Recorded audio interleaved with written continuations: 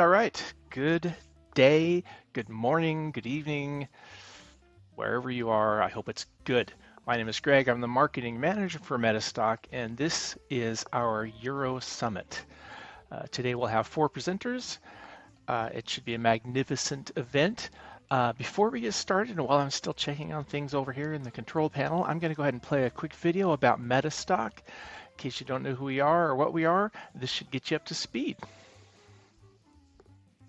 If I can remember what button to push to make it happen. Hi there, Greg Lewis, Metastock Software. As the marketing director, I get asked all the time, what is Metastock? How can I help my trades? Well, stick around for about 3 minutes and I'll tell you.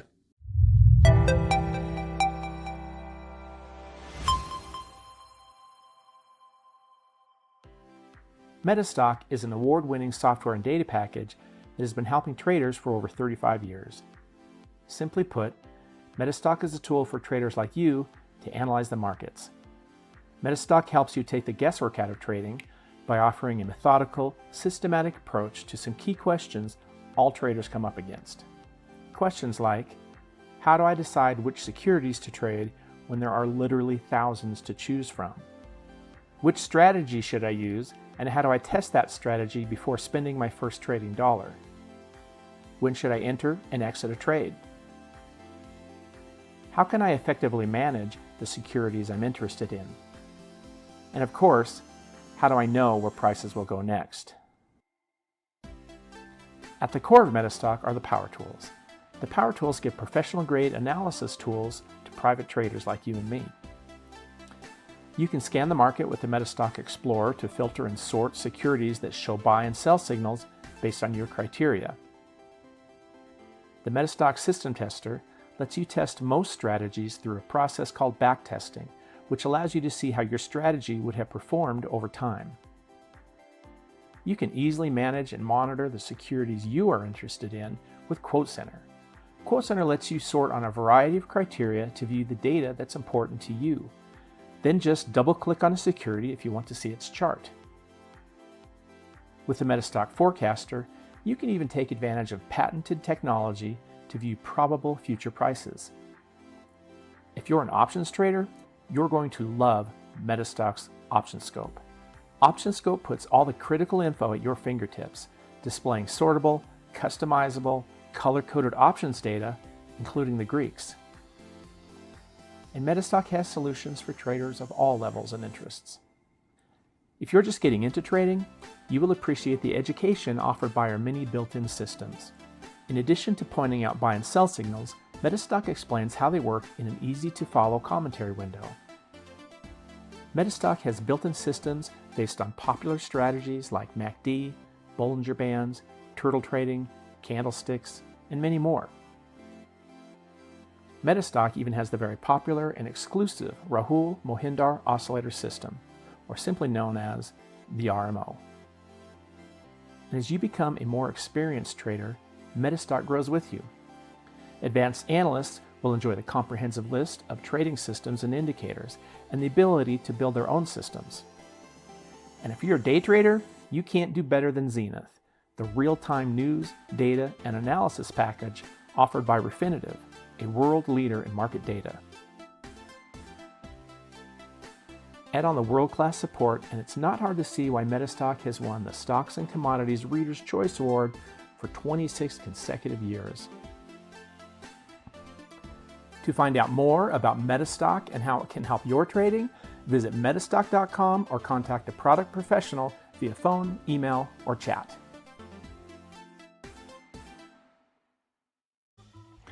All right, thank you so much for watching that. During today's presentation, if you have any questions of any sort, You can either ask the presenter during the time by chatting in right here at YouTube about Metastock or whatever that presenter happens to be presenting at that time. Or if you have a question about Metastock and you want to talk to a product professional, you can chat in very simply by going to metastock.com, and you'll see a live chat button to chat with them at any time, really any time, not just during this presentation, but anytime during business hours. Speaking of hours, I'm coming at you from Southern Texas. Currently here it is 9:55 a.m.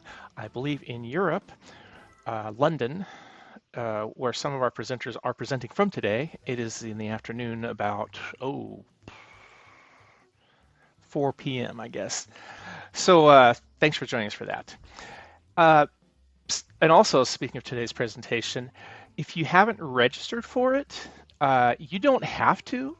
You can still watch the presentation here on YouTube.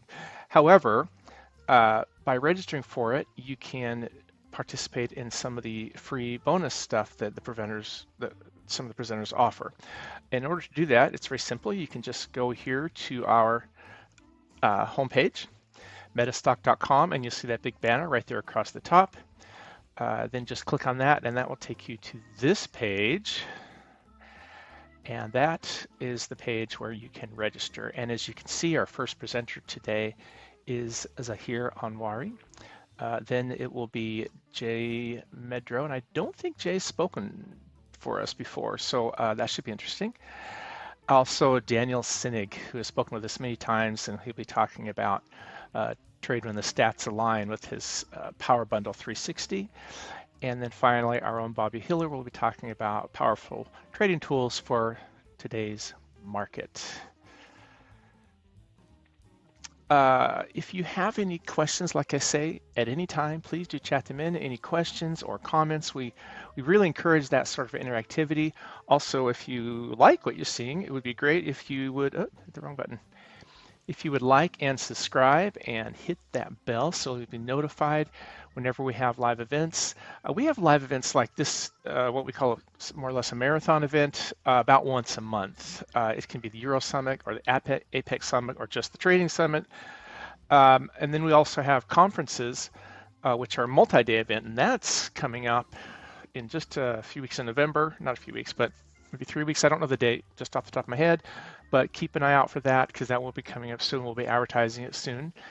And also we have just weekly webinars. Generally, we have a couple webinars a week. So if you want to register for that, just go to our homepage and register for any of the webinars, and we'll send you emails telling you when subsequent webinars are. If you don't want to receive those emails anymore, then you just say, hey, stop sending me emails. It's very simple. All right, we're going to be starting here in about 1 minute and 41 seconds.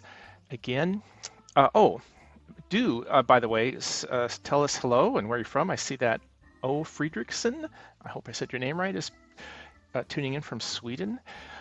Thank you for tuning in, sir. As you're coming on board, just say hello and let us know where you're from. And again, we do encourage conversation and chat in the chat. So I got about 1 minute and 16 seconds. I'm going to go back and make sure Bobby's okay at the broadcast booth. And also, I'm going to let you listen to some jazzy music while that happens.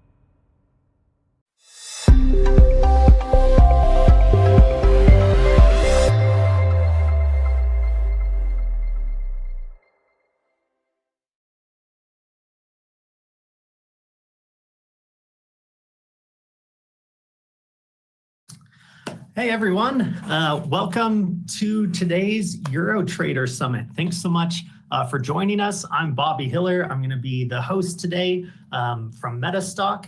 We have a lot of great speakers that are going to be showing some of their systems and Metastock and how they can all help you to be a better, smarter trader. So before we jump too far into things today, I do have to quickly go through our disclaimer here. So today's demonstration, it's designed to instruct you on using Metastock and the accompanying software plugins. It's not a recommendation to buy or sell, but rather guidelines to interpreting and using the specific indicators and features within the software. The information, software, and techniques presented today should only be used by investors who are aware of the risk inherent in trading. So now that that's out of the way, I wanted to give you guys just a real quick overview of the schedule. For today, there's 4 speakers, and one of those is going to be me at the end of today's session, where I'll kind of be doing a recap on everything for you guys. I know some of you are with us on GoToWebinar right now. We also have some of you over on our YouTube channel there as well. Feel free to ask questions, to interact with us within the chat rooms in each area, and we will be happy to answer your guys' questions. At some times, the speakers may ask for you to wait until the end of their presentation to do a Q&A, so just kind of be on the lookout for that. For those of you that are watching that haven't actually registered for the event, maybe you're just on YouTube, you can go to metastock.com /Euro-Summit, and there's still time to register where you can actually get access to some freebies. So if you just do the register now for free, it'll actually jump you down to the bottom of the page and ask you if you want to take advantage of any of these bonus offers. And there's a lot of value here. There's no cost for any of these additional bonus offers. So if you're watching this live, there's still time to register. And I recommend you do that to take advantage of some of these special deals here. But jumping back into the slide here, just to touch on it again. So yeah, I am with Metastock. All of our speakers today are partnered with us here at Metastock. So they all have different systems in Metastock, or also in our Zenith platform. Here at Metastock, we've been around for a really long time, about 40 years now, and we've been rated as the best analysis software in our price category for over 30 straight years in a row, according to the Readers of Stocks and Commodities magazine.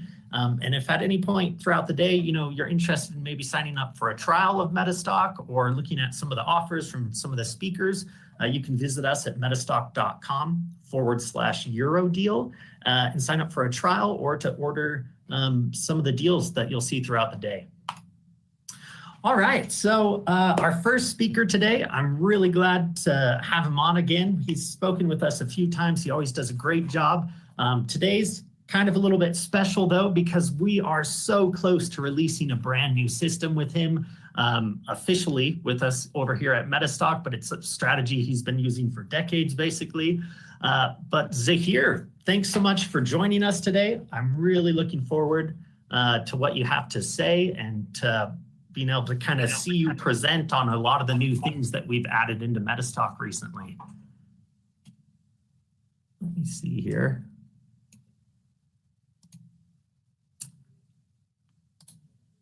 I'm going to invite you to share your webcam with us, Zaheer. And also it looks like you're able to speak as well. Hey, hi Bobby. Hi guys. Hey there. How you all doing? Thank you for having me again. Big day today, as you said. Really excited about what we've got to show the world. There's a lot of interesting things coming our way. Yeah, fantastic. Here, I'm going to go ahead and make you the presenter, and I'm going to take a step back. I'll still be here in the background if you need anything from myself, and we also have Greg, our marketing guys, helping to monitor things. But yeah, it's all you moving forward. Brilliant. So all good with the screen? Yep, I can see your slide, the Market Advantage Toolkit, your upgraded solution. Fantastic. All right, lovely. So, jumped ahead there. Right, thank you once again, Metastock, Bobby and the team for having me on today. And as Bobby touched upon, a really special day today. We're coming to the final finishing touches of putting together what's been a big project over the last 2-3 months in terms of what I'm going to display for you today, which is just, I say, around 30 years of combined experience between myself and Collar. We've now put it all together for Metastock as one of their add-ons, and I'm really excited to show you guys what we have achieved. So it is called the Market Advantage Toolkit. This is your upgraded solution. So let's dive straight in. The first sort of 15-20 minutes, I'm just going to go through a bunch of slides. Then we'll switch over to Metastock, the software itself. And then we'll finish off with any questions that you guys do have. So please put them in the chat box. And Bobby, if you feel like you need to come in at any point with any timely questions, please don't hesitate to come in. Okay, so let's dive straight in, guys. So first of all, agree or disagree? I hope we all agree on this. The goal of any stock investment is to buy a stock at a determined price using some sort of analysis. It could be fundamentals, it could be technicals, it could be a combination of both, and sell it as high as possible for maximum profit. That's ultimately what stock investing is all about. Buy it at a certain price, sell it at a higher price, and make as much profit as possible and as safely as possible. So I think on the whole, we agree with this. I did a presentation similar to this on Saturday. It was a live presentation, so I could see the faces in the crowd, and I'm happy to say no one disagreed with this. So I'm going to assume that everyone on this call agrees with this logic as well. If you don't, please put them in the chat box, and I'm sure Bobby will get back to me on that. But that's the goal. Buy a stock at a certain price, sell it at as high a price as possible and as safely as possible for maximum profit. Now, here's where we might disagree. There's two ways of doing this. There's buy low, sell high, which is the value investing approach. And then there's the buy high, sell higher approach, which is the trend following approach. So there's two schools of thought. I'm going to park the shorter term approaches like day trading and swing trading and scalping. I'm going to put them aside because that's not really my approach. Whether they work is very debatable. I'm looking at two proven forms of investing here. Buy low, sell high, which is the value investing, Warren Buffett approach, if you like, Benjamin Graham, Charlie Munger, those gentlemen who've really put value investing on the map. And then we've got the buy high, sell higher approach, which is the Richard Dennis, William Eckhart, Ed Sakota philosophy, which is known as trend following. So question here, as I said, we may disagree on this, is which approach has a proven history of being more profitable? I'm just going to go straight in and give you guys the answer. It is trend following. Trend following has a proven approach of being more profitable. I'm going to show you some proof here. This is a table which is taken from Excess Returns, a comparative study of the methods of the world's greatest investors. I definitely recommend reading this book. If you look at the top of the table, you've got Richard Dennis, Michael Marcus, Ed Sakota, William Eckhart, all those famous trend followers that we've heard of at the top of the table. Look at where you find Charlie Munger, Warren Buffett, Benjamin Graham. These guys are mid-table. So the question that you have to ask yourself is, what is the difference? What is the difference in approach that gets trend followers at the top and value investors mid-table? And then the other question I would sort of put there is, why is it that we tend to hear a lot about Warren Buffett? And don't get me wrong, he's a legend in the game. But in terms of his compounded annual returns, they're mid-table.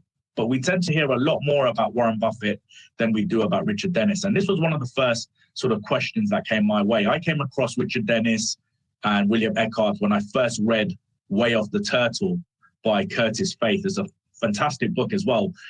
I came across that book in 2006 when I started on my early days of investing. Before that, I hadn't heard of them, but of course I'd heard of Warren Buffett. So that really got my, the juices flowing in my head and the curiosity as to why don't you hear a lot about trend followers in the media? And so, I went on my own little personal journey. And what I realized is that the simplicity of trend following when it comes to learning, execution, and compounding simply cannot be beaten. It's the simplicity that most overlook in preference for more complicated investing and trading methods.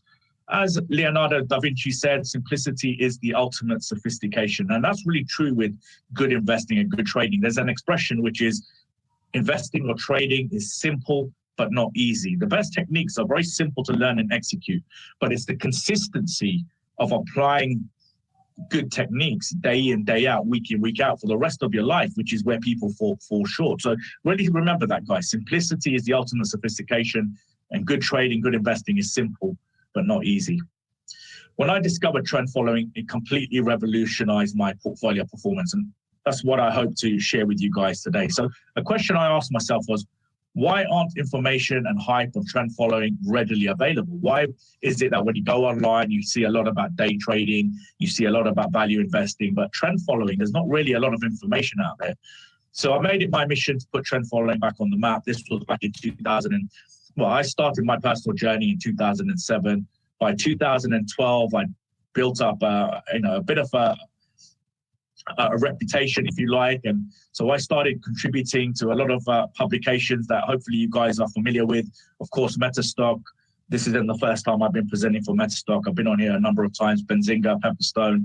On Saturday, I was presenting live at the London Investor Show, Money Show as well. So a lot of really good publications. I've started picking up my voice and giving me a platform to share my knowledge and information. And ultimately, guys, to really put trend following back on the map. That's really what this is about. This isn't about me. It's about trend following and being able to share this information with you guys. So it's a real pleasure to be able to partner with Metastock to be able to do this.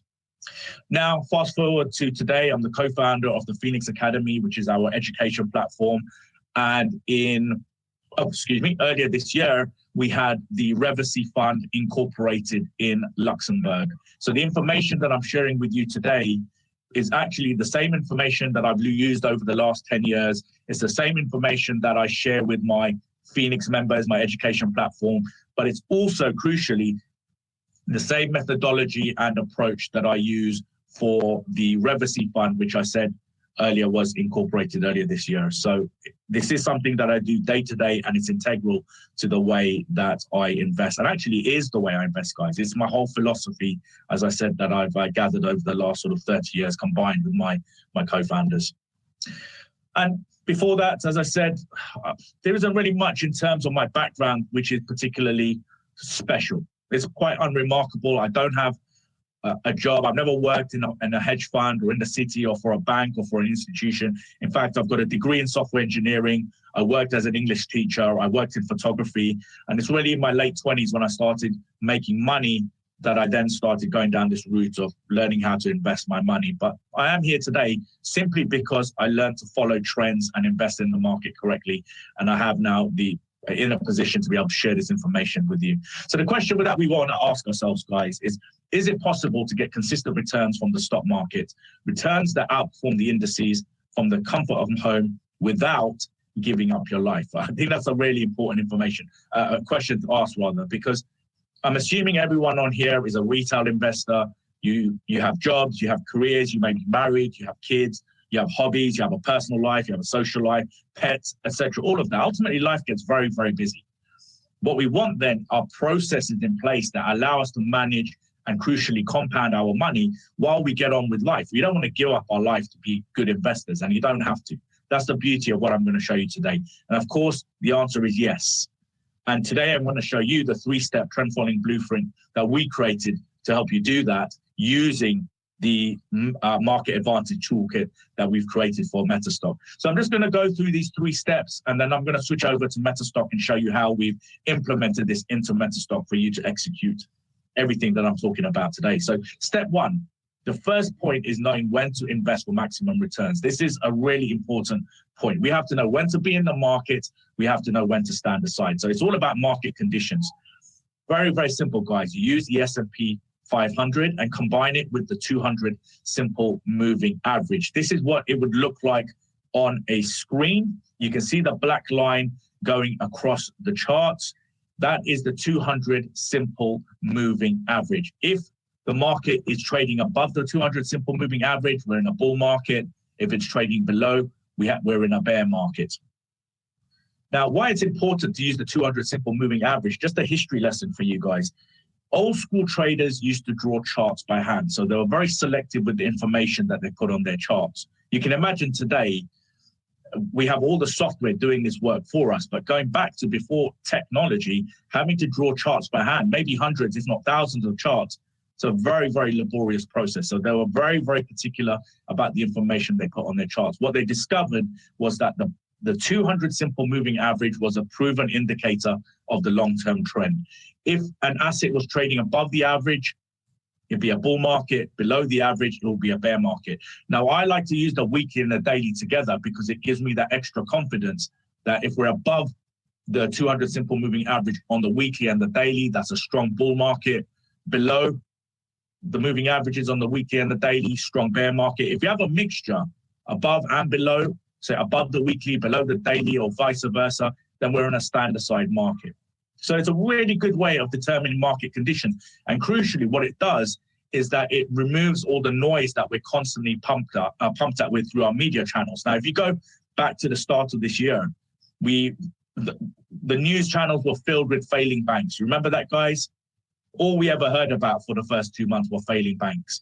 Then we had the debt ceiling that we were dealing with. Then, of course, the war in Ukraine broke out. And now we've got the situation in the Middle East, constantly being pumped with all of this information. Yet, if you look at what the S&P 500 has done since October of last year, is that it's moved up 25-30%.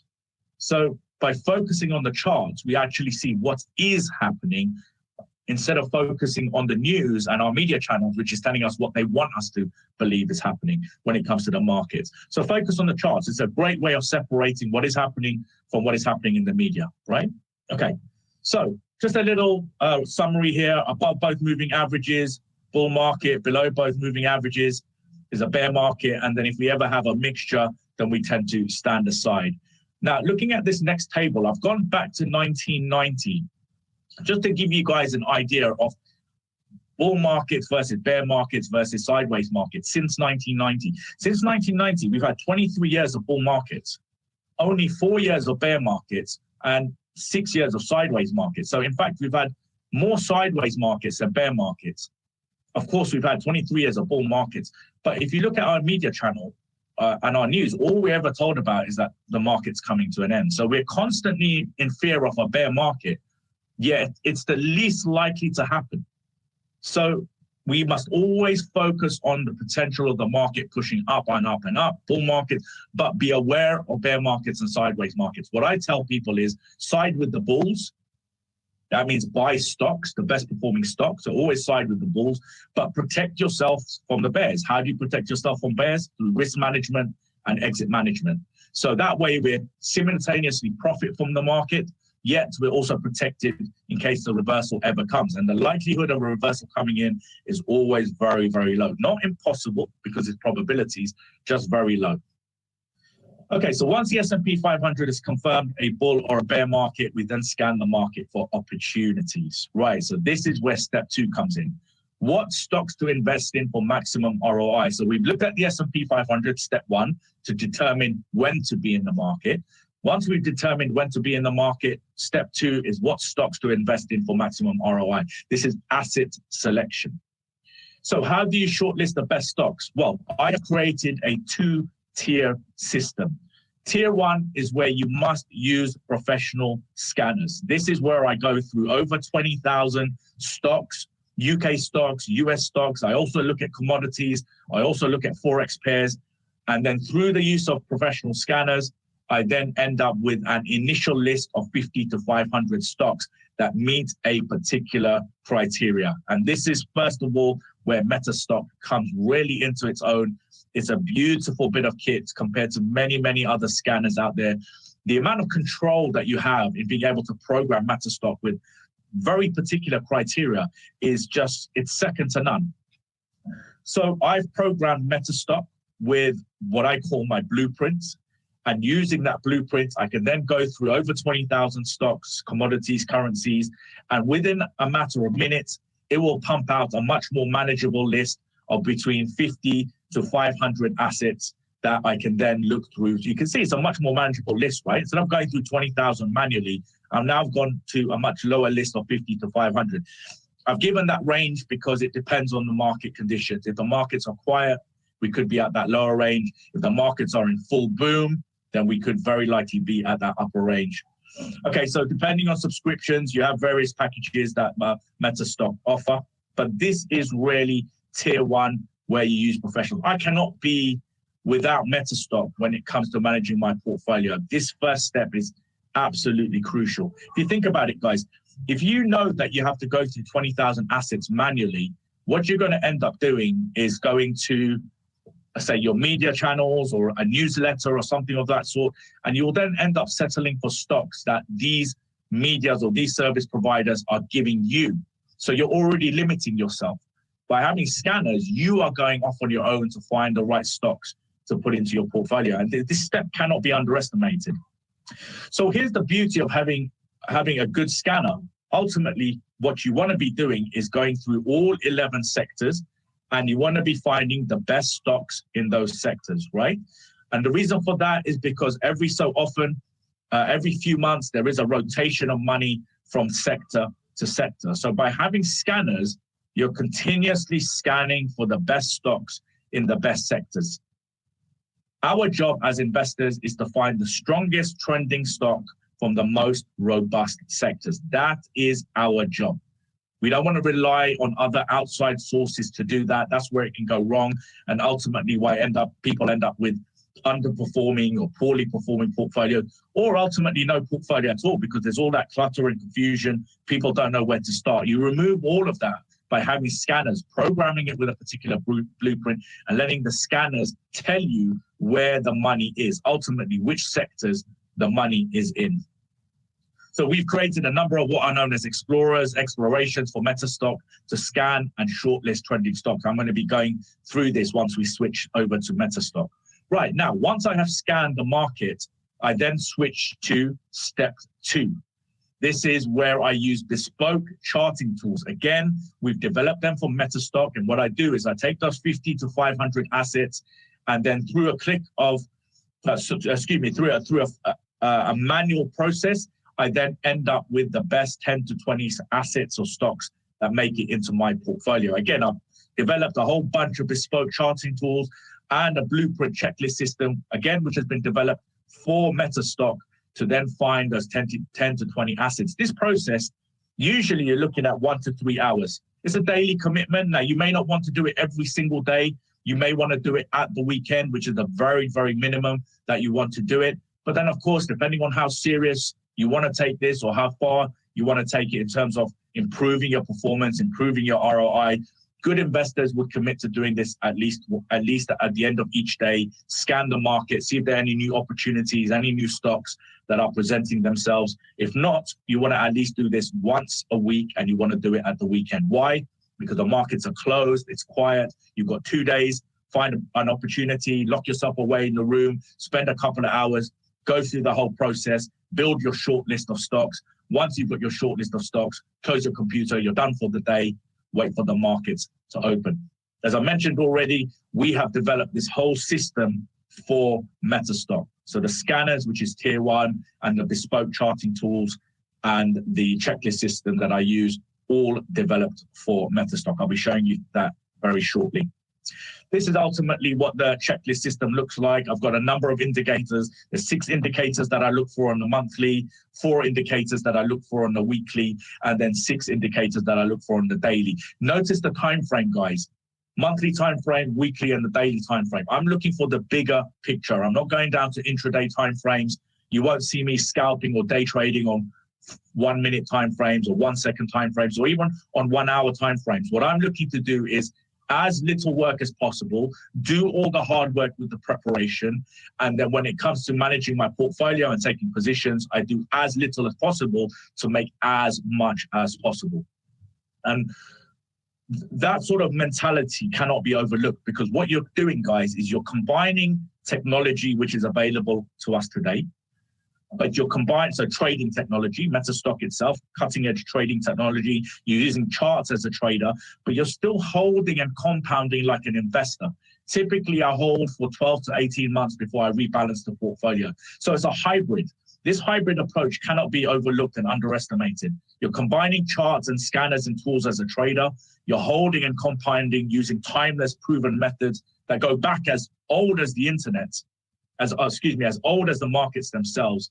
You're combining these deep approaches to create a system that is just extremely perfect for busy, everyday professionals. And this system, by the way, guys, is averaging around 30% per annum. I've had that, as I mentioned, I've got a fund now, a regulated fund, which is opened in Luxembourg. We've had to have our track record verified. So this system is averaging around 30% per annum. Compare that to say a day trading system, which is very inconsistent. This is what you're looking for, something that's simple to execute, learn and execute, but also something that will deliver consistently for the next 10, 15, 20 years of your life. So what stocks am I looking for, guys? Trending stocks that are ultimately outperforming the S&P 500. So let's think about this. The S&P 500 is an average. Some stocks match the average, some stocks underperform. What we're looking for are stocks that are outperforming the average. If we can find stocks that are outperforming the average, we can exceed the average performance of the market. Same in a bear market, what we're looking for are stocks that are weakening quicker rather than the S&P 500, which is what the average is. Now, just to sort of give you guys a comparative of what is possible, let's say you start with £20,000, $20,000, you invest over 20 years. Part of that money is in a tracker fund, which matches the S&P 500 performance. Let's say you're getting 11% a year ROI.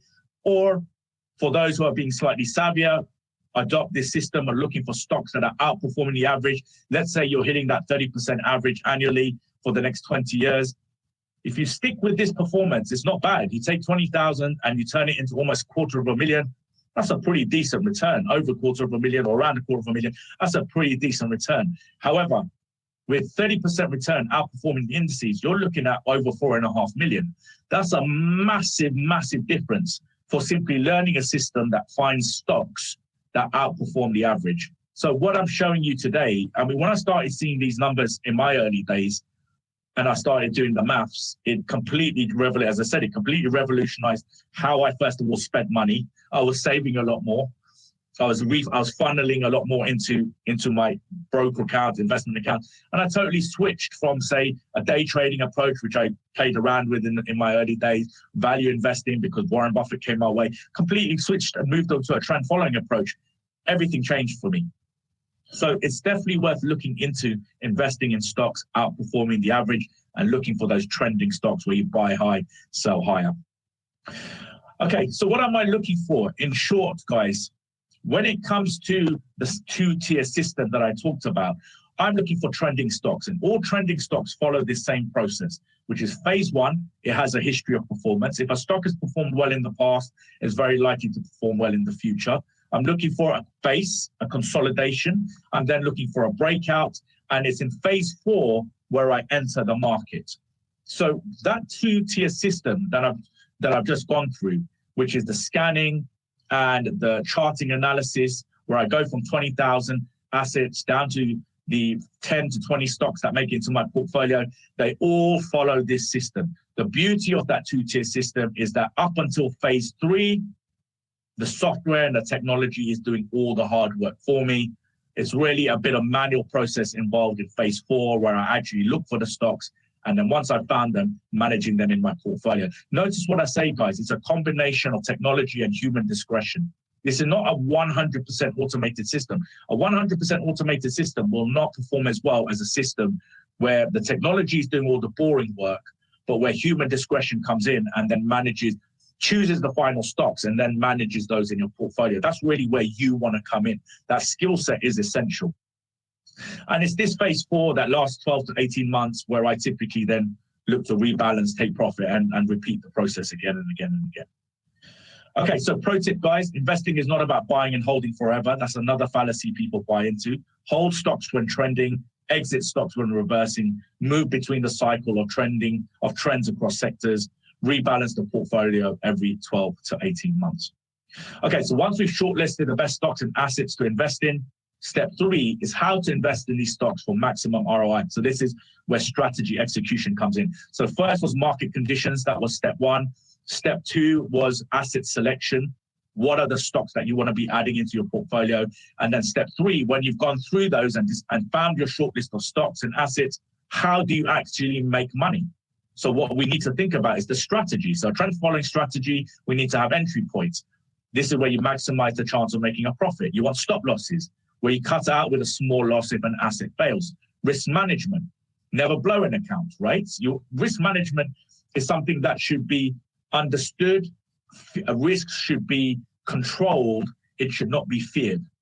right? That's a really, really important point to understand. Risk should be controlled. It should not be feared. How often do you hear people say, oh, I could never be a stock market investor, it's too risky? What they fail to understand is that we manage risk every single day. We cook food so we don't fall sick. When we cross the road, we look left and right so that we don't get hit by a car. We're constantly managing risk. So it's the same with your money when it comes to investing. You have to understand how to make sure that the odds are in your favor, high probabilities, and then manage risk when it comes to actually taking a position. Compound levels, add more of a winning stock at strategic levels to accelerate profit. This is really important, guys. Never add to losing positions, only add to winning positions. You know the expression, cut your losers short, let your winners run. That's the first part. But the second part is, and compound.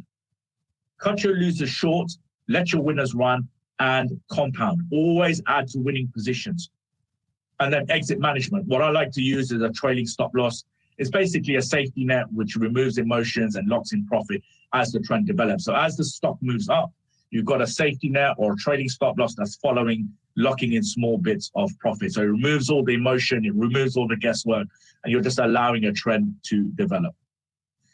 Okay, you then want the strategy converted into tools for ease of execution. So entry points, stop losses, risk management, all of that kind of stuff. You want to have tools that have been automated to a certain extent. And we have done that for Metastock as well. So not only have we developed our scanners, known as explorations, but all our tools that we've used over the years for other platforms, we now have them all developed for Metastock. And I can tell you it's looking absolutely brilliant. Okay, so let's switch over to Metastock, guys.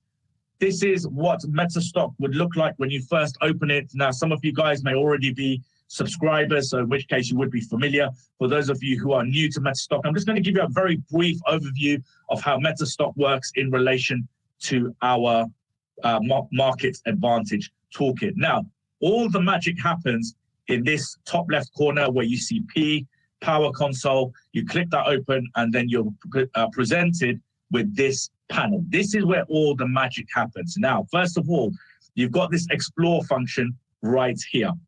I'm just going to bring this down. I'm not going to do an actual exploration on the call today because they can run on for a few minutes depending on what kind of exploration you're doing. So, but I'm just going to show you the number of explorers that we have developed. Excuse me. So if you look here, this is our first one.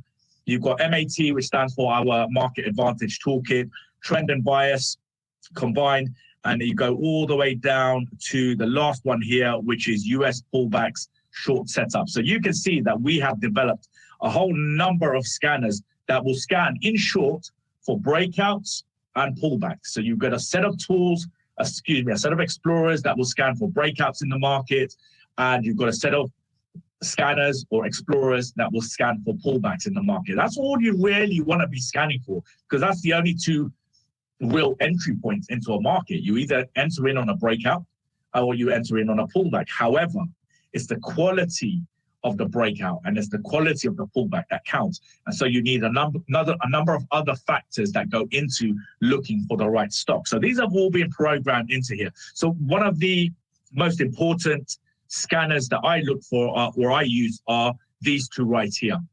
The breakout strategy setups and the pullback strategy setup. Those are two of the main explorers, if you like, that I use. Once I click explore, you can see here in the bottom right corner. So let's say, let me just move this up. Let's say we're scanning for those two. And then we've got the equities market here. We've got the NASDAQ, we've got the New York Stock Exchange, and we've got the New York Stock Exchange Amex, okay? And then what you would do is you would hit start exploration here in the bottom right corner, and off it would go. You would need to give Metastock 5 minutes, 10 minutes to run its explorations, and then you will be presented with something that looks like this, which is a report. And that report will bring out all the stocks that have met your criteria. Now, with this one, you've got long and short. So you can see here that anywhere that says a 1 will be a short setup. This is a scan from previous, guys. Ignore the fact that I haven't done this today, but just as an example, if I wanted long setups, I would click on long and it would bring all the, where are they gone? They should be coming to the top. Excuse me. Let me just show you. There you go. So anything that's long will have a 1 here. Anything that's short will have a 1 in the short column. Now, of course, as you guys probably know, over the last few days, in fact, since September, the S&P 500 has declined by around 8.5%, 9%. So there's a lot more short positions or a lot more short stocks being picked up rather than long bullish stocks. But that's okay. That doesn't mean that the market overall is a bear market. It just means that the market as a whole is weakening. So we are starting to see a lot more short signals presenting themselves. Doesn't mean that you have to take them. You just need to be aware of what's happening in the market. Okay, so once the MetaStock has done its scan, you can then look in Quote Center. The Quote Center will give you a list of all those stocks. So if I click here, this is a list that I'm going to go through with you today, some of the really good bullish stocks that have been presented. You can go through to your Quote Center and you'll see all the stocks with prices, etc., all being displayed here. Now, what I'm going to do is go through to chart. So if I click on chart, okay, what I'm going to do is I'm going to open, let me just get rid of this for a second. Right, I'm going to go to chart and I'm going to use the first chart here, which is AFLEC. I'm going to AFL. I'm going to select it. And then in the bottom right corner, you can see that I am using my 4-screen breakout strategy. So I'm going to open that chart up now, give it a second, and you will see that we have the 4-screen setup that we have created for MetaStock. As I said, this is the same 4-screen setup that I've been using for the better part of a decade. I've used it with other platforms. We now have this very same setup for MetaStock. In the top left corner, I have the monthly time frame. If we go back a few minutes, guys, I talked about the 6 indicators that I have on the monthly, the 4 indicators on the monthly. I'm confusing myself here. 6 on the monthly, 4 on the weekly, 6 on the daily. That's correct. 6 indicators on the monthly, 4 on the weekly, 6 on the daily. And then the daily in the bottom right, this is the execution page. So monthly top left is where I do my monthly top left, weekly top right, and the daily bottom left. That is where I do my analysis. Ultimately, what I'm looking for is alignment. So if the monthly, the weekly, and the daily bottom left are all bullish, I look for long opportunities. If they're all bearish, I look for shorting opportunities. If there's a mixture of bullish and bearish factors, then I stand aside. Now, here's the beauty of what we've created, guys. Within MetaStock, you have something called the MetaStock commentary, the expert commentary. So right there, if you go to view and select expert commentary, every time frame will tell you what is happening in accordance to the add-ons and tools that we have developed. So very simply, I'm going to go through each one very quickly. On the monthly time frame, what we're looking for is bullish alignment. One of the first key factors that I look for is a stock to be trading above last year's high. So we're in 2023. Let me just move this across. I'm going to open up the monthly time frame. In fact, let me just move this over here. You can see it clearly. See this green line? This is the high of last year. The red line is the low of last year. If you look at AFLAC, we can see that it's been trading above the high of last year since August, September, October. It's been trading above the high of last year. So now if we go to the commentary, you can see the monthly chart of AFLAC has been bullish for the last 3 months. Verify this aligns with the weekly and the daily time frame. And then, of course, there's some further information in terms of each time frame will give you the detailed analysis on how bullish or how bearish or even how neutral it is. So, for example, if we go back to June, we can see that the commentary has now changed. AFLAC is trading between the previous year's high and low. The bias is neutral, stand aside. So it's telling you right there and then whether you want to be in the market or whether you want to be standing aside. If we go back to move forward to today's or this month's bar, it's actually telling you that the market is bullish. So you can see that we've programmed it to tell you how bullish, bearish, or neutral the market is. Okay, so that's the monthly indicator. Right, we now move to the weekly. The weekly has its own set of indicators. Now, what's beautiful, guys, if I just open up the chart, is that at the very bottom, you've got what is known as a ribbon. In terms of MetaStock terminology, this is known as a ribbon.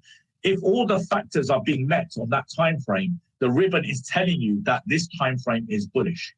So if we go back to the monthly time frame, just open that up, you can see that the monthly time frame has a ribbon.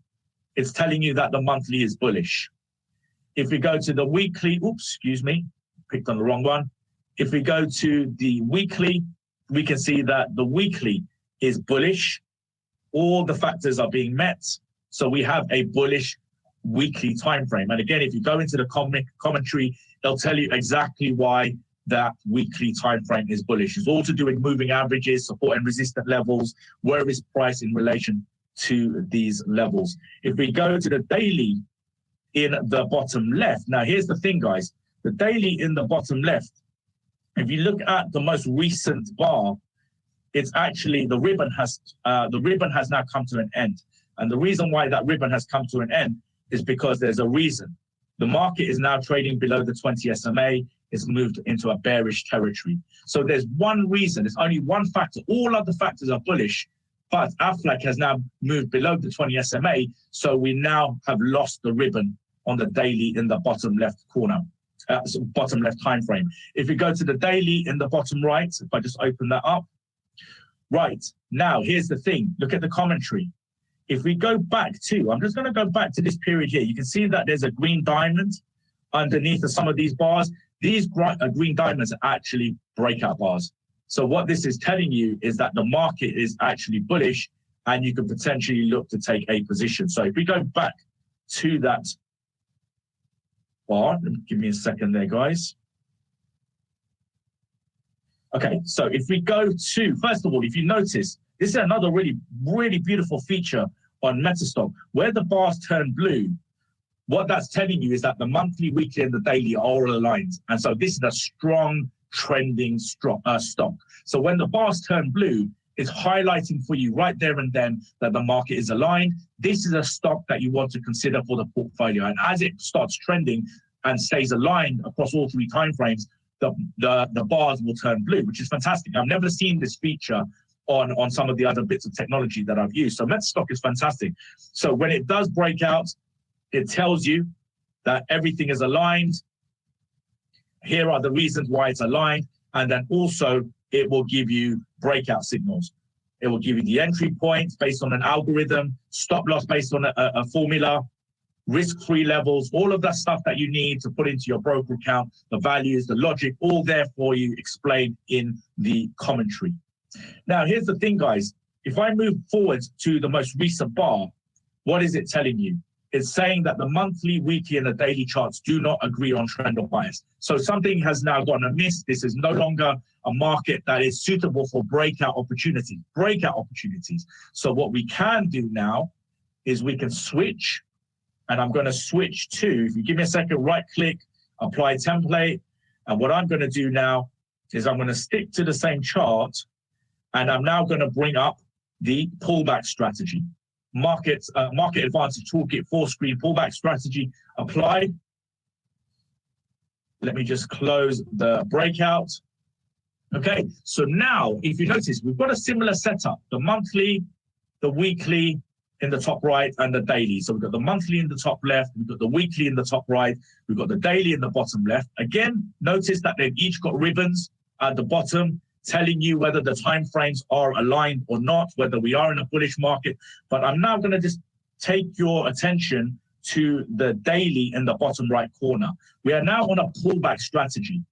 The breakout strategy had failed because we're no longer in breakout territory. We're now in pullback territory because the S&P 500 has been declining. The market has been declining. Notice the little diamonds. The little diamonds now are telling you potential pullback entry points. If I just compress the chart, you'll notice that some of the pullbacks are circles, little circles, and some of the pullbacks are diamonds. So what this system is telling you is where the pullbacks actually fail. So if it's a circle, do not take this pullback. It's not a good pullback. If it is a good pullback, you'll start getting diamonds. So it's actually even filtering out good pullbacks from bad pullbacks. Metastock is amazing, guys. I cannot underestimate, even myself, when I see my system, which I've been using for the last 10 years, actually now within Metastock, some of the stuff that Metastock does is just unbelievable. So if we go to the commentary of today's bar, view, expert commentary, remember, When we looked at the breakout page said that there's no trend or bias, do not take a breakout. But look at what we have now. We have long trades are possible for pullback opportunities. And here you have the entry points, the stop losses, the logic, the tighter stop losses, the high stop losses, all the logic that goes into my strategies for a pullback that's now available through the expert commentary. So there you have it, guys. That is just a quick run through of the whole system. We've gone through the explorations and how it will explore the market and go from 20,000 stocks to give you a much more manageable list of, say, 50 to 500. You then take those 50 to 500 stocks, put them through this manual filtration, which, guys, let me tell you something. When you understand how to use this, you will be able to go through a list of 50 to 500 stocks within half an hour to an hour to 2 hours, maybe 3 hours maximum.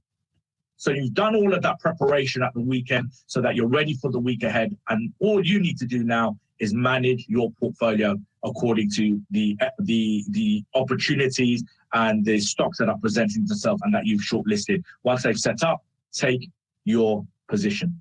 And there you have it, guys. A beautiful, beautiful bit of kit. I'm just going to switch over back to my slides. I'm just conscious of time. I know we haven't got much time. I want to leave some questions, some time at the end for questions. So the Market Advantage Toolkit, guys, let me just bring this all up. The Market Advantage Toolkit includes 16 explorations, 16 different ways of scanning the market based around trends and biases and breakouts and pullbacks, all available for you in MetaStock. We've got 16 expert advisors. We've got 11 bespoke indicators. We've got 11 templates. And a detailed manual, a very detailed manual explaining everything. I mean, even the manual itself is looking absolutely fantastic. All of that included, as well as a support structure afterwards, both from us here at Sublime Trading and as well for MetaStock. Now, pre-release offer, guys, this is going to be charged at $199 a month. The pre-release offer is $99 a month. This is for people who jump on this right now. You are going to be our pioneers. You are going to be the ones who take advantage of this and really start being able to give us feedback on how the system works and how we can make it better. So this is $99 a month. It is pre-release. What I mean by that, it isn't officially available. It will be available hopefully next week, if not certainly the week after. To get on the waiting list, all you need to do is go to mat.sublimetrading.io. That's Market Advantage Toolkit, mat.sublimetrading.io. Get your name on the waiting list. Once it is officially available, ourselves and MetaStock, we will be reaching out to you guys so that you can then take advantage of this pre-release offer, which is $99 a month. And this will be your offer, guys. $99 a month will be the offer for life for those of you who take advantage of this offer. Of course, as word gets out there and as the popularity increases, you know, we will be charging what it's very much worth. This is a $20,000 product, 100%. I've seen what is out there. I've seen what people are charging for some of far lesser products. I've seen courses out there for £25,000. That's 1 year course, £25,000.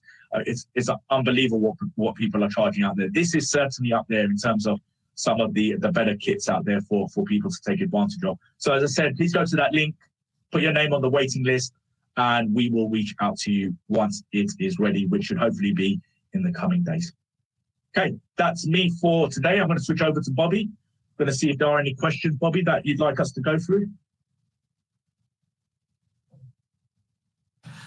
Yeah, great work, Zaheer. It was really nice to see you kind of go through all of that and to see that everything's come together. I know we've been putting a lot of work into this, and really, yeah. I'm so excited to have this. And it is so close to ready, everyone. So yeah, we're hoping we'll have it available later this week, but you never know. Sometimes little things come out that we need to fix, and we want to make sure we give you guys a completed product once we do have this officially released. And so that's why we're not actually charging you right now or giving you an almost finished product. We're going to wait until it's completely kind of optimized for you guys. But I definitely recommend getting on that wait list with Zaheer. And just by, the mat.sublimetrading.io. I have shared that in the GoToWebinar chat, and we've put it in the YouTube chat as well, so you guys can easily kind of just copy and paste that if you want to go join the wait list. Okay, so Mark has actually asked a fantastic question, and I think, yeah, something we should point on here. And he's asking, does the $99 per month include Metastock? And I can take this one, Zaheer. So the $99 a month, that is just for the actual Market Advantage Toolkit. That doesn't include the Metastock product itself. So if you're an existing customer and you already have Metastock, then you're just looking at the $99 a month to add that on. If you're not an existing customer, so there's a couple of things here. First off, we're happy to get you started out on a trial of Metastock, so you can easily kind of jump in and start trying out the Sublime trading. We have a couple of different products available at Metastock. We do have an end-of-day version of our software, and for the software itself and the data, that's starting at just $59 a month, guys. So really low entry point there if you're wanting our end-of-day version. If you want the Metastock real-time version that has intraday data and also has some like news and fundamentals and things of that nature, which our next speaker actually is going to be showing some of that Zenith product, which we haven't touched on yet. But that one starts as low as $210 a month for the software and data, or $265 if you're looking at a regional package. And that's, again, for the Metastock software and data. If you actually buy Metastock outright, you can have a significantly reduced price on your data. So there's options there as well. If you're looking to kind of just get started overall, I recommend joining our sales chat. So if you go to metastock.com/sales chat, we have reps that are available right now, and they could kind of help direct you to the product that would be best for you. And they can help sign you up for the wait list as well to get the Sublime Trading Toolkit. So again, that's metastock.com/sales chat. Do we have any other questions that you guys want to ask Zaheer about his trading system or his company or anything of that nature? Feel free to put those in, and we're happy to answer them.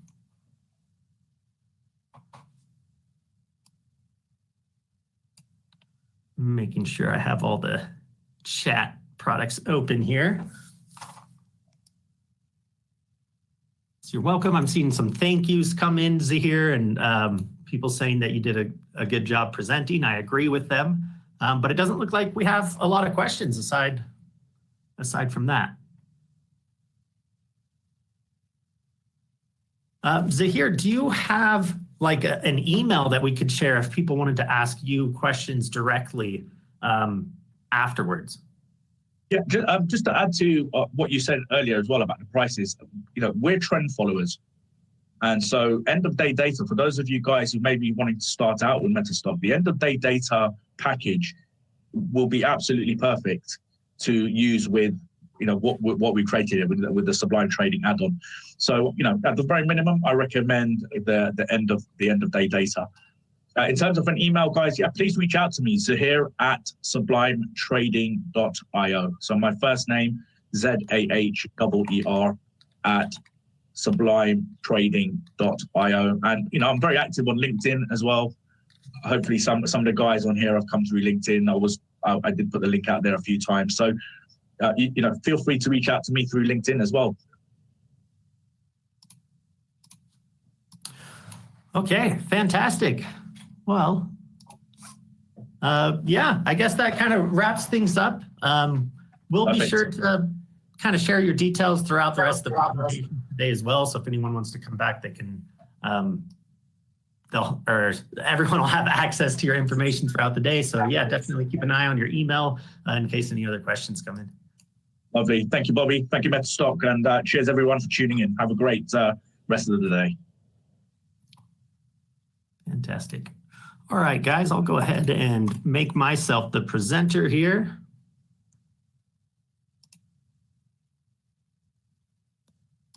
All right.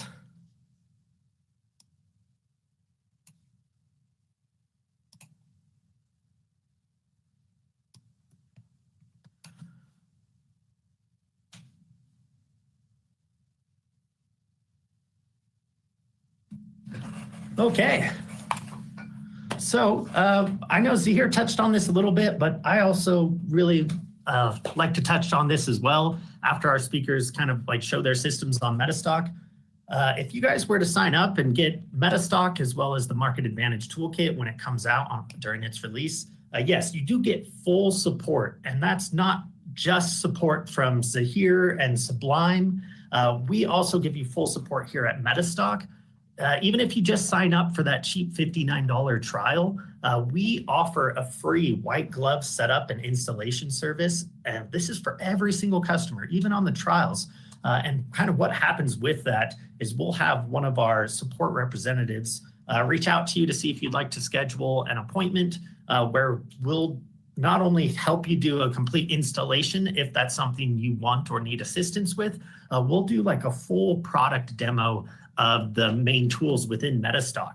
So we'll kind of help show you how to set up the software so that it's monitoring the things you want to monitor. If you had, say, like our real-time package, we have access to over 300,000 securities. Maybe you don't want that full list in there. You only care about certain markets or things. We'll kind of help customize the whole software to fit your needs. We'll also give you a quick tutorial on how to use like our scanning product, the Explorer, as well as our system tester, so you can back test different strategies. I'm going to actually be showcasing a lot of the main power tools from Metastock later on today during my presentation time, so you guys can look out for that.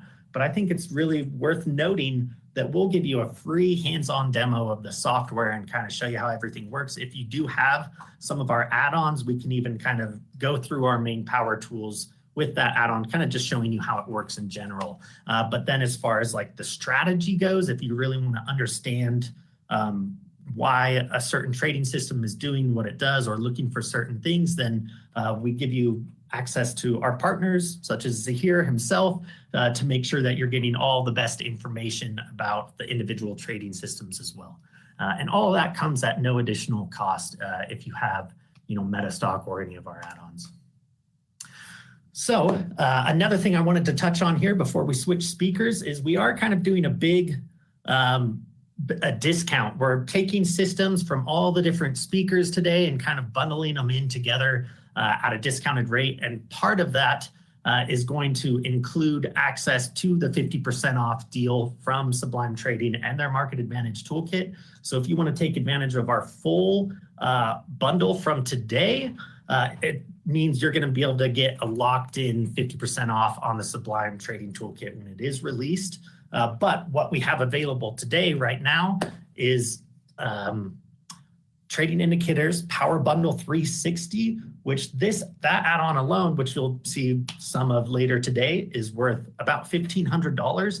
But we're going to be doing a special deal where you can get the Power Bundle 360 plus the brand new Super Signals add-on and Trend Radar, as well as 3 months access to a premium subscription training service through our partner Learn Metastock, our Unleash the Power of Metastock bundle. All of this, if you kind of combine everything, you're looking at over $3,000 retail price, and we're doing a special deal for just $997 today. And you'll learn more about this as we go through the different speakers today. But if you wanted to take advantage of that, you can visit us at metastock.com/Eurodeal.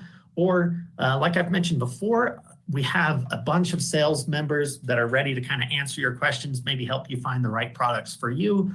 You can join our chat room at metastock.com/sales chat, or reach them on the phone at +1 801 506 0900. And they're happy to answer your questions there as well. But definitely keep your eye on this special deal throughout the day. It's a very limited time offer, and it gives you a ton of value here. All right. Well, now that we've kind of touched all of that, I'd love to give an introduction to our next speaker. We're really excited to have him on as well. We have Jay Medrow. Jay has been a partner of ours for quite a while now, and I really love his take kind of on the market, and I love some of the things that he generally shares with our users. I always learn so much from him. Hey, Jay, I can see that you're logged in with us. Feel free to go ahead and turn on your mic and join us. And thanks for being here today. Hello, Bobby. Hello, team. I'm very happy to have been invited to this venture. Thank you very much for that, Bobby. Really appreciate your kind words, and I'm very much looking forward to hopefully adding some value to today's presentation and event by giving you a bit of a institutional view and some of the how can I say it? Some of the analysis that we actually do on the institutional side, given the various markets and the various economies. So I really appreciate it. Thank you very much, Bobby. If you want me to take over as presenter, let me know, and then I can start sharing some of my slides. Yep, I'll make you the presenter right now. Here we go. Perfect. Okay, I apologize about the background noise. It is actually a CTA running in the background, and if that's annoying to you, then just give me a quick second and I will shut that off. Personally, I'm not hearing anything. Okay, perfect, because it's a busy day today. The market is, there you go. Now you can see me, excellent. And the question is, can you guys also see my screen where it says Metastock Euro Summit? Is that viewable? Okay, perfect. Yep, you look great, you sound great, and we can see your screen. So I'll go ahead and let you're looking good, Bobby. Hey, thank you. All right. Well, I'll let you take it from here, but I'll be in the background if you need me. Thank you very much. I know I got 58 minutes left, and hopefully I'll make it in time. And if we have a few questions at the end, I'm happy to answer them. Thank you very much, guys, for tuning in today. So today's presentation will be on harness the power of the Citi Economic Surprise Index for FX trading. We are primarily an FX trading outfit. Not really, though. We operate as a global macro hedge fund. We have 300 active traders, and we taught 700 over the last 700 years. So it's a premium educational product due to my background. Before we start, we always do the risk disclaimer. Please note that we are not licensed and allowed to give investment or trading advice. It's strictly prohibited. So I'm very clear on that because I used to be BaFin regulated and regulated by the European agencies. And so I'm not allowed to give any kind of investment advice. Please note that. Also be aware, depending on the products that we are trading, for example, in the futures, you could hypothetically lose more than you have paid into your brokerage account. I'm sure you know that, but it is what it is. We have to do these disclaimers. Thank you for your patience. And then for the futures traders amongst us, CFTC Rule 4.41 is in effect, and basically means doesn't matter what somebody told you happened in the past in a back-tested approach, because it's taken out of context and it's very difficult to put it back into the historic context. I'll give you an example. Today's inflation is not the same type of inflation that we saw in the US economy and globally from 79 through 82. I was a bit younger back then. My dad worked for the American Embassy, and I remember during a barbecue where I waited tables on our American guests. As a little kid, as a joke, they gave me $20. Back in the day, those $20 in Germany was 80 marks. So that was unheard of for somebody who went to elementary school. Yeah, different type of inflation today as back then.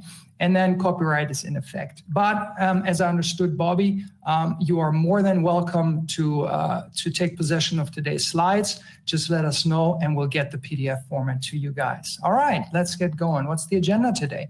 I'd love to present the following to you, an introduction to the economic cycle.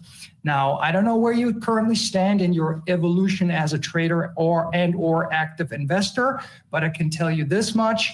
At an investment bank, which is my background, we have hundreds and hundreds of analysts. Yeah, and if you take, for example, the analyst who is in charge of the biotech sector, now he or she may be a former scientist or a former doctor, him or herself. Now there's approximately 20,000 different stocks listed on the exchange, and so what we did is we are not in a situation to replicate this type of firepower when it comes to analyzing individual stocks or sectors. Now, as far as retail trading and investing goes, a lot of the retail trading army still utilizes technical analysis when it comes to equities. We found, and I'll introduce that to you in a second, we found a much more robust formula, if you will, for the foreign exchange market, where we only follow 8 economies and 8 central banks and what they're doing. So I ask you today to open your mind to a different asset class in case you haven't traded Forex yet. That's completely fine. You will definitely, with an open mind, learn something new today. And I'm happy to share that with you. And that's the only thing that I'm trying to gain today, is for you to have a bit of a deeper understanding, because the mathematical probability that you're speaking to a guy like me is 0. I tell that to my traders all the time too, that somebody with this background, so to speak, comes down and starts a company to educate retail traders is nil, because it's a pain in the butt to actually explain all the basics over and over, where we cover the basics at some of the top universities first. Then we go through a trainee program on site at one of the top banks, and then we're being thrown into the shark pool. So hopefully, and I'm looking forward, hopefully you'll gain something, and I'm looking forward to your questions at the end. So, and then I'll give you an introduction to the Citi, i.e. the investment bank, Citi, Citi Economic Surprise Index, smart marketing. A lot of the banks, in order to have marketing for them, develop certain methods and or indices, and then any and every time somebody in the market uses the Citi Economic Surprise Index, boom, there you have it, marketing for them. They actually have to say the name. And then I'll show you how to utilize the Citi Economic Surprise Index for trade idea generation in the Forex market, but it'll actually also help you in having a good, solid understanding and grasp what's going on in your economy or in any of the other respective economies, and if these economies are actually growing or contracting. Very important for your trade and investment idea generation in the equity market, as well as knowing where you are in the complete cycle. All right, background, you saw this, I hope, on the invite from Bobby. Thanks again, guys. And then a bit of a background. I was actually born in Germany, but then went back and forth, and I actually went to school in the US. I did my undergrad at George Mason University, and then I did an MBA in financial management at Virginia Tech. And once you graduate and then you hit the trading floor, they'll put you in a trainee program. Mine lasted exactly 3 weeks. And then they said, wow, these guys in the US really taught you well. We're taking you out of the trainee program. You get your own book. We call it a book. And I was a bond trader for corporate bonds. That's where I started. Later on, I became a swap trader, then a sovereign bond trader, then an options trader. And then eventually I ran sales for Germany, Austria, and Switzerland, because as you can imagine, being born in Germany, I also speak German fluently. So at the end of the day, once you hit the floor, the first thing that you have to undergo at night, after you're done on the trading floor, is you have to prep for the professional qualifications. So you're coming from university, already well prepared. And then the next thing is you have to, at night, after you are dead, on one of your first days and weeks and months on the trading floor, almost every single grad gets some kind of psychosomatic illness. In my case, it was loss of hearing. The stress is immense. You have to learn the Reuters product, you have to learn the Bloomberg product, you have to learn your own risk management product. It's all highly mathematical. There's high stress environment. And in today's environment, you have all these kids with computer programming languages, and on top, artificial intelligence, so you have to have some prompt engineering knowledge today. All things that we also apply in our company. So basically what this means is I know a lot about financial math, and I'm in a situation as a trader where I can program my own risk sheet, which is important because we don't see any charts whatsoever. We just see numbers all day long. Please keep that in the back of your mind. And then it means that when we do a structured product in financial engineering, basically means we take different products and engineer a new product. At Lehman Brothers, one of my shops, we actually came up with volatility as its own asset class to be investable for institutional clients. And I'll show you a slide on that in a second. So I hope I'm not boring you. Basically means, wow, a lot of information goes in there. So if you're coming home at night and you are looking for the hidden and secret MACD indicator numbers that Goldman hasn't found yet, and you're looking at an RSI divergence model, that's probably not the most robust model that's making you money today, given the type of quality of human capital that you are battling against in the market and computer power that the top tier houses employ these days. And I'm not scaring you. The markets are a fantastic place to make money or lose money if you don't have a consistent process. But I'm warning you, just because it's easy to start and fund a brokerage account does not mean that this profession, you are not playing against the smartest computer programs and the smartest guys in the world. Because as we said at Lehman Brothers, there's nothing funny about money. Where did I work? I started at, back then in Germany, Hypo Vereinsbank as a corporate bond trader, as I said, which is now owned by UniCredit, one of the largest Italian banks. I had 2 stints at very large brokerage firms. The larger of the 2 is Talit Preben, so I was an interdealer broker as well. I worked for one of the largest Swedish banks, and then eventually I was hired by Lehman Brothers. We went bankrupt, 148 years firm history, and I lovingly keep joking about what's the mathematical probability that I picked the last 3 years. Well, I did. We got bought out, at least the non-US business, by Nomura, #1 investment bank and powerhouse out of Japan. Japan, 3rd largest economy in the world. And then from there, I moved to Societe Generale, which is the #2 out of France. And then I was done with it.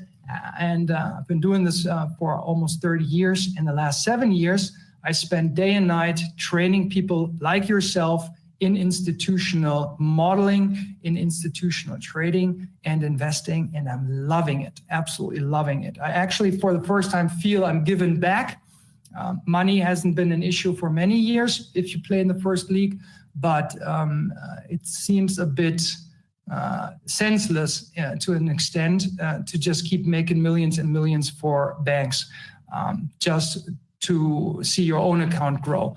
I find it a lot more rewarding to actually share my knowledge now with people in the retail world. Anyways, to put a foot in the door, I'm also an author. I'm writing my book right now, and we have some, like stocks and commodities in the US, we have something similar over here where I actually wrote some, in my case, personal articles. It was personally important to me to clear up some of the nonsense that keeps perpetuated, that keeps perpetuating in the market. People who are non-professionals who pretend to be trading gurus, teach people nowadays nonsense, and it was important for me to clear some of this stuff up. All right, and then I want to quickly introduce you before we get into the CISI to the institutional process that I developed. It's called the FISP process. What does it entail? It entails the fundamental analysis that we actually do in the respective markets, then an inner market analysis that is based on correlations. One market influences the other. For example, one of the largest export commodities in Canada is oil. So the price of oil actually affects the Canadian dollar, just as an example. But the Canadian dollar exchange rate does not affect the price of oil. So there's certain logical directionality to these logic chains, we call them, right? And then we do inner market sentiment analysis, that is extreme positioning. Some of you guys know probably the work of Larry Williams with the Commitment of Traders report. He's got his basic book, the #1 book out. If you really want to get into it, buy that. It's like $30 and you'll have a pretty good understanding. Extremely interesting for me to this day that a guy out of the retail world came up with such a robust concept. So we actually utilize that as well. But it's not only extreme positioning, it's also sentiment in the market, which can shift from session to session. I'll give you an example. New York, risk off on Friday. We had option expiration. The market tanked. The S&P hit 42.48. That's a level. And the market then shifts over and moves on. Well, it was Friday, but usually into the Asian session. And the Asian session tends to, in the beginning, inherit, so to speak, the sentiment of the New York session. And that's how it works in the bank as well. If I, for example, want to accumulate a cable position. Cable is sterling versus US dollar. And I have a big event tomorrow coming up, like, for example, Bank of England decision. And again, this profession is a profession of information asymmetry. At Lehman Brothers, we spoke to the Fed daily. Yeah, so if you work in the first league, in the Premier League with the tier 1 houses, you have an information advantage. I'm not talking about illegal information advantage, insider trading. That's not what I'm alluding to. That's forbidden. Only politicians in the US are legally allowed to trade on inside information, which is a joke in and of itself, but it is actually true. No, what I mean is we have the better models and we have the better information infrastructure. We have the best analysts working for us because we pay the most money. And sentiment can switch from one session to the next. So if I want to accumulate a large cable position, then I will tell, for example, my Asian traders from New York, I move the book over to Asia. I say, okay, I want you to stop run and create entry liquidity. That's what we call it on the institutional side. As much as possible, I want you to pull down cable, i.e. the Forex pair, sterling versus US dollar, as much as you can. Why is it possible in the Asian session? Because you have the least liquidity during the Asian session. Then comes the London session. Sentiment might be a bit positive or negative. None of that matters the moment New York starts. New York is like King Kong. They have the largest liquidity. They have the most, the least price sensitive trader in the world during the New York session, which is the Fed. If the Fed wants to support the market via their overnight repo operations, they actually can and do. All right, and then we include the technical analysis, and I lovingly call it the correct technical analysis. Yeah, we work a lot with volume profile, for example, and then we look at every single market, fixed income, bond trading. We say that in terms of the food chain, the smartest people in the market are the bond traders, and the second smartest people are the option traders. FX actually is not that smart. It's what we call a flow product. We basically, as a bank, only provide it to our clients as a flow service. We don't make much money as a bank, as a financial engineer in the FX market. Yeah, the more structured the product, the more complex, the higher the margin for the bank, the less capability on the side of the client to actually see through the cost structure. That means we make the most money on opaque products that are difficult for the client to back into how much our hedging cost is for the product, because the hedging cost is actually the fair value of a structured product. I hope that makes sense. And if not, you let me know afterwards in the questions. All right, then we look at the commodity markets, and then we look at the equity markets. And most importantly, we look at the second most important after the fixed income market, we look at volatility. So you're seeing we're not only using one system, for example, Metastock, and in that one system, we're looking at technical indicators. No, we're actually, this is an institutional process that I designed. So we're actually doing everything. We're looking at every single asset class because they all work together. And then within that, we have a process, an institutional process where we look at the fundamental drivers, the inner market, the sentiment, and the technicals. Does that make sense? I hope. And all of that, we actually focus on risk management. So trade generation is the first bit of this processing. And then the second bit, once the trade or the investment is put on, our focus goes straight to risk management, which is one of the hardest things to do for retail minds, for retail brains. Why? Because in the Western world, we are very much emotionally connected when it comes to our money. And you, as a retail trader sitting at home, risking money, you probably have run into a situation where you cutting a profitable trade short, i.e. you're taking your winnings early, but then you find yourself emotionally unable to cut a loss early. Instead, you watch yourself almost like you're watching another person with a highly nervous state, how you actually cancel your stop loss order or you move it down. I wish I could, Bobby, ask people, do you know this? Probably some of them, if they're honest, would probably say, yes, I found myself in that type of situation. Rest assured, that's absolutely normal. Yeah, and none of that is abnormal. That's the way that our brain works. We have a functionality in brain where the brain always at all times wants to protect you from emotional pain. And that's very normal, this type of behavior.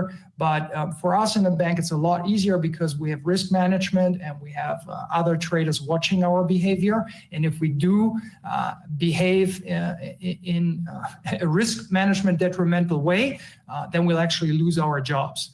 But it's easier for us as well because we have a salary. We are all salaried, so we don't run into these types of emotional situations where we trade with what's called scared money. Yeah. All right. So this is what we actually do. That's why you see this major important point down here called psychology. Why is it so important? Because I'm actually teaching retail traders. So in our firm, we work with 2 UK-based performance coaches and 1 German-based psychiatrist. Depending if one of our clients, for example, doesn't speak English, then we send them to a psychiatrist who is actually the psychiatrist of the German Special Forces. And you may have read it in the intro. My first profession was I was in the armed services, and I was actually stationed in the US for 6 years. So I'm very well familiar with the US culture. So having said all of that, let's give you an introduction to the economic cycle. I wish I could see responses, Bobby. I would ask now, are you familiar with the 4 phases of the economic cycle? It's very important because let's say, for example, you'd like to trade Tesla shares as an example, right? Please start not with Tesla shares, but please start with, hey, where is the US economy in terms of the cycle? Are we in an expansionary phase? Are we peaking? Are we contracting? Or are we recovering? Because depending on, in the past, this is not ingrained in stone. These are not the 10 commandments. But in the past, depending on where we are, in which phase of the economic cycle, different sectors within the market, we call it perform, i.e. Prices are rising, or underperform, prices are rising less, or they're actually falling. On the institutional side, please note that we always trade something long and we have something else short against it. So we're not just there buying Tesla shares. If we are buying Tesla shares, then on the other side, for example, we short VW, Volkswagen shares, to give you a pretty good trade setup, actually. You know, that was one of the best trade setups this year. And that brings us back to, yes, on the institutional side, we're actually looking at where are we in the economic cycle, which sector is performing the strongest and which sector is performing the worst. Like in the US, for example, currently one of the strongest 2 sectors is energy, and within energy, coal. So don't be distracted from headlines that you see in the regular news. Numbers, we focus on numbers and we don't focus on regular headlines. And quite to the contrary, we often use headlines to create exit or entry liquidity. Yeah, and if nothing's going on in the market, a very quiet time, then we'll actually talk to research if we can make something happen, if you know what I'm alluding to. All right. So understanding the phases of your economic cycle. In the expansionary phase, we have a period where our GDP is growing. Now, on Thursday, we're going to be reported the expected GDP growth of the 3rd quarter in the US. And then the Atlanta Fed is giving us a real-time nowcast model. And the nowcast model for the 4th quarter is currently tracking at 5.2% economic growth in the US. That's better than in China. That's almost like an emerging market growth. It's fantastic. And that is actually giving Powell and the Federal Reserve quite a headache, because the higher they're raising rates, the higher the probability that they're going to break something in the economy, in the actual economy, because from doing a rate hike until it actually hits the economy takes up to a year.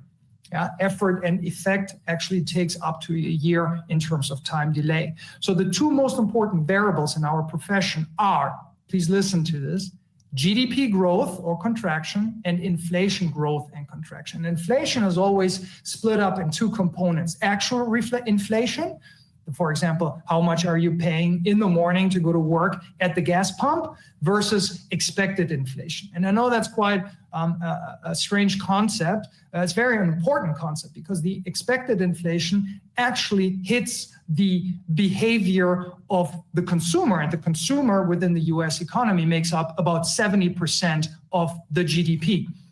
So if you, for example, are very rich and you want to buy a Porsche, a luxury car, and the Porsche costs $100,000, okay? And you're seeing that prices are going up and going up and going up. So you have a lot of inflation. Then your expectation is that the same car in 3 months is going to cost more. So what are you going to actually do in terms of consumer behavior? You're going to, if you can afford it, purchase it now. Okay, so the demand for luxury Porsche cars is increasing now based on the expectation that in 3 or 6 months, it's actually going to be more expensive. So that's a problem. Central bankers hate inflation, expected inflation going up, because it's very difficult to control. It's a thing in the mind of the people, of the consumer, and the consumer, again, I repeat, 70% of GDP.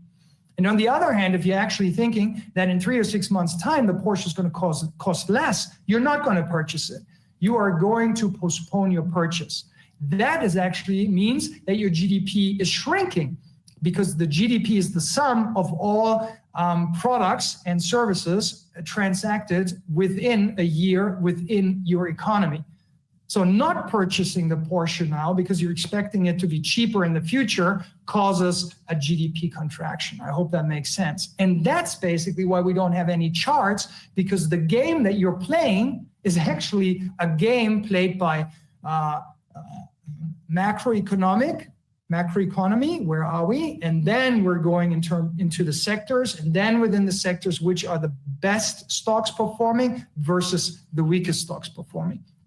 And in my firm, we're just breaking that down basically to eight currencies. Very simple, yeah? So in the expansionary phase, you have GDP growth, you have increasing employment, and you have rising asset prices. And be aware, the Fed is actually using the S&P 500 index as one of their variables in their respective economic modeling processes.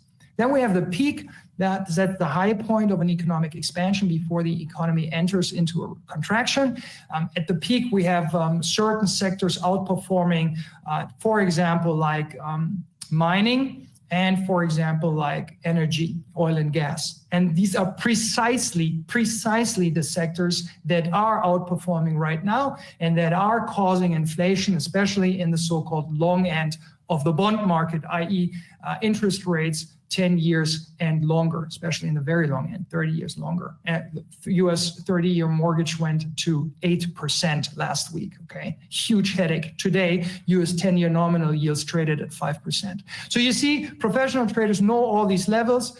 We know where the dollar index is trading at, where the S&P is trading at, where oil is trading at, because this is our profession. We do this all day long. And again, a loving warning meant to you: if you do this half-heartedly, it's going to be difficult, because you're playing against guys like me who dream about the market at night, and that's for 30 years in a row straight. Then we have a contraction, where we have economic slowdown marked by declining GDP, rising unemployment, and decreasing asset prices. And the troughing process, that's usually where the Fed comes in, slashes rates, does quantitative easing, tries to support its economy, makes credit available to each and every one. I almost said that's the low point of the downturn before an expansion again starts anew. All right, so economies are cyclical in nature, and it's absolutely inevitably the shift between these phases, despite the best efforts of the Fed or the White House or any administration is currently in the driving seat.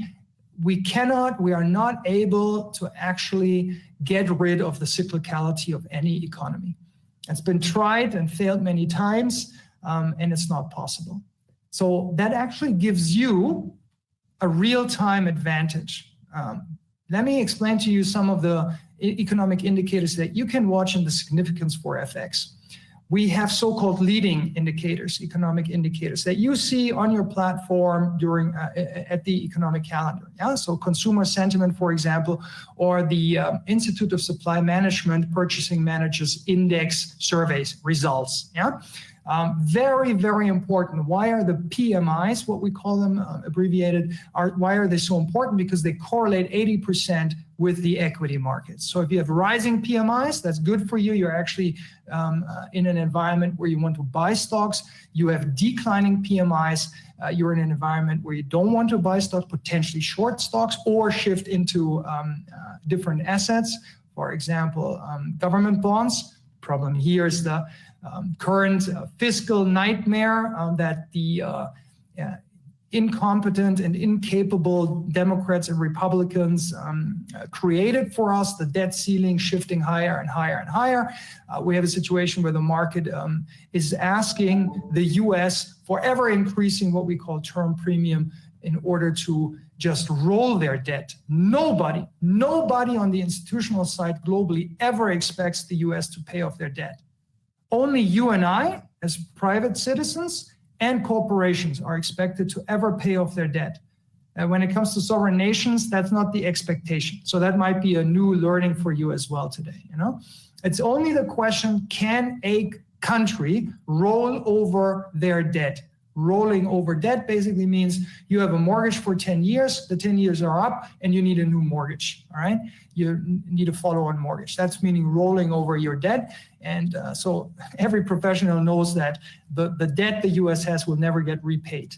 It's not even the question. You know, we're all adults in the room. We all know mathematics. We all know that's not possible. Then we have coincident indicators, such as the GDP, Thursday, for example.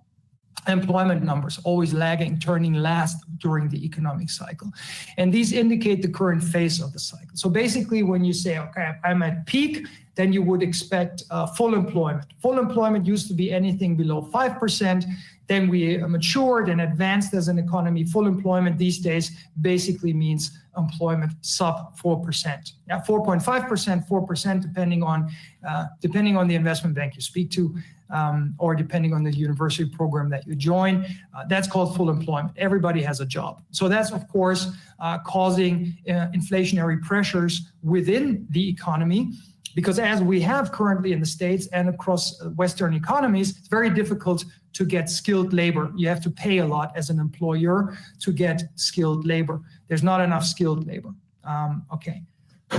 And these are coincident indicators. And then we have lagging indicators like the unemployment rate, and they basically only confirm the trend that we are in. Because, and that's a benefit to trading FX, if you're trading an economy that's rising, if you look at the FX of that economy, you could picture it as a stock. Like the dollar could be pictured as the stock, like an equity, yeah, the stock of the company USA. Or the euro could be the stock of the company euro.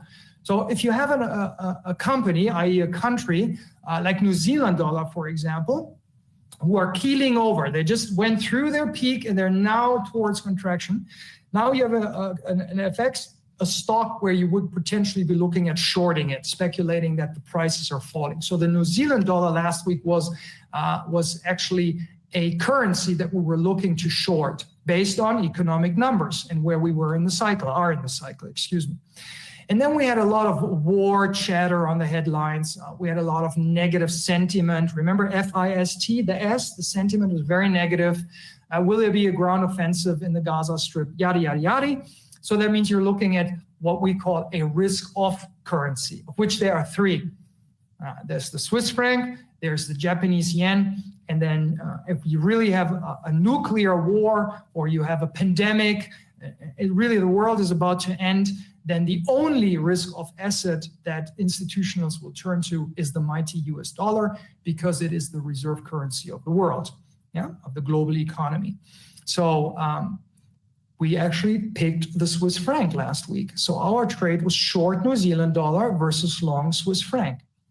Okay, so you see, wow, that's a bit easier than potentially what you've been doing so far. Or if you're not constantly profitable yet in the market, hopefully we can give you some ideas today. So as Forex traders, we can leverage these indicators to actually predict currency strength and or currency weakness. We always play a strong currency, strong economy versus a weak currency, weak economy, expansion versus contraction. And then we make informed trading decisions. And at the very end, that's why it's FIST, the T, the technical analysis comes at the end. That's actually when we go into a chart and we delve into which levels, from where to where could be entry liquidity for my ex-colleagues, where could be exit liquidity for a given trade for my ex-colleagues.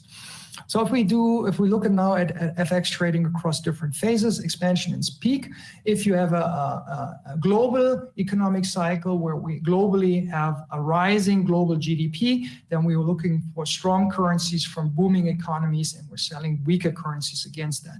And that actually gives us the opportunity, which I will show to you in a second, that's called a carry trade. We can borrow, for example, in Japanese yen, which costs us nothing because they have a negative interest rate. We can borrow Japanese yen and we can invest, for example, in Australian dollar. Yeah, Australian dollar is at 4.1% currently. Their benchmark overnight yield. So the difference in the yield is actually what we carry as long as we carry the position. And I'll show that to you mathematically in a second. And during the contraction and or the trough phase, I already alluded to that, so this is your first repetition, the market tends to look for safe haven currencies like the US dollar if it's a pandemic or if it's really, really bad, or the Swiss franc or the Japanese yen, and always employing proper risk management techniques, safeguarding our positions and our capital. Rule number one, you probably heard of it, don't lose money. Rule number two, don't lose money. Rule number three, go back and see rule number one. We are paranoid about wasting capital. We never, ever, ever, ever, ever, ever try to lose money. We never care about how much we make. We are paranoid about how much we could potentially lose per trade or per investment. We're always cognizant of the importance of geopolitical events and or economic numbers. These are our risk events. We're always cognizant of central bank decisions. This week, for example, we have the Bank of Canada and we have the European Central Bank. And we already know what's priced in. We already know that with 100% probability, the market expects the European Central Bank to do nothing. And we already know that with an 85% probability priced into different products in the market, that's where we derive the exact mathematical probability. Where people are betting, institutionals are betting billions of dollars. So this is not some kind of, nobody's calling anybody, hey, Bobby, what do you think? Are they going to rise or are they going to? No, Bobby just is at JP Morgan and he just bet $850 million that they're going to remain on hold on Wednesday during the rate decision. Yeah. So we look at the products, we look at the pricing of the products, and we can derive mathematically how much is actually positioned in the market. What is the mathematical probability based on positioning in the market if a central bank rises or doesn't rise, high interest rates, sorry.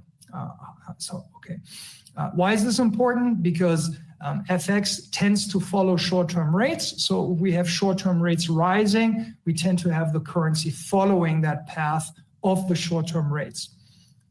One important point that I'd like to share with you is the so-called dollar smile theory.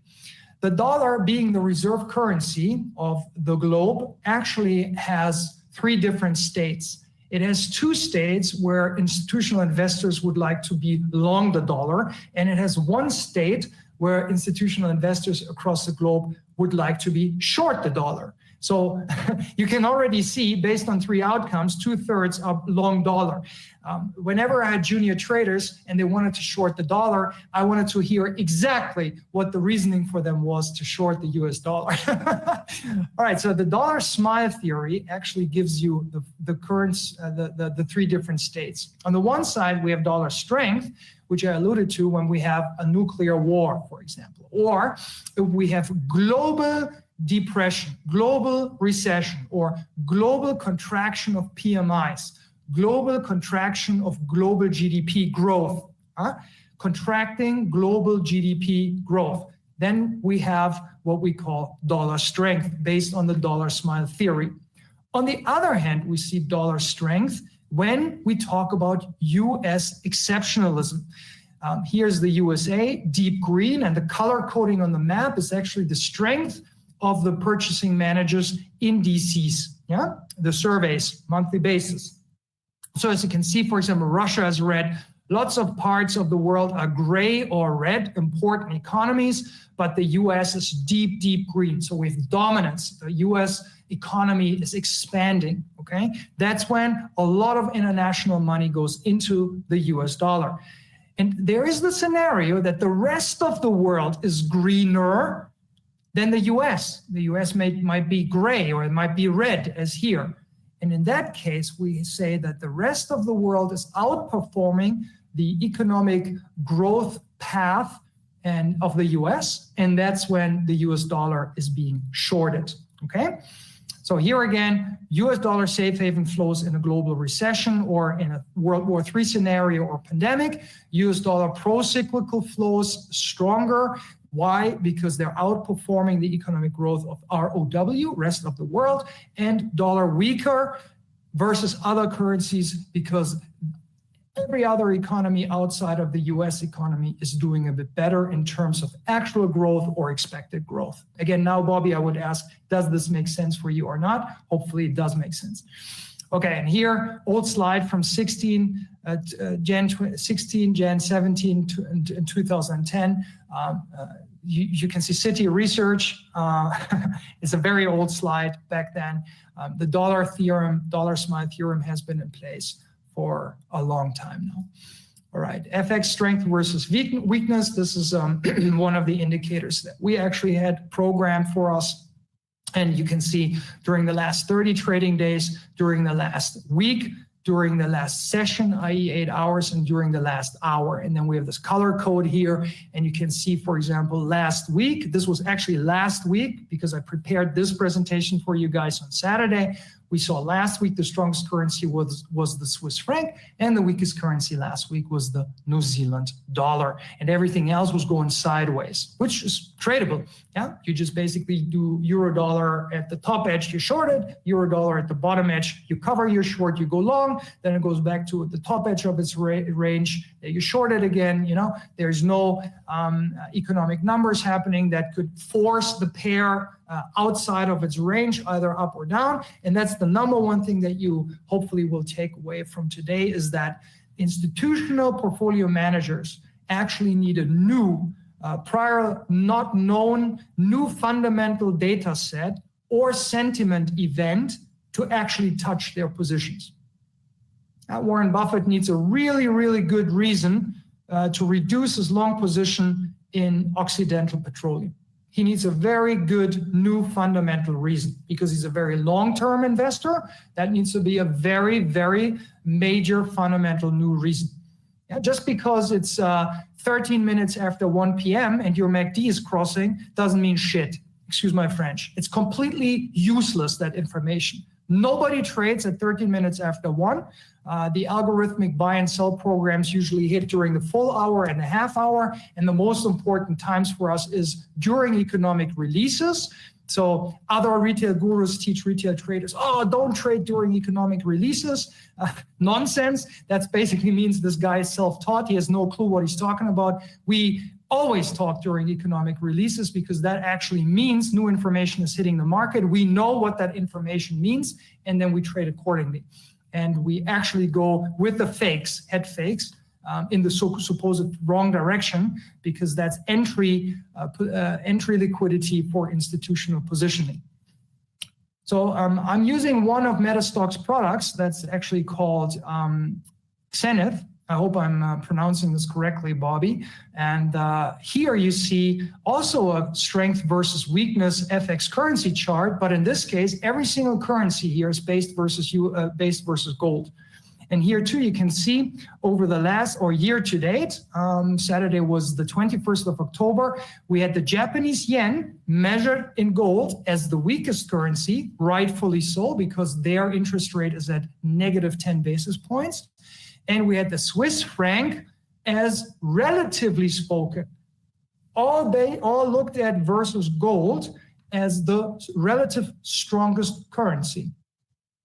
Super way to look at the market is to measure every currency, not always versus the US dollar, but also have a look at it versus gold, respectively, individually. So what are the key takeaways? The economic cycle is an inherent aspect of any economy, and it goes in phases, and these phases offer you distinct opportunities as well as challenges as an investor trader.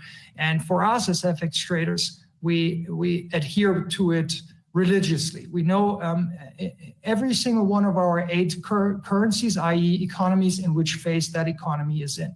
By understanding the cycle and recognizing your leading indicators especially, and adopting flexible trading strategies, you as a trader can effectively navigate the FX markets and capitalize on various economic conditions. And always stay updated with global economic data, central bank decision, and geopolitical events, the sentiment, and that will help you make informed trading decision in the Forex market. The FIS process that I developed for myself has been developed precisely for that, to consistently implement it on a daily, weekly, monthly basis. And our minimum goal is to generate 1.5% yield, return on our investments per week.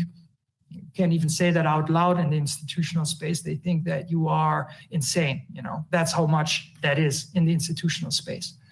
So now let's show you via the Citi Economic Surprise Index, which is included in Metastock's Zenith package, how we utilize that to take long-term trades, which you, as a full-time employee at some company, and you're dabbling in the markets, dabbling meant lovingly, you can actually replicate this process. So what is the Citi Economic Surprise Index? It actually measures how economic data releases match up to economists' expectations.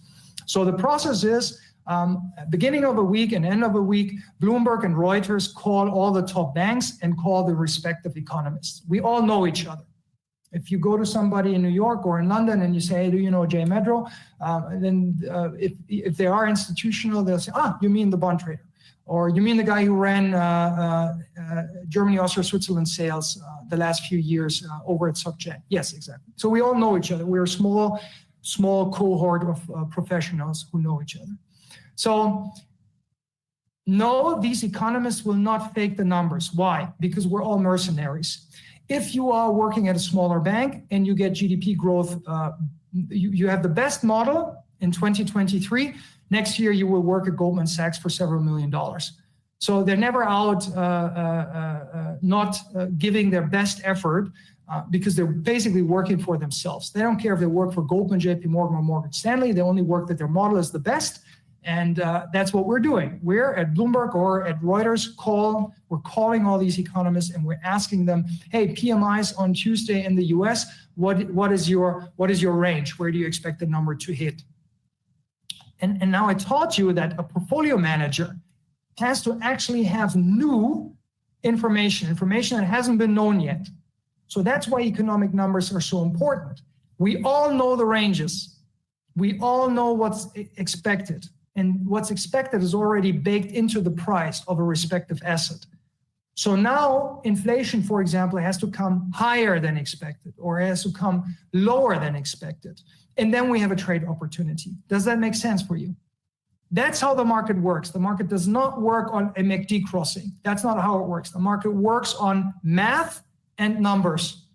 And the game is he or she who predicts the GDP growth and or inflation development the best not only makes the most money next year for them, her or himself, but also for his or her outfit. Because we don't care which bank we work for. We only care for the bonus. And I'm not trying to be unpleasant. I'm just trying to give you a dose of what this is about. The smartest people in the world work on Wall Street.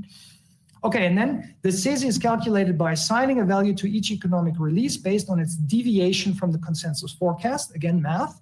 And if the actual data release is better than expected, the index will rise. And if the actual data is worse than expected, the index will fall. And the more the data deviates from the consensus forecast, the larger the move in the index. And that gives you a great trading opportunity. For example, if employment data is released and the number of new jobs is significantly higher than the consensus forecast, that CESI will rise, indicating that the economic data was a positive surprise. That means yields will usually rise, which will mean the currency will follow the yields and rise as well. So here I'll give you an example. Again, this is from Metastock's Zenith platform. This is the economic calendar, economic events, and we had first Friday of last month, we had non-farm payrolls, and they came in at 336,000, and prior was 227. That was far, far outside of the range. And what did the Citi Economic Surprise Index do? It rose on the back of these numbers. And here, this is not the numbers. I'm just showing you something here. This is with a high rate of change, an economic surprise index, meaning data keeps continuously coming better than expected, better than expected, better than expected. Why is this important? Well, there's an interpretation and utility. We have economic momentum. An economy that's expanding today is not contracting tomorrow, and then the day after it's expanding again. These are trends, okay?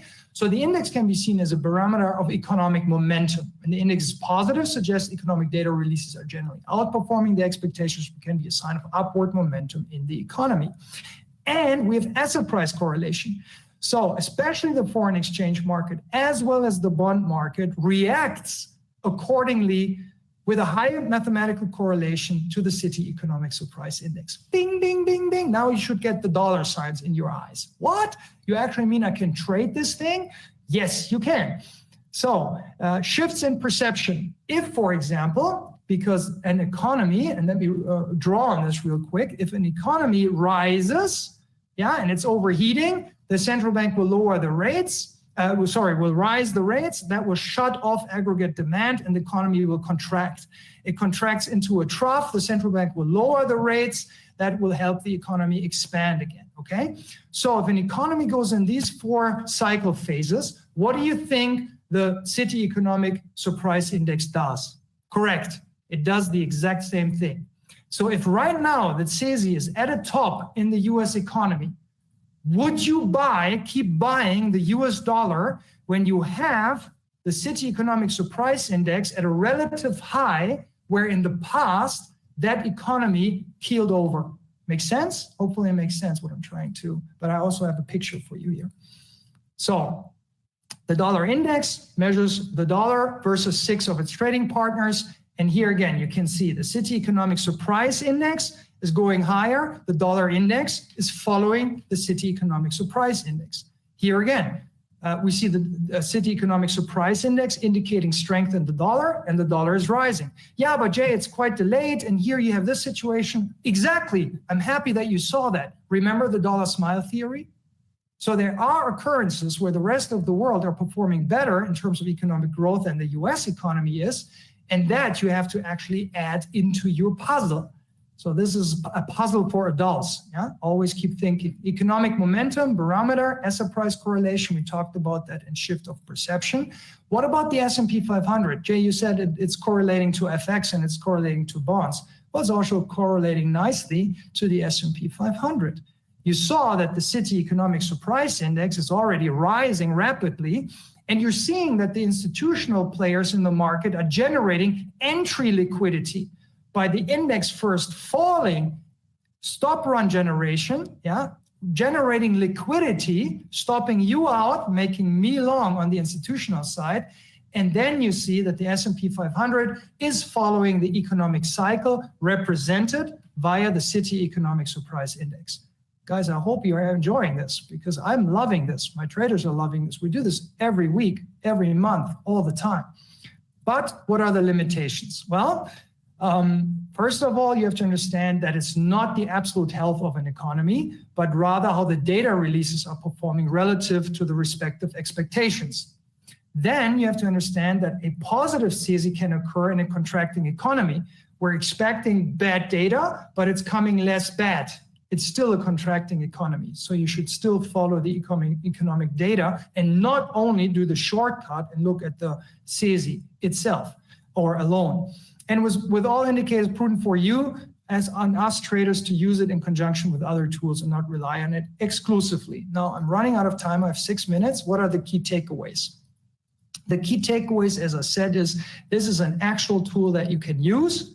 The economy goes in 4 phases, like an oscillator, and the Citi Economic Surprise Index measures better than expected or worse than expected economic data. And economic data are these events that actually cause a BlackRock portfolio manager to make a decision.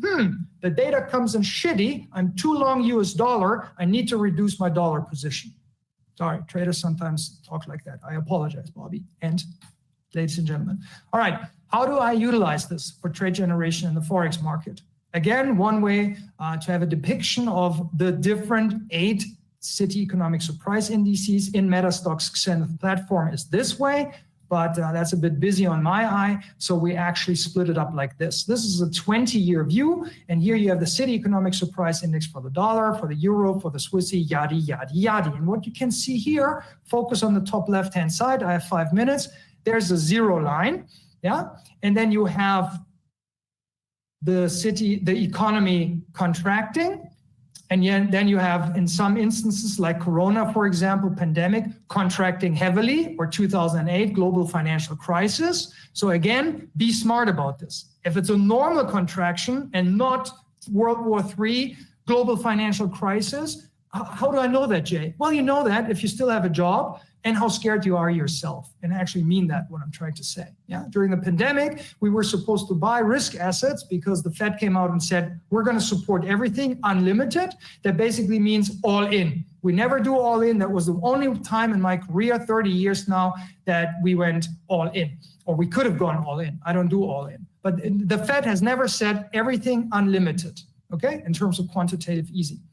And then on the upside, you see the same. You see a normal expansionary phase, and then you see something like unlimited, we're buying everything, unlimited, then you go, okay?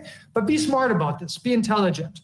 Look at the Citi Economic Surprise Index and note that this is Corona and this is Corona, and you wanna look at the more normal oscillating fashion. Hopefully you are with me, okay?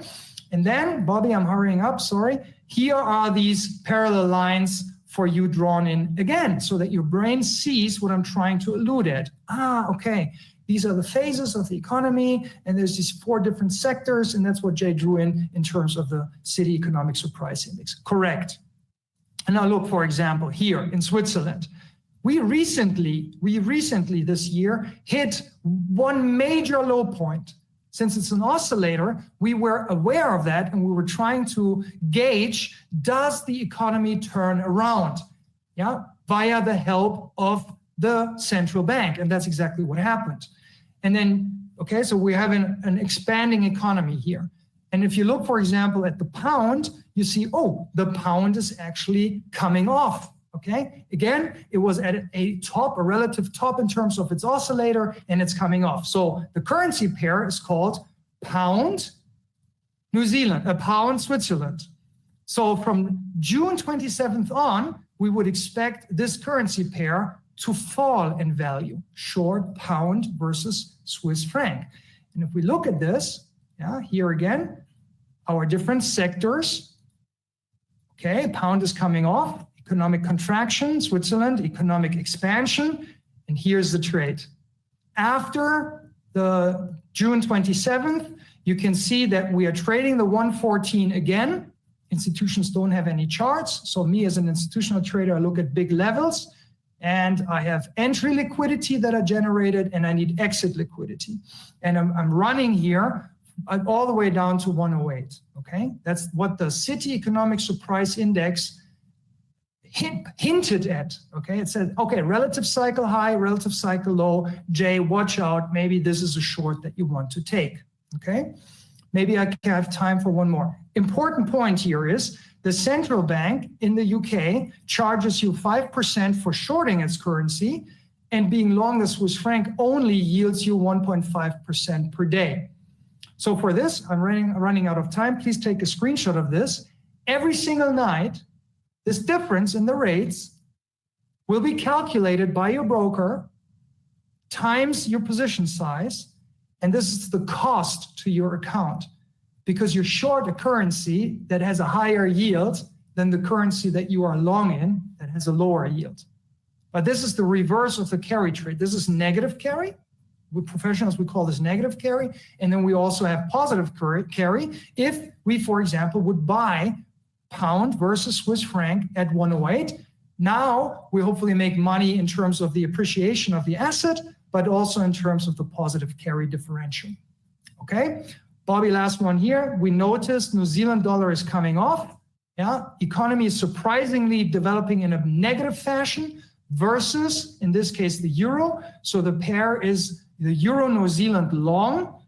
Hopefully I have the euro New Zealand long. Here again, the Swiss franc outperforming, and here the yen underperforming, and here we see the British pound underperforming the economy, and here short New Zealand dollar versus long Swiss franc. That's a current trade. Again, I'm paying 550 in terms of yield, and I'm only making 175 currently, so I have negative carry. But at the level of 0.52, I could actually have liquidity as an institutional to go short, and this is the trade that I'm waiting for. So if you sign up for our whatever we call this, Bobby, you will tell me in 30 seconds. Give me 30 seconds, please. I just have 2 more slides. This is the trade we are watching right now. We have an alarm set in our trading platform, and we're looking to short it from that level. And here's the Citi Economic Surprise Index, 2 years. Yep, I know, I'm done. Sorry, 1900. Euro Swiss. Okay, sorry for that, guys. I thought I can make it in exactly 60 minutes, and I underperformed. Euro versus Swiss long. The alarm is set. 0.94 is the level. Key takeaways for you. Last 10 seconds. If the CESI for the Swiss is rising, this might suggest that the Swiss economy is strengthening versus the New Zealand economy. That's hence why we're looking at a short New Zealand long Swiss franc trade. And if the CESI for the Swiss is rising, and especially if the euro is also rising, then I can actually have strength versus strength and then have a sideways market. And that was the reason why I was looking at euro versus Swiss franc bottom edge long.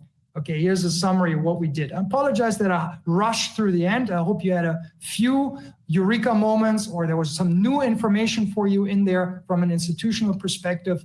Today we looked at the economic cycle. We looked at the Citi Economic Surprise Index, which measures the better or worse than expected numbers. You learned today that us institutionals, we actually, of course, do stop runs. We create entry and exit liquidity. We have an army of analysts, and the best market that I personally know as a retail trader to have an institutional type process without the army of analysts that an investment bank has is actually the Forex market, because all you have to figure out is this economy growing? What is the development of the inflation and the expected inflation? And one of the major tools that can help you here is the Citi Economic Surprise Index. Thank you very much for your attention today and for attending. I appreciate you.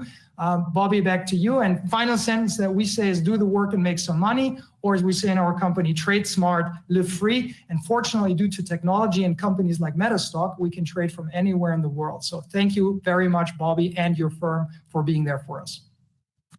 Hey, yeah, thank you, Jay, for doing a great presentation today. As normal, you always do such a fantastic job. I always feel like I learn a lot, and I think our users here would agree as well. And yeah, no worries about going just a couple minutes over. You were pretty much spot on there on timing, so that works out. And I can always cut from my presentation at the very end if need be, so you're fine. And yeah, great work. So I'll go ahead and take over as presenter here. Thank you, Bobby. Thanks again. And you guys have a great rest of the event. I appreciate you, and thanks again from our side. Greetings from Germany tonight. Bye, guys. Okay, Bye, yeah, thanks. Farewell, Jay. All right, guys, I'm going to go ahead and make myself the presenter here. All right. So, it looks like the sun has kind of shifted, so I'm getting some new sunspots on myself here. Sorry about that. Let's see. So Jay just did a fantastic job. As you kind of saw throughout, he was actually utilizing the Metastock Zenith software, and we do actually have a special link set up where you can get an extended trial of Zenith where you would receive 3 months access for the price of 1 month. And in order to get that offer, you guys can go to metastock.com/JMedrow EK 3 for 1. And that'll allow you to learn a little bit more about Zenith and kind of what that product has to offer. And it'll also allow you to sign up and get 3 months access for the price of one. So again, that's just metastock.com/JMedrow EK 3 for 1. And all right, so I don't want to go too far into our next speaker's time slot here, but we are going to have Daniel Sinnig. He's up next. And I see that you've joined with us, Daniel. So you're welcome to turn on your mic and camera whenever you like. And yeah, thanks so much for being on today. If you feel the need to go a little bit over your time slot today, that is totally fine, because I know we've kind of cut into it a little bit, and I'm presenting next, and I don't mind letting you have a little bit of extra time, because quite frankly, I think you always do such a good job, and I'm more curious about what you have to say than what I would be showing, really. So yeah, thanks so much for joining us today. And, you know, I'll go ahead and make you the presenter so you can kind of take things from here. Thanks, Bobby. Thanks, everyone. And welcome to my presentation. And just like Jay, I'm also hailing from Germany today. So to all the Germans out there, hey, neighbors. All right, so Very nice. I'm going to go ahead and share my screen. And Bobby, can you hear me? Yes, I can hear you. You sound good. You look good. So I think everything's good to go.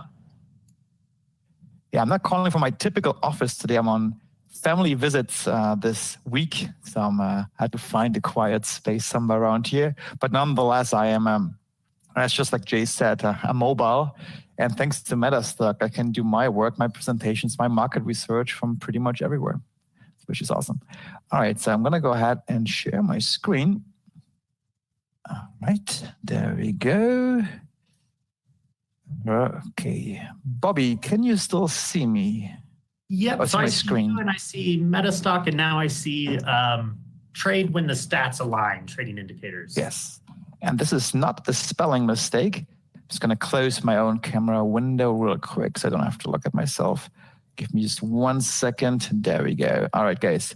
Yeah, so welcome to this presentation. Trade when these stats align. And you can see here stats are in quotes. And there's a reason why we did this. And because what we have prepared is more or less the opposite of what Jay is doing. So the previous presenter, he was deep into fundamentals. He did a very thorough market analysis of lots of inside knowledge. And it was impressive. I loved it. It was super interesting to hear. But, you know, I'm just going to skip this real quick. You may also be intimidated at the same time, because you may say to yourself, oh my God, how am I going to ever figure this out, all this information, all these insights to make a meaningful trading information? And perhaps this is where this presentation will fill you in, because we tried for the last couple of years to fill this particular gap, to empower everyone, regardless of the experience level, to make insightful trade information. And how is this possible? Well, with the power of intelligent tools. And this is what this presentation is all about. All right, so I'm going to ease in. And before I do, guys, if you have any questions throughout, so please don't be shy. And Bobby, perhaps you can have an eye on it. If there are any questions, please bring them to my attention throughout this presentation, so we can make this as interactive as possible. And it's also more fun this way. Okay, so let me start off by asking you a very simple question. Let's just assume for a second, if you will, that you know the odds of your next trade being a winner. How would you trade? What would you do? Just think about this for a second. If you knew this before taking the trade, and if you knew, for example, that your next trade has a success chance of 73%, and conversely, a 27% chance of losing, what would you do? Or perhaps you would know that your next trade has a chance of 5% of winning and 95% of losing. What would you do? And I think the answer to this is fairly obvious. You would only take the trade if the odds are in your favor. And if they are not, you would stay on the sidelines. And I often tell my students, oftentimes not taking a trade is the best trade advice that you can get, because it will get you out of trouble or keep you out of trouble. So This may sound like magic, but in the last, I'd say 2 or 3 years, this has been the topic of our research, of our company, to be able to empower every trader with these odds. And we've built an entire suite of indicators around this concept. And this is exactly what this presentation is all about. Now, before we get into this, I also have a trade, or my trade for today. This is a trade I found earlier this morning. It took me less than, I'd say, 15 minutes. And it's, actually, this is, ignore this one, this is a typo. It's a short trade on team at Legion.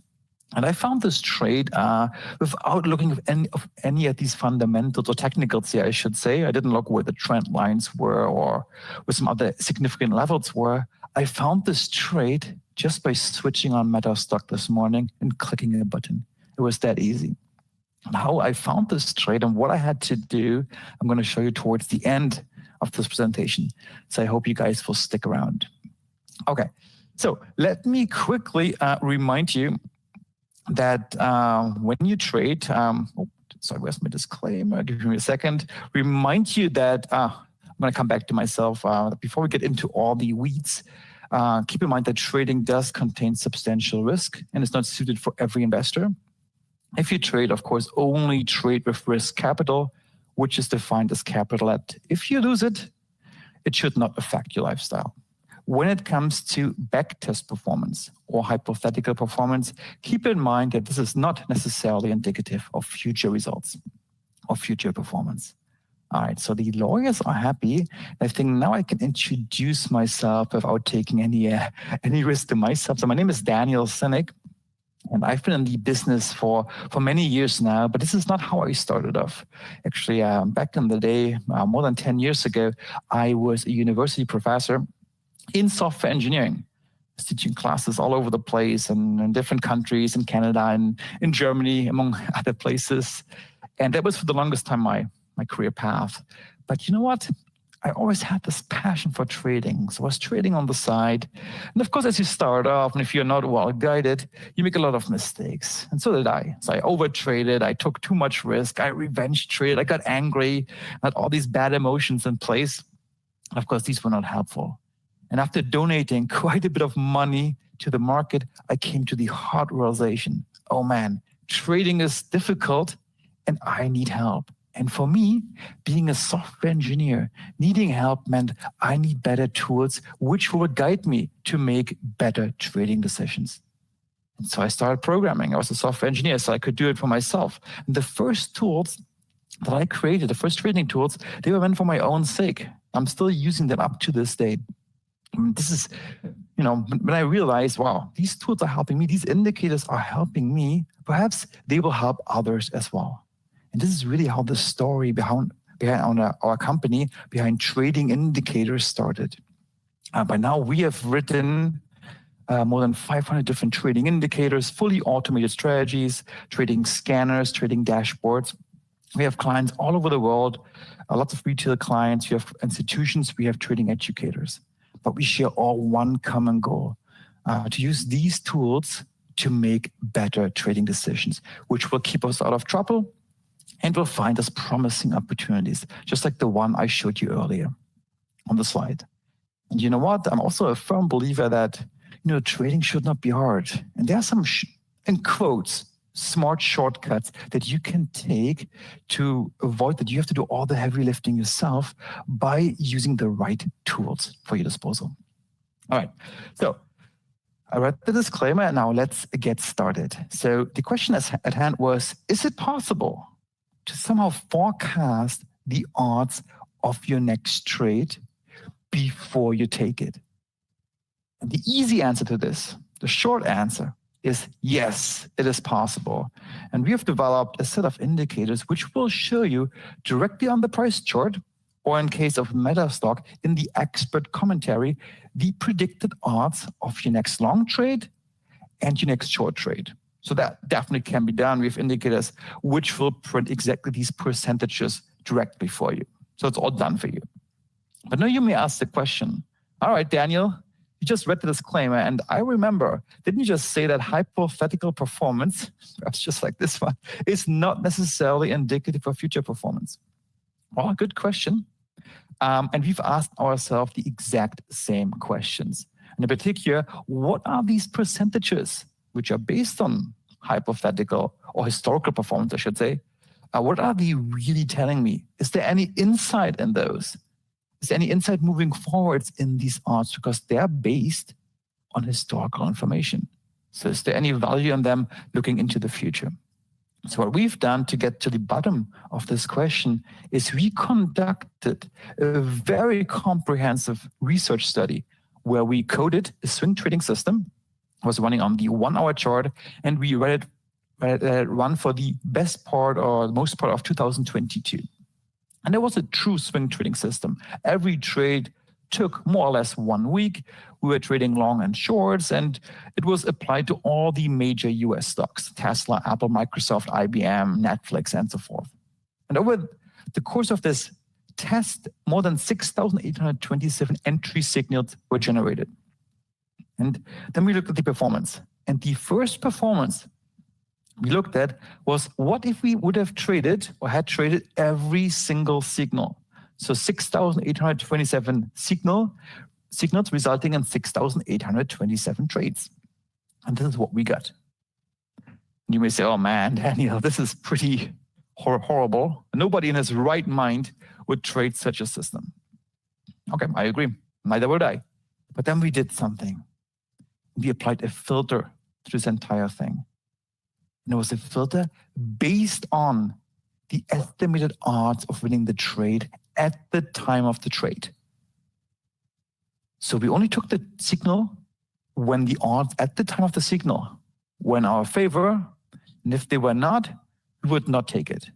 And this was the resulting performance. So 6,827 signals resulted now only in roughly 1/3 of the trades. We call these sweet spot trades, but look at the performance. It's a difference of night and day. Suddenly, we had a profitable trading system in our hands simply by looking at the estimated odds at the time of the trade. So this was really an eye-opener for us, and it gave us so much motivation that we were on the right track that we decided to build an entire suite of indicators around that concept, which will, using some intelligence, estimate the odds of your next trade before you enter it, therefore empowering you to truly make an insightful trading decision. All right. Now, it's a set of indicators, and let me quickly give you an overview of what these indicators are all about. So first of all, we call them the Power Bundle 360. And we have purposefully chosen the term 360 because we believe that by having a whole bundle of indicators, in fact, there are 3 indicators, we cover every market cycle. So do an entire round trip. We have one indicator for trend trading, one for spotting reverses or pullbacks, and one for finding breakouts in a sideways market. So one indicator for each market condition or perhaps for each trading style. And of course, there's one common theme for these indicators. They are all equipped with our AI-assisted trading technology, which will predict the odds of your next trade. All right, a quick overview before we get to the chart. The first indicator is called 1, 2, 3 strike. This is our trend indicator, designed to spot strong trends. And a strong trend in our books, a trend which is likely to continue in trend direction. And the indicator spots these strong trend entries by looking at 3 things.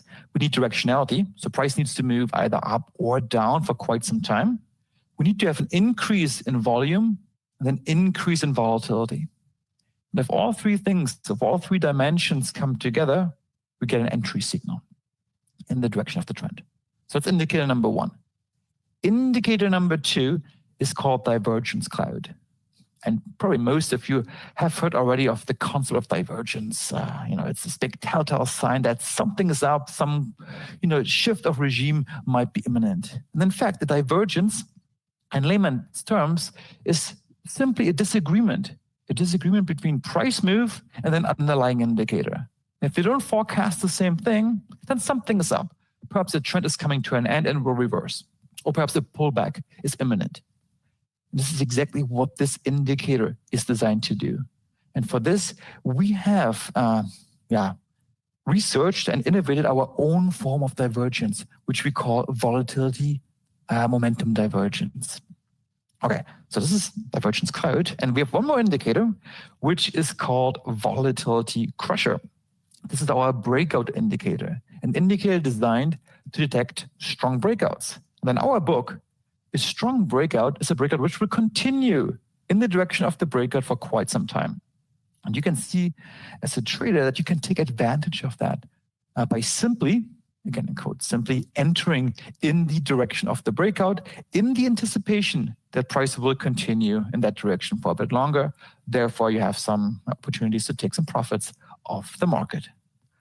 All right, so this was the theory. I think now it's time to look at some charts. So I'm going to go ahead and switch over to Metastock. So there we go. Let me just get this out of the way. And guys, this one thing I'm going to do real quick. It's going to run in the background. I'm going to start, just by clicking this button here, is scan in Metastock. We're not going to look at this right now. I'm just going to start it. But later on, we're going to come back to it. I'm going to say click Start Exploration. Something is happening. And we can look at this just a bit later. Okay. So let me move this away. I hope this will not shut everything down. Oh my. Okay, there we go. Perfect. All right. So what do we have here? Let me just drag this in, which make this a little bit bigger. There we go. Okay. So here we have a daily chart of Pfizer. Okay, so Pfizer, a big player, has been hugely popular during COVID. Of course, since then, it's been in a long-lasting downtrend. And I went ahead and I've applied our 1, 2, 3 strike indicator to this chart. And let me quickly explain to you how this indicator works. And if you remember, this was our trend following indicator, which will give you strong trend entries. So for example, here we have this one big red arrow. I hope you can see it. This is a sign that we have a short entry. And if you have a big green arrow, for example, this one here, this is a sign of a long entry. And since this is, and Bobby, can you hear me properly? I have a sign here that there is some network issues. Am I cutting off? I can still hear you just fine. Just fine. Okay, perfect. Okay, so now never mind. All right. So these big arrows are entry arrows. And since this is our trend indicator, we will only have a short entry arrow when we are on a downtrend. And conversely, we will only have a long entry arrow when we are in an uptrend. And the indicator shows this to you. So if the bars are green, we are in an uptrend. And if the bars are reddish, these are colored by the indicator, we are in a downtrend. So that's pretty straightforward. But you know what? Everybody can just enter into a trade. You know, take a long trade, take a short trade. But once you're in a trade, what do you need to do? Well, you need to manage it. And eventually, you need to get out of it. And finding or timing your exit is just as important as finding a good entry. In fact, I would even argue that finding the right moment to exit a trade can make or break your trading life, because it is so crucial. This is why we have equipped all our indicators with exit signals as well. And you can see these by these smaller arrows in the opposite direction of the entry arrow. Let me make this a little bit bigger. We can see it a bit better. So here we had a long entry, one exit, another exit, another exit. Or here we had a short entry, 1, 2, 3 exits. The number of exits that you want can be configured in the settings of the indicator. So this indicator will tell you when to get in, but also when to perhaps take partial profits or when to close your position entirely. We did this on purpose because, as mentioned before, finding the right moment to exit is very crucial and oftentimes overlooked. Because everybody just focuses on the entry. Okay, I want the right entry. But guess what? Once you're in a trade, you eventually need to get out of your trade as well. Okay, so these are the signals, but you may ask yourself the question, where are the estimated odds? What are these win rates we're talking about? Good question. So for this, let me open up the expert commentary, one of my favorite features in Metastock. So you can do this by right-clicking on the chart. You go to Expert Advisor and then go to Expert Commentary down here. So I'm going to open this up. And my system is a bit sluggish, but this is because I'm sharing my screen, not because these indicators are not running fast. Ah, there we go. Okay, it's opened up. And you can see now here that well, we have two numbers. We have a number for what we call long efficiency and one for short efficiency. And in fact, what these numbers represent are your win rates. So the win rate for short trades, for long trades was at 62.50%, meaning that 62.50% of all long signals were winners. And the percentage for short trades was at 62.79%. So very similar. All right. So this basically tells you that, okay, you know what? Not bad, 62%. That seems quite nice. And in fact, for this indicator, for our trend following indicator, it is actually quite nice because for this indicator, our winners tend to be much bigger than our losers.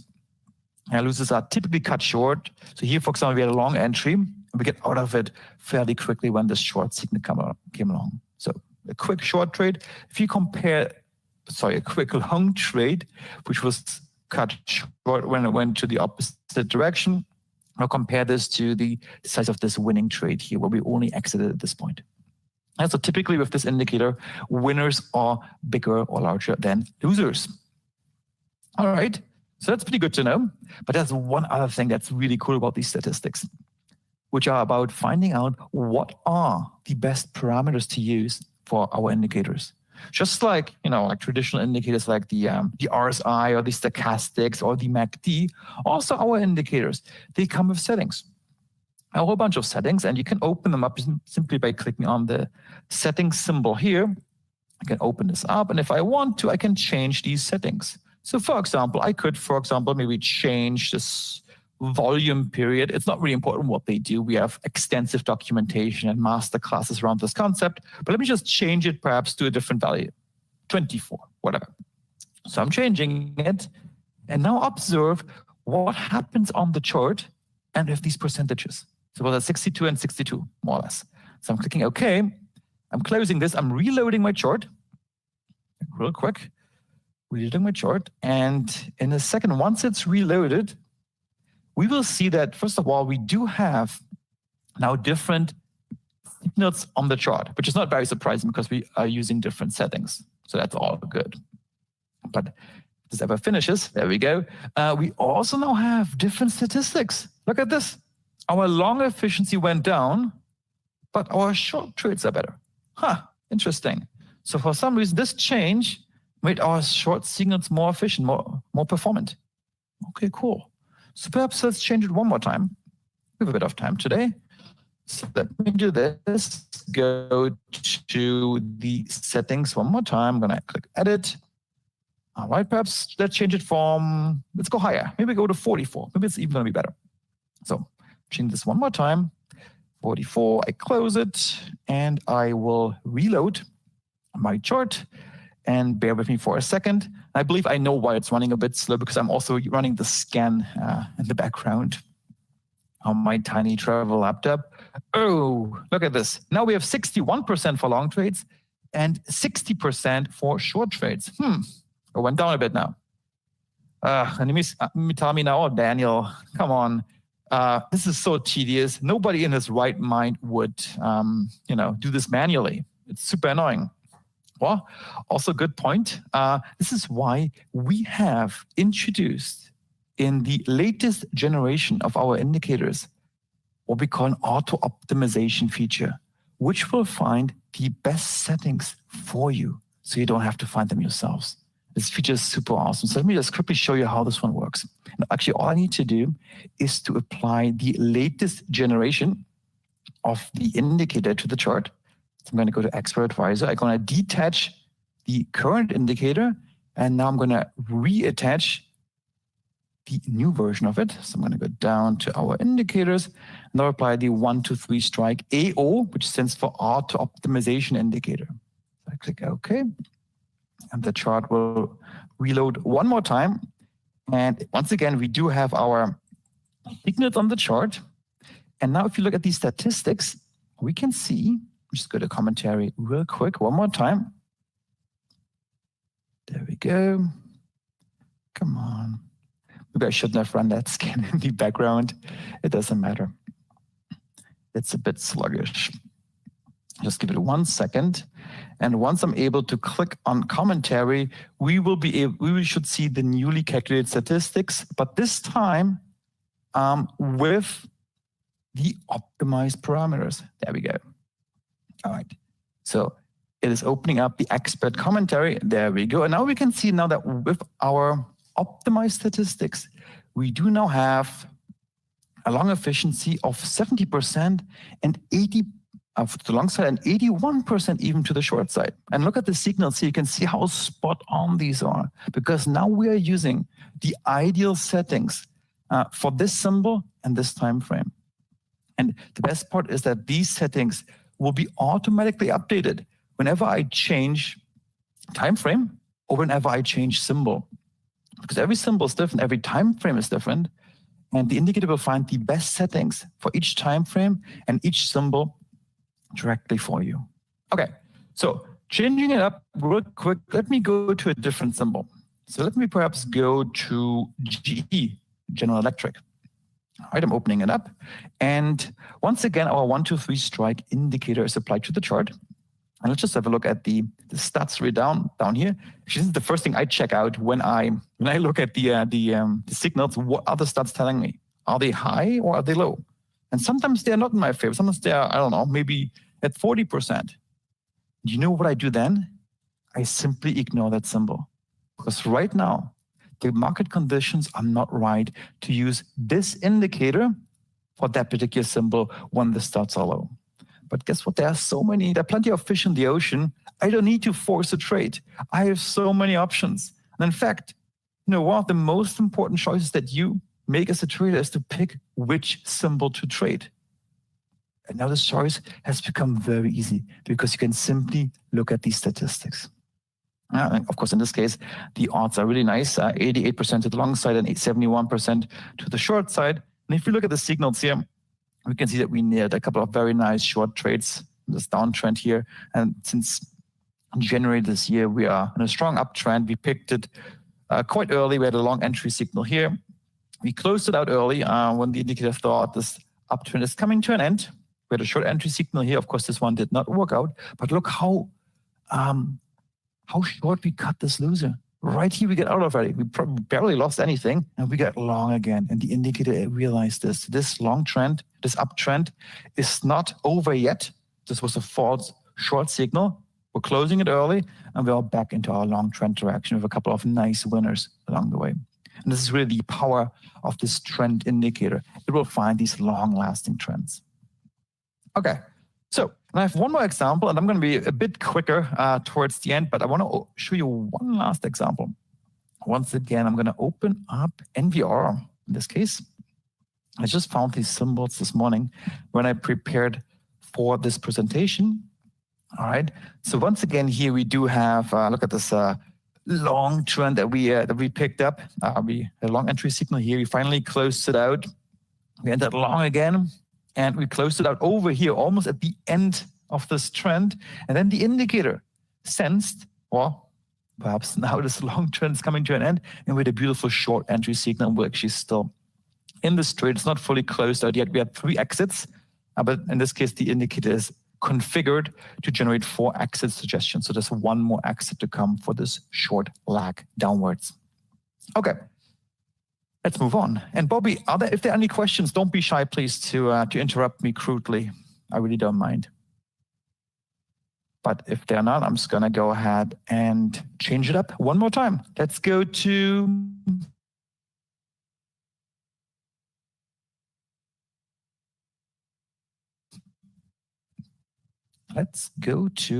NSC, Norfolk.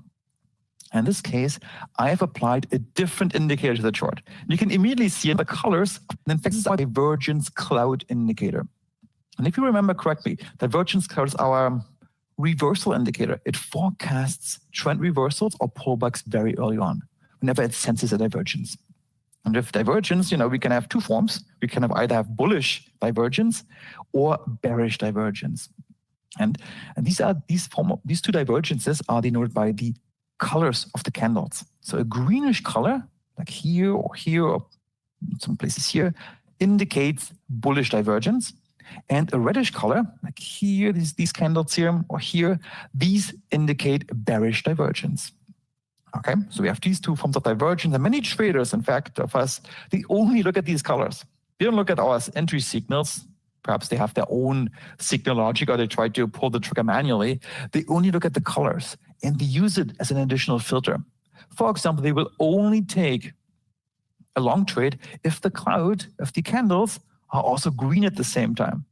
Or vice versa for a short trade, these traders would only take a short trade if the candles are colored reddish. Okay, now, in addition to coloring the candles, also this indicator will give you entry signals. So these bigger arrows are entries. So either a long entry if it's upwards or a short entry here. And we also, of course, have our exit suggestions, which are these arrows, these smaller arrows in the opposite direction. Because as you remember, getting out of the trade is just as important as getting into a trade. All right. So, and of course, we also have our statistics. Sometimes you're able to pick up some very impressive symbols. So this symbol here had a 91% success rate. Again, this is a daily chart for long trades and 85% for short trades. That's pretty cool. And let me say one thing. I've only had daily stock charts so far, but our indicators, they really work on anything. They work on cryptos, on FX, on futures, on indices. It doesn't matter. They will also work on any time frame. So whether you trade the daily chart as an investor, or perhaps you day trade on a very low time frame chart, it doesn't matter. These indicators will work on any type of chart and any type of time frame. And just as a point and proof or proof and point, let me open up. Which one should we pick? Let me open up Yen Swiss. That's another one I found early on today. If I can still find it. Oh, there we go. Okay, so Yen Swiss. In this case, it's an FX pair.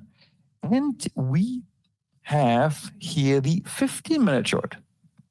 And look at the nice signals this divergence cloud indicator generated on this chart. A beautiful short entry last week. Then we had, I believe on Friday, a nice long entry. And this morning, we opened up a nice short with a nice follow through. And just recently, we had a long entry for this pair, Yen Swissy. Let's see how this one will work out. And you know what? Whenever I see a nice entry like this, guess what I do next? Well, I look at these statistics. So let's have a look. So I'm going to scroll down. I can see that for long trades, well, we only had 65%. Short trades, 85%. This makes me think sometimes, only 85%, even though here, these last two long trades worked out nicely, but this may just be an exception. If I scroll further back, I probably have a whole streak of losing trades in the long direction. Whereas for short trades, the percentages are much better, 85%. And oftentimes, I use this as a filter to ignore a signal when the odds are not in my favor. Because as I said before, there are so many symbols you can trade from on so many different time frames. You don't have to force a trade. And these statistics really allow you to not force a trade because it's right there, black on white, that the odds perhaps are not as good as they should be. And to me, oftentimes that's an indication that, hey, I'm going to stay away from this particular signal. It's not for me. Let me change it up one more time. I'm going to go to Bitcoin. So real quick, Bitcoin.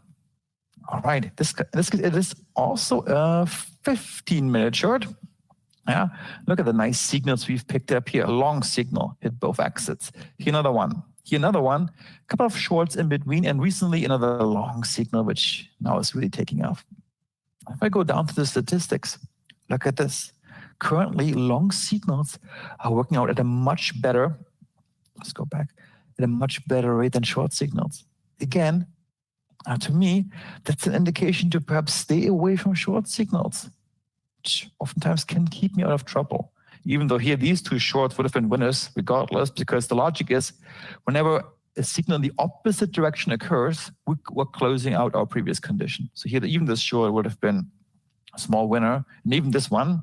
But nonetheless, if I can trade with the odds in my favor, why shouldn't I do it? And this is exactly what these odds allowing you to do. And real quick, guys, I'm gonna move on from the chart. Let me just show you the third indicator, because it's also pretty cool. So for this, I'm gonna open up yet another chart. Let's pick EOG resources. All right. So now here we have our third indicator applied, which is called the volatility crusher. All right. And this is my personal favorite indicator for two reasons. Reason number one, it really fits my personal trading style. It's a really, quick indicator. It gets you into a trade, and very shortly, oftentimes it gets you out of it. Only sometimes, 5 bars, 10 bars, maybe sometimes even only 2 bars. This is kind of my pace. I don't really like to hold positions that for too long. I like a fast pace when I trade. And the way the indicator does this is it is by showing you, these entry signals here, and it will also give you 2 profit targets, target 1 and target 2. And oftentimes these targets are hit very early after your entry. So here we had an entry, and then 1, 2, 3, 4 bars, perhaps maybe 5 bars, we hit both targets. Same here. And if I just scroll through, scroll through the symbol, you can see that oftentimes our trades are quite short-lived. Not as short as these ones here, but fairly short, at least compared to the other 2 indicators. And this is on it by intention, because this is our breakout indicator. And the idea here is to enter in the direction of a breakout, but don't stay in for too long, because it's a breakout. It may retrace at some point. So I just want to take off a little bit from the market, a little bit extra.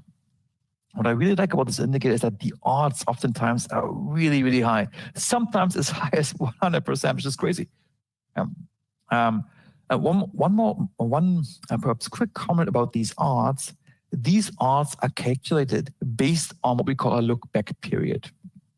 And by default, our look-back period is about 3 years on the daily chart, so 1,000 bars or perhaps 1,500 bars. But this can be configured in the settings of the indicator, so you can increase your look-back period or decrease it. And real quick, one more taste of this indicator. I'm going to open up FFIN. Oh, no, F5, in fact, F5. So let's go to this symbol. And once this opens up, I apologize for the delay. This is my scan running in the background.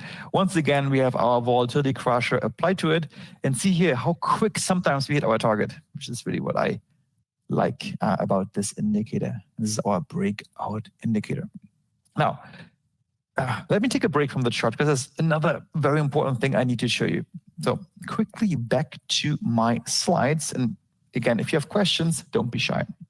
So a quick recap at this point. So all 3 indicators that you've seen, which are part of our Power Bundle 360, they give you clear entry signals and also exit suggestions, because getting out of the trade is just as important as getting into it.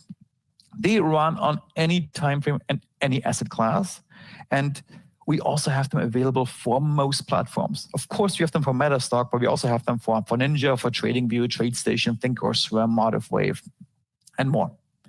They all give you our real-time statistics, showing you the estimated odds of your next trade directly, either in the expert commentary or sometimes directly on the price chart, depending on the platform. And they come with our auto optimization technology, which will find the best settings for you for a given symbol and time frame. So you don't have to find it yourself, because that's very tedious and nobody wants to do that work. So this was a big time saver for most traders. All right.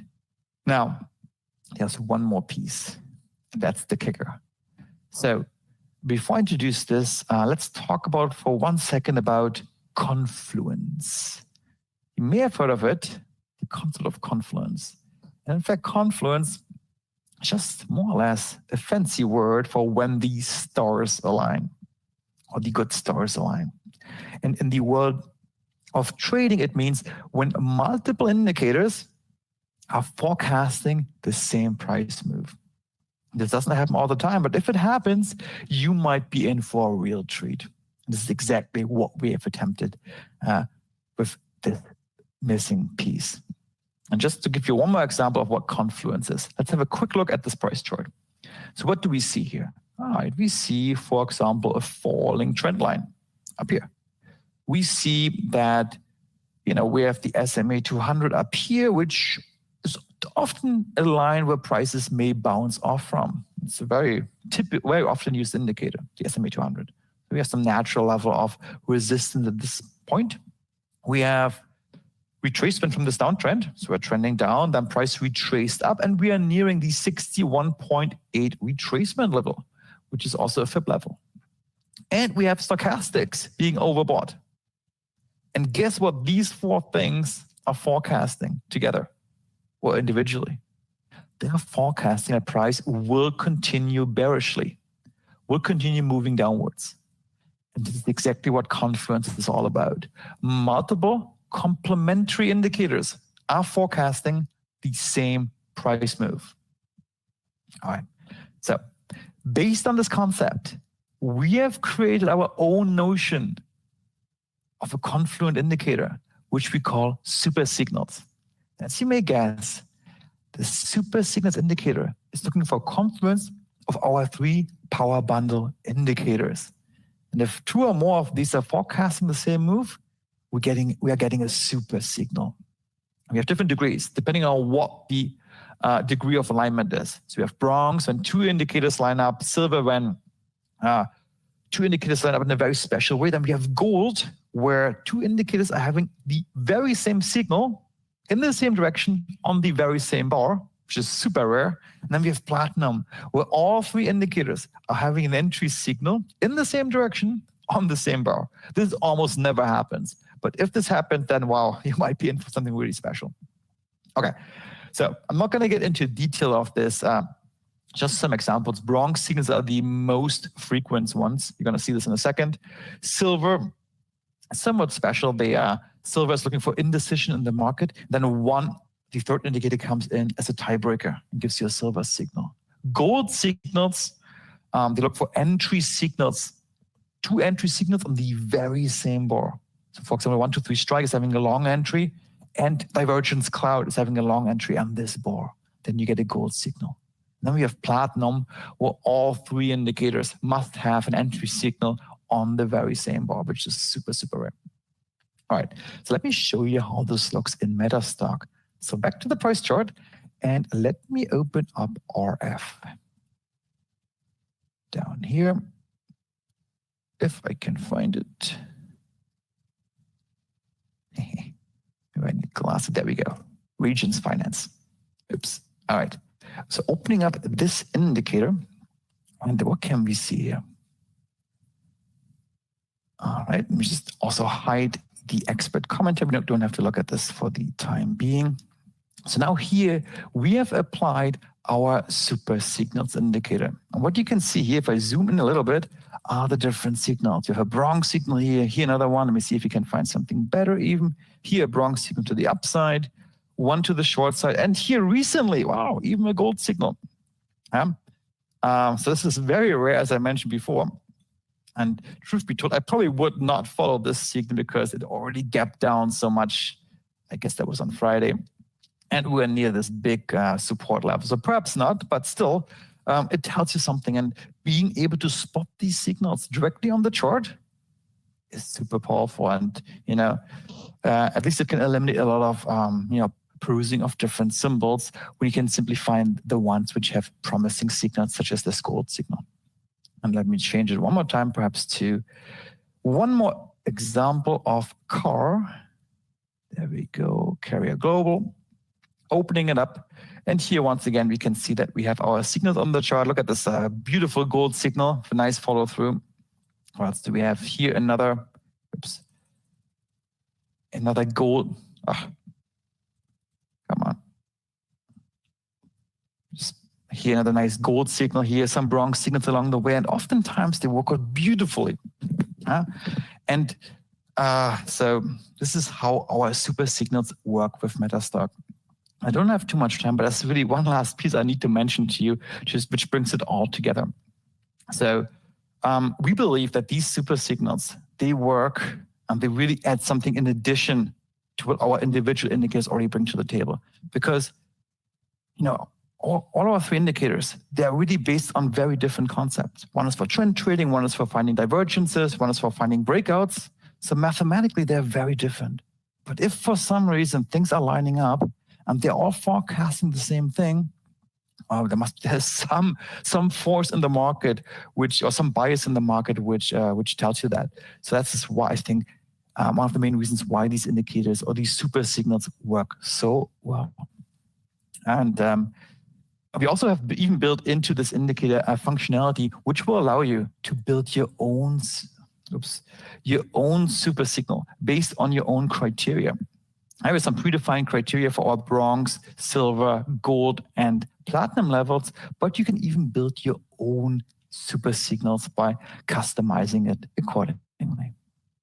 Now, I think the $1 million question is, and maybe you have asked this question to yourself already, how can I find these signals? How do I know which symbol currently has a signal? Well, luckily, you're with Metastock, and my favorite feature, or one of my favorite features of Metastock, is the scanner. It is so awesome. It is so powerful, and it's become a habit to use that scanner pretty much every single day because it just runs in the background when I'm having my coffee in the morning or overnight when I'm sleeping. And when I come back, I see all the results. And let me switch back over. And if you remember, at the very beginning of my presentation, I started a scan. It took 4 minutes and 45 seconds. It was actually really fast. And this scan was a scan for divergence cloud, our reversal indicator entry signals, performed on the daily time frame of roughly 600 stocks. So mostly the S&P 500 stocks. I picked them previously. The DAX, the Dow stocks, and some of the NASDAQ stocks. So I have my watch list for this. So I run this scan, and I can look at the results now here. And for example, I can see simply by filtering or sorting this column, I should say, sorting the short signal column, that all these symbols here, look at these, they are all having short entry signals. And there are a couple of ones which have long entry signals. I can see this by looking at this 1 year as opposed to a 0. So 1 means there's a signal, and a 0 means there's no signal. So I found all these signals, so perhaps roughly, 12, 13 short entry signals. And if I had scanned through more than 600 or 560 symbols, I probably would have had, 50 signals, or maybe 100. Yeah. Now, the real cool thing is, with our indicators, you actually can rank these signals by order of importance. And we can do this by showing our success rate, our estimated odds, directly in these scan results. And look what I can do now. I can simply sort by it. That's interesting and going short because the market has been bearish.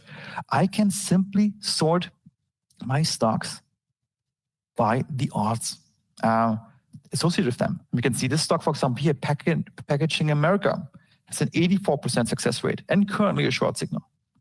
Western Digital, 79% success rate.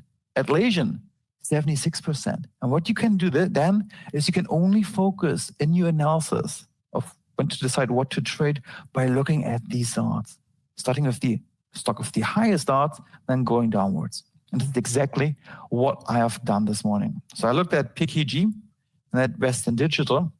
I decided not to investigate these trades any further because some other technicals were off. I believe we're very close to a recent support zone. And for a short trader, I don't want to trade when a support zone is near. There's not enough room for my trade. But then I stumbled over Team, Atlassian, and opened it up. My third choice. So if I open this up now, there we go. I found this. First of all, I saw this entry signal here. This was when the market was still closed. So now, the market is open here. So we had this entry signal here, and I like what I saw because, first of all, we do have a lot of trade to the space to the downside for this short trade, and then I drew these trend lines here. One for an uptrend, one for a downtrend. I can see we have an ascending wedge and a trend line break. And If you're a little bit familiar with technical analysis, this is oftentimes a sign that a bearish move will follow suit. And if this bearish move now is paired with an entry signal, well, I believe the odds are somewhat stacked in my favor. And this is exactly how I identified my trade of the day. I ran the scanner MetaStock. I looked at the first result, didn't like it too much because there was not enough room for this trade. The second one for the same reason. But this one here does have a lot of room. And it gives me a really nice risk and reward ratio because we just had this trend line break. If my thesis is right, this trend line break will be followed by a downwards move. Well, I can put my stop very near.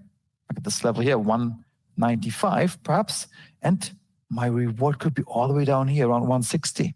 So I like what I'm seeing here. And I was able to find this trade within a couple of minutes simply by running this MetaStock scan, focusing on the most promising signals in that scan, and then doing a little bit of technical analysis just to ease my mind and to further qualify this trade. So trading can be so simple just by following these couple of steps. And MetaStock paired with our indicators allow you to do exactly that. All right.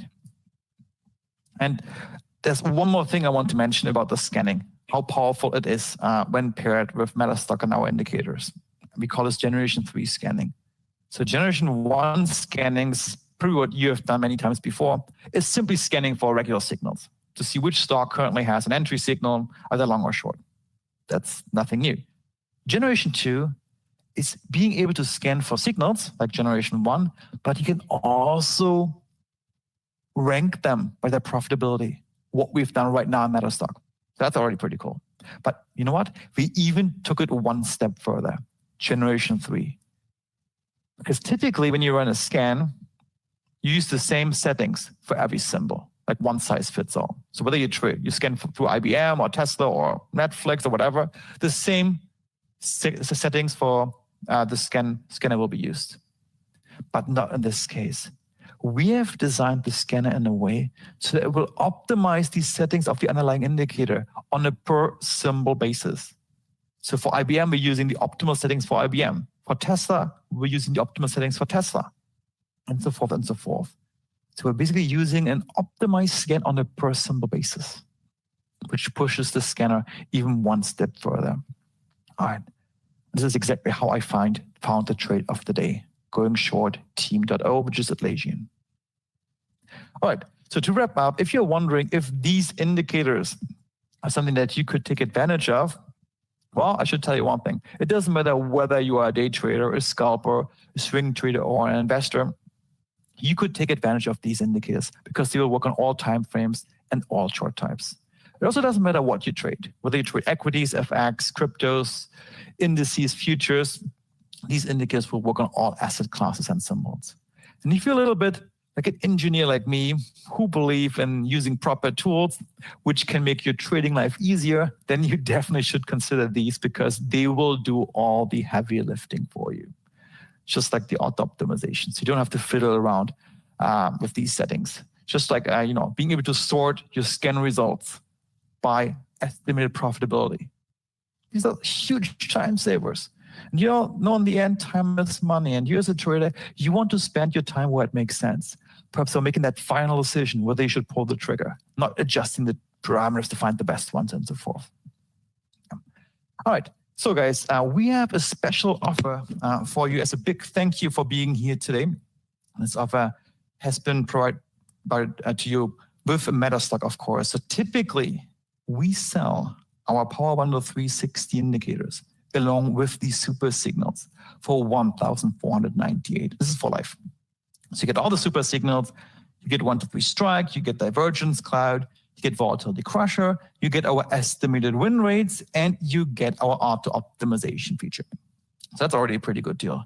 But as a big thank you for being here today on this Euro Summit. We have prepared something super special for you. We're going to give you all this, but we're going to add a couple of bonus offers to it. So you're going to get 2 bonuses. You're going to get our trend radar indicator. I haven't even talked about this one yet. Completely complimentary. And you will also get our members-only trading sessions, which we'll have every Tuesday at noon, where we show you all the tips and tricks that you need to know to take advantage of our indicators. So typically for $9.97 a year, we're going to throw these in. And there's one more thing. We're also going to slash down this price by $500 and offer you all this for only $9.97. So it's a $500 discount. And if you want to take advantage of this, simply go to tradingindicators.com/euro. So tradingindicators.com is our homepage, and then simply /euro. This will bring you to the exact same page as Bobby will show you in just a second, which is a MetaStock page. It's just a redirect. And there's one more thing. If you sign up today, you will also get, thanks MetaStock, 2 extra offers. You will get access to the Learn Metastock.com premium subscription, as well as 50% off on the Sublime's Market Advantage Toolkit. And I think Bobby can tell you all about this in just a second. And once again, simply go to tradingindicators.com/euro or scan this QR code, or simply take a picture of it right now so you can go back to this later on. And real quick, I know I'm running out of time as well. The 2 extra bonus offers from our side. The first one was our trend radar indicator. What it does, it will print like a heat map-like picture underneath the price chart, which you can use to identify at a glance short-term trends, medium-term trends, and long-term trends. For example, this will allow you to find what we call healthy pullbacks. We know that every trend doesn't go up in a straight line. As a trend trader, you want to find the right moment to enter. Well, the trend radar indicator can help you with that. It will tell you that you are here, for example, in a long-term uptrend. It's all green at the bottom, but we have this reddish smaller areas. These are healthy pullbacks.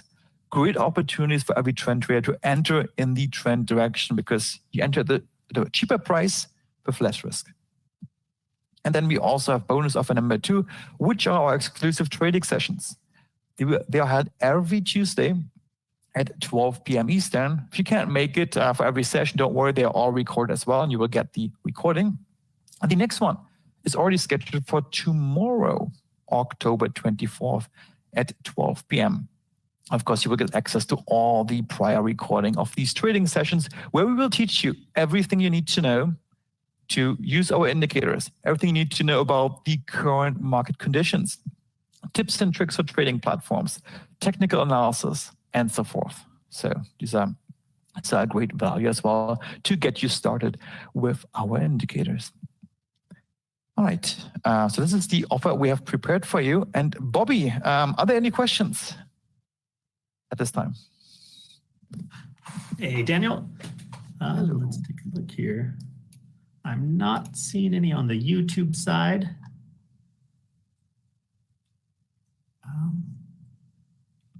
Okay, and let's see.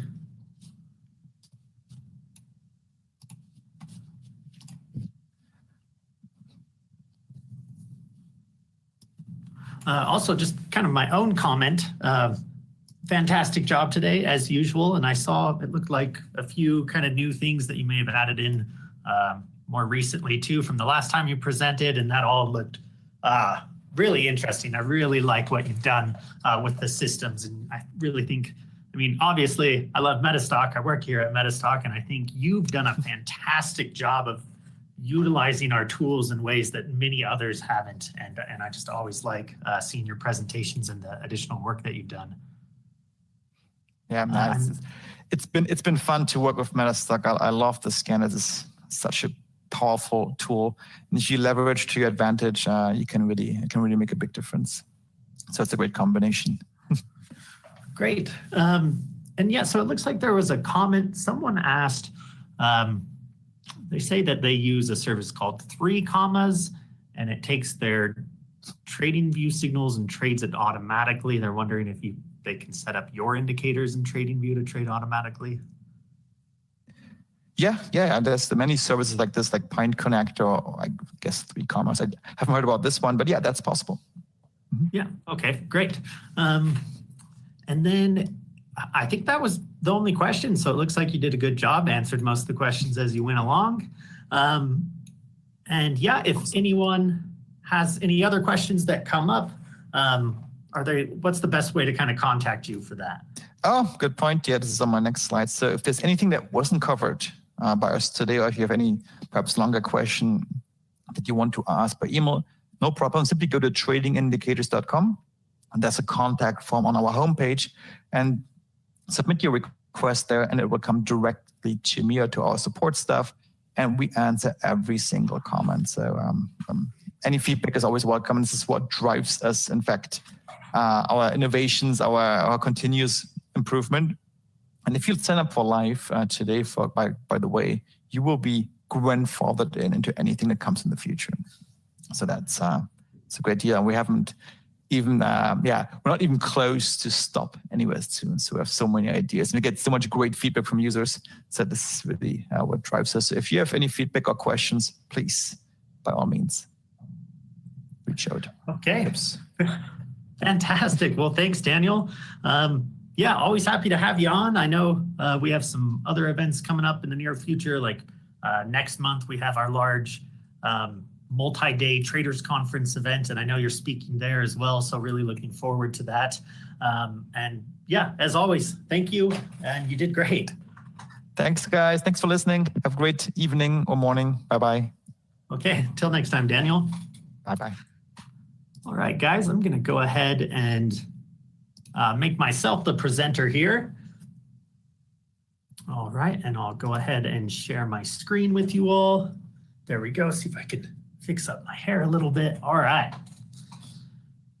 So we've had a lot of really great presenters today. Let's even just do like a quick recap if I go up to our schedule. So we had Zaheer on, and he did the demonstration of his new Sublime Market Advantage Toolkit, and he had shared some links earlier on in today's presentation where you could sign up for the waitlist on that. We had Jay Medrow do his demonstration, showing a lot of really great fundamentals and everything regarding that. Daniel Sinnig just presented on his trading indicators, Power Bundle 360, and the super signals. And now I have the pleasure of going through and sharing a little bit more about Metastock with you guys, which is the service that all of our speakers utilize in their analysis for their trading. Well, I guess before I jump into that, maybe I should share a little bit more about myself. So I'm Bobby Hiller. I've been at Metastock actually for going on over 7 years now. I worked in sales for a number of years, but the last few years I've been in charge of all of our international business development. And it's actually a fantastic job, really, because I get to spend my day learning from professional traders all over the globe, helping them incorporate their systems into Metastock. And so it's really been a fantastic opportunity for myself. And I love all that I can learn from all these different people. And something that I can kind of bring to the table is from learning from all of them, I can kind of incorporate things from all of them into my own analysis that I can do within Metastock. And there's really simple ways for me to do that, to take, tips and tricks and indicators and techniques from all these different speakers and turn them into my own kind of like templates and analysis set of tools that I can easily use in Metastock. And so today I'll be showing you guys kind of how that works. I'll be showing really the basics of Metastock. I'm going to keep it really simple, entry-level stuff, and I'll use real basic indicators to kind of teach you how I'm doing everything today. But note that, things obviously get far more advanced, and that, just like you've seen earlier today from Daniel showing you like his super signals, when you get everything to kind of just converge into one and give you these ultra powerful signals, you can do things like that or create your own. You can also set up multiple chart layouts and templates and things like you saw Zaheer do earlier in the day, showing you how to analyze all the different time frames and then kind of combine those together to get strong signals. But I'll take things kind of back a notch to a more basic level and just kind of show you how all these things work. And I think it'll be a good learning opportunity. And then I'm also planning on sharing a little bit that I've never shared before. Kind of towards the end, I'm going to show you how I might take a list of something I found inside of Metastock and put it into our Zenith platform and do a little bit of further analysis on company-specific information and fundamentals on that side after I've shown you how to do some technical analysis in Metastock. So Metastock, we've been around for a long time, going back over 40 years now. So we were founded in 1982. As you can see right here, the little floppy disk. So really, you know, a lot of people weren't even familiar with computers 40 years ago, if we're being honest, and yet we were there helping pioneer technical analysis. To kind of further on that, so we were actually purchased by Reuters, one of the biggest, most well-known and trusted data vendors in the world. We were purchased by them back in 1995. And then we released our first real-time data feed based on that Reuters technology for Metastock in 2005. And then we released Metastock Zenith in 2012, so over a decade ago now for that. Shortly after doing that in 2013, we actually divested from Thomson Reuters. So Reuters no longer owns Metastock. We're actually still kind of the same core people. A lot of people here have been with Metastock for 10, 20, near 30 years now. The average employee has been here for over 10 years, I guess. So I'm one of the newer employees myself, having been here for just 7 years. But with that being said, after we divested from Thomson Reuters, it made it so that we could actually make high-level management decisions a lot faster. There's kind of less red tape that we have to go through, less people in the hierarchy in order for us to move along new ideas or systems. So that's kind of the reason that we did that. It was actually the president of Metastock at the time, or CEO, Scott Brown. He's the one that purchased Metastock back from Reuters. Another kind of just highlight that I like to mention, because I think this really speaks a lot, is Metastock has been rated as the #1 technical analysis software in its price category for over 30 years in a row now, according to the readers of Stocks and Commodities magazine. And when it comes to our Metastock real-time package, that's been rated as #1 for over 10 years. And if you remember from the previous slide, the Metastock real-time with Zenith was released just 10 years ago. So we're very well known in the industry, and we have, you know, kind of a really good proven track record. So for those of you that haven't had Metastock or haven't learned much about it before, I think you're going to really find today's session quite valuable, and I think you'll probably be interested in trying it out. And for those of you that are already Metastock users, I'm hoping maybe I can show you a couple of new tools or tips or tricks or things that you weren't aware of while going through the session today. So what am I going to cover? I'm going to show you guys how you can find different securities to trade with some of our tools, and then kind of let you know not only how to find them, but when to get in and when to get out of the trade. I'll also help you understand some tools you can use to help you determine which system or trading system you should actually be utilizing, how you can test those strategies. And then I'm going to do something a little unique today and kind of go in and show you guys how you might be able to learn a little bit more about some of these companies before you take a trade, and show you a great resource for learning about some fundamentals and news and things of that nature.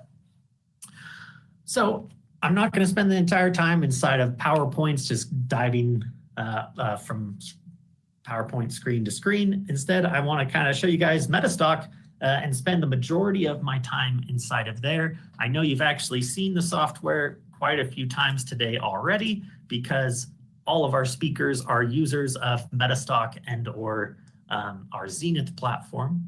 So what I've opened up right here, this is just a basic chart like you've probably seen anywhere else or in a lot of other platforms of Walgreens for this specific example here. And let me actually go back out to today's date. And now you might be saying, hey, I see charts like this all the time. What's so special about Metastock? Well, let me answer that for you, and let me show you a couple of unique things here.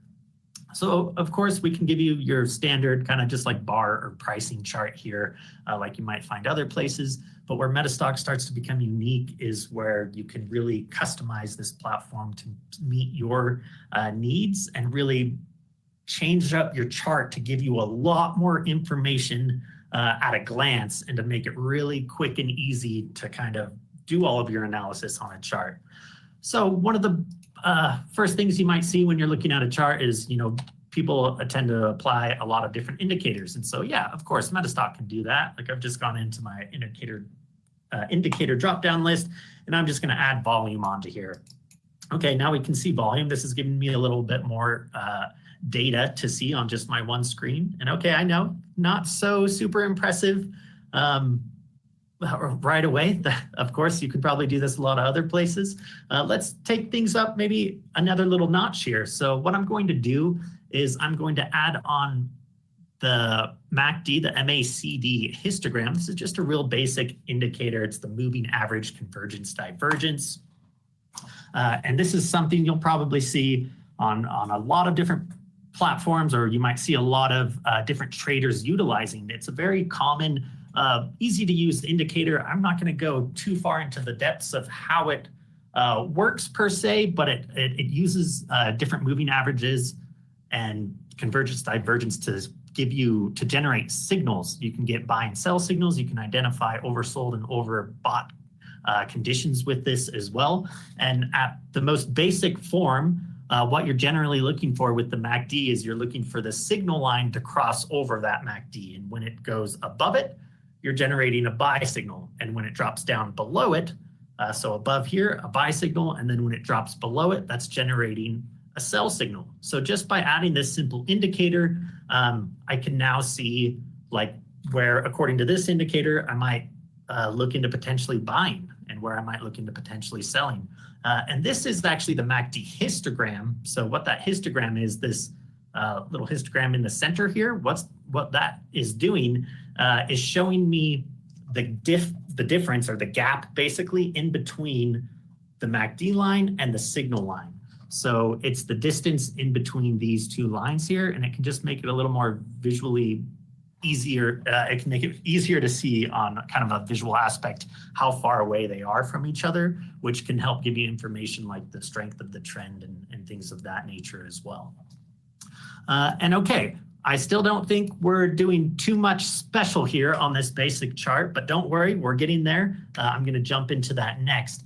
And now where Metastock really starts to shine is we can take things like the basic MACD indicator, but it doesn't just have to be a basic indicator like this. We can also take far more complex systems that utilize a lot more than just, two lines crossing each other. But you can take things where, it might take a long time to understand a certain type of indicator and how it might work, or you have to remember so many different things like multiple moving averages and indicators and things of that nature to actually get a buy indicator or a sell signal. So when things get far more complex, this is where this next tool really shines. But again, I'm keeping it basic with the MACD just to help you follow along. And the tool that I am talking about here is the Metastock Expert Advisor. And you've seen this utilized a little bit from some of our earlier presenters. But our Expert Advisor, I'm going to go ahead and go in and attach this. I just right-clicked on my chart and went to Expert Advisor. You can also select this cool little guy here with his top hat. Like, do you have to have a top hat to be an Expert Advisor? I don't know, but we seem to think so inside of here. So I've opened this up, and I'm going to just scroll down here. You can see we have hundreds of different advisors just built right into Metastock. So again, this isn't just for the MACD, but there's far more complex systems and other things in here as well that you can utilize this on. But I'm going to go ahead and attach this expert. And now is where things start to get a little more unique. So you'll see that a few things happened here. This ribbon was just added onto my chart here. You can also see I now actually have buy and sell signals showing right up on my chart.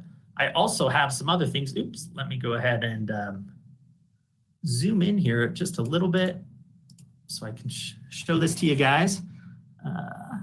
Let's come over here. So this might be hard to see, but right here, there's a red line here. This is giving me additional information as well, like into those overbought and oversold conditions where it's just putting it right onto my chart. But what this has done is it's taken the information from that MACD, ran it through our Expert Advisor, and now it's generating, as I mentioned, those signals right onto the chart for me and letting me know, according to this indicator, when I'm in a bullish phase, which is generally the market is going up, or a bearish phase, generally meaning the market is going down. So instead of having to remember everything in this inner window here from the MACD histogram, I just have it right on my pricing chart. And I would argue that it's a lot easier to understand, like, hey, that this up arrow that says MACD buy signal, it's easier to understand that, hey, that's when I should be considering a buy than remembering this crossover down here and trying to match it up here. And also just for the visual aspect, I'm going to go ahead and click on a line here and just kind of line these up. So you can see up at the top where I have the down red arrow saying it's a MACD sell signal. It lines up with down here in this histogram where I have that crossover of the signal line. So you can see how those match up here. And again, the MACD is a very basic indicator, but I'm just using it kind of for example purposes for you guys. But this can happen with far more complex trading systems that you might not have a complete understanding of. You can have our expert advisor do the hard work for you and kind of generate buy and sell signals for you. But it's not just that. It also gives you expert commentary. So I'm going back into the expert advisor here and turning on the commentary tab. And there was a reason, actually, that I chose. Let's go ahead and click. Where am I here? I did not mean to dock this. Let's go ahead and back up. Here we go. So there was a reason that I chose Walgreens, and reason being is just because I knew that it had some recent signals on the MACD, and I wanted to use it for example purposes here. So you can see I have the expert commentary turned on, and I've just moved it to like yesterday's bar here, where I generated a sell signal, just because I want to kind of give you guys an example of what happens with this commentary. So when you're on a bar that has the sell signal, it'll tell me in here, the MACD can provide you with buy and sell indicators in three ways. Signal line crossovers, which we discussed, the overbought and oversold conditions, and also you can get divergent signals with this as well. At least those are the most common uses for the MACD, so those are the ones that are built into here. So it is not currently generating overbought or oversold range. It is giving a bullish divergence, which has just occurred, and we do have a crossover that happened basically 0 bars ago because it was today. We're getting that sell signal. And I can actually even go in and look on a daily basis. So this is going back a day each time. You can see this little black arrow moving over, and it'll give me information about it. Like, so if I'm on here, it's not actually generating a signal, but it's letting me know that I'm currently in the bullish phase, because you can see down here, we're bullish. And that this crossover happened 17 periods ago, because here it's looking at this buy signal that was 17 periods ago. And it's letting me know that the price has gone up 1.85% since then. And it's letting me know like the high and low range of that as well. So really kind of unique thing here. You're not going to find this expert advisor anywhere else, but not only does this kind of simplify trading systems and put them onto your chart, but it also gives you guidance on them and kind of teaches you about them and how they work. And, you know, just for example purposes, let's go ahead and jump in and just to apply another one as well. So this has, just to give you an example of something else that this can do. So I'm going to turn on an expert advisor for candlesticks. And so if I'm doing that, I guess I might as well change my pricing style to candlesticks here. You can see we have several different types of styles you can utilize for your charts. I'm going to turn on candlesticks, and let's actually restore the defaults here and then go to candlesticks, and I'm going to apply this. Now you'll see what I've done to my charts is I've turned them into candlestick charts. And that expert advisor that I attached earlier, I'm going to go ahead and close down the MACD. So what that's done is it's actually identified candlestick patterns right on the chart for me and letting me know what they are. So you might just know off the top of your head what all of these different candlesticks are, but the expert advisor can also be utilized to help you understand things like this. And again, I'm going to turn on the commentary for this. And let's go ahead and go to this day here. I've clicked here. This has the engulfing bull. So this will tell me about it. So candlesticks, On Walgreens, this lets me know a white body has occurred because the pricing closed higher than they opened. And currently we have an engulfing bullish line where a white candle's real body completely contains the previous black candle's real body. And I actually changed after I applied the expert. I set my own colors and things for these candles, but otherwise it would have been talking about that. But you can see this, the full body of this candle here engulfed this candle right here is what that's identifying. And this lets you know that it signifies that the momentum may be shifting from the bears to the bulls. So a lot of people can't just see these two candles and understand that that's a certain pattern that people look for and why that is. But by applying this expert advisor, it lets me know. And let's actually go into the properties for this as well. So I just went into the properties for this candlestick, and you can see here, this is just a built-in advisor that comes with Metastock for anyone that subscribes. And it lets me know all the different symbols that are included in this specific expert. And you can see some of them are not clicked on. So this actually isn't even identifying all the ones that are included, but these are the ones that are turned on. And you can go in and you could even like change the symbol that shows up when you have a certain type of pattern apply and then apply that. So you can really kind of customize this for you as well. If you care about certain patterns a lot more, maybe you want to put a different symbol on them to show up on your chart, but you're going to get expert commentary on all of these. And that's just another example of what this expert advisor can do and where it starts to kind of show you where Metastock differs from other platforms. And not only do we have the expert advisors, but you can also take this a step farther where we have templates. And some of these templates will include the things from expert advisors plus other things. And you can, of course, create your own custom ones. So keeping with the theme here, I'm just going to go ahead and pull up our MACD histogram template. And I'm going to apply that to this chart of Walgreens and let you guys look at this. So what this has done is it put the histogram up here. It has its own special kind of color settings for this. And this is this chart style that it's utilizing, but you can see we have those MACD buy and sell signals. You can see that today has the MACD buy signal and yesterday has that sell signal here. So this is an example of a template, and you can apply your own additional indicators to a template like this and change things however you want. You can, of course, go in and access any of our 16 different themes for your charts as well. So I'll change this over to like black steel just to show you an example. Or maybe you want like the contrast setting. So there's different things you can play with to really customize this to meet your own needs. So that kind of covers for you guys how Metastock can start to become a little bit unique with its charting and how you can very easily get like a buy or sell signal on your chart. But I understand we still haven't answered a lot of the questions that I said I was going to answer for you today. So let's maybe jump into that. So what you see here is so far is, how you can see signals on a chart, but, there's thousands of securities out there and nobody wants to go through thousands of charts a day searching for the different symbols that have a buy or sell signal. So how can we cut down on that time? Oh, sorry, I'm just noticing I had some questions come in, so I'm going to just look at these real quick. Or maybe just some other comments.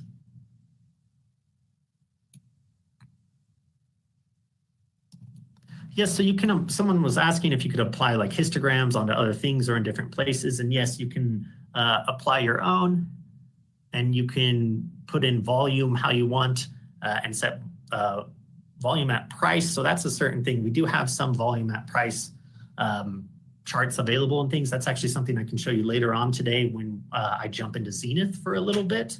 But okay, I won't get too sidetracked here. So back into here. So how can we find these buy and sell signals without having to go through thousands of charts every single day? Well, I'll show you that. So I'm going to go ahead and jump into our Power Console over here. So we were just inside of charts looking at things earlier. And one thing I'm actually going to do, and you'll see why in a little bit later, but I'm going to change my default chart to the MACD histogram that I just showed you guys an example of. Reason being is because we're going to do an example of searching for that MACD buy signal and then this way, when I get the results, it'll open up with that template applied. But so just as an example here, let's go ahead and look at, well, actually, if Walgreens was the one we used, let's just look at the S&P 500 for example purposes. One thing you'll notice here, we have access to over 300,000 securities. So really, we could select all of these if we wanted to, but that's going to take a little bit of time even for our program to scan all of those. So we'll just go into like a market, say we want to do, this is the Euro Summit after all. So let's check out the FTSE here. So if I put this on the FTSE 350, and what I've done is I've selected the MACD exploration. You can see I actually searched for MACD up here, and that's why these are the results that populated from that. And so what this scan here is going to do is it's going to display securities that just generated a MACD buy signal. That's what this scan does.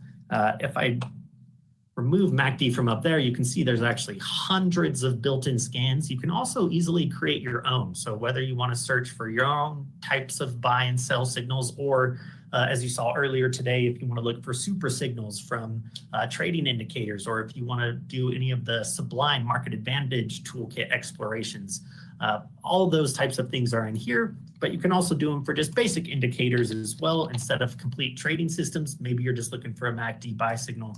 That's what we have selected. Over here on the right-hand side, we're going to load 1,250 records. That's about 5 years worth of data. That's kind of just a normal amount I'll often use. And we're looking at a daily interval. But as you can see, I could also do scans on a 1 minute time frame, or 5 minute, or hourly, or a custom time frame if I wanted to. As long as you have Metastock real time, you can do intraday scans. Or if you have our Metastock daily charts, you can do anything that's daily or above. So daily, weekly, monthly, quarterly, etc. Anyways, now that I have all of those selected, let's go ahead and hit start exploration. And I'll show you guys, especially when we're streaming out, it can take just a moment to get started. But now that it's going, you'll see that it's scanning through these quite quickly. It can do several per second. And you'll notice our rejected rate. We have so far over 95% of securities are being rejected. And that's actually a good thing. That means this is saving me from having to look at over 95% of the charts in order to get the results I want. So this just completed.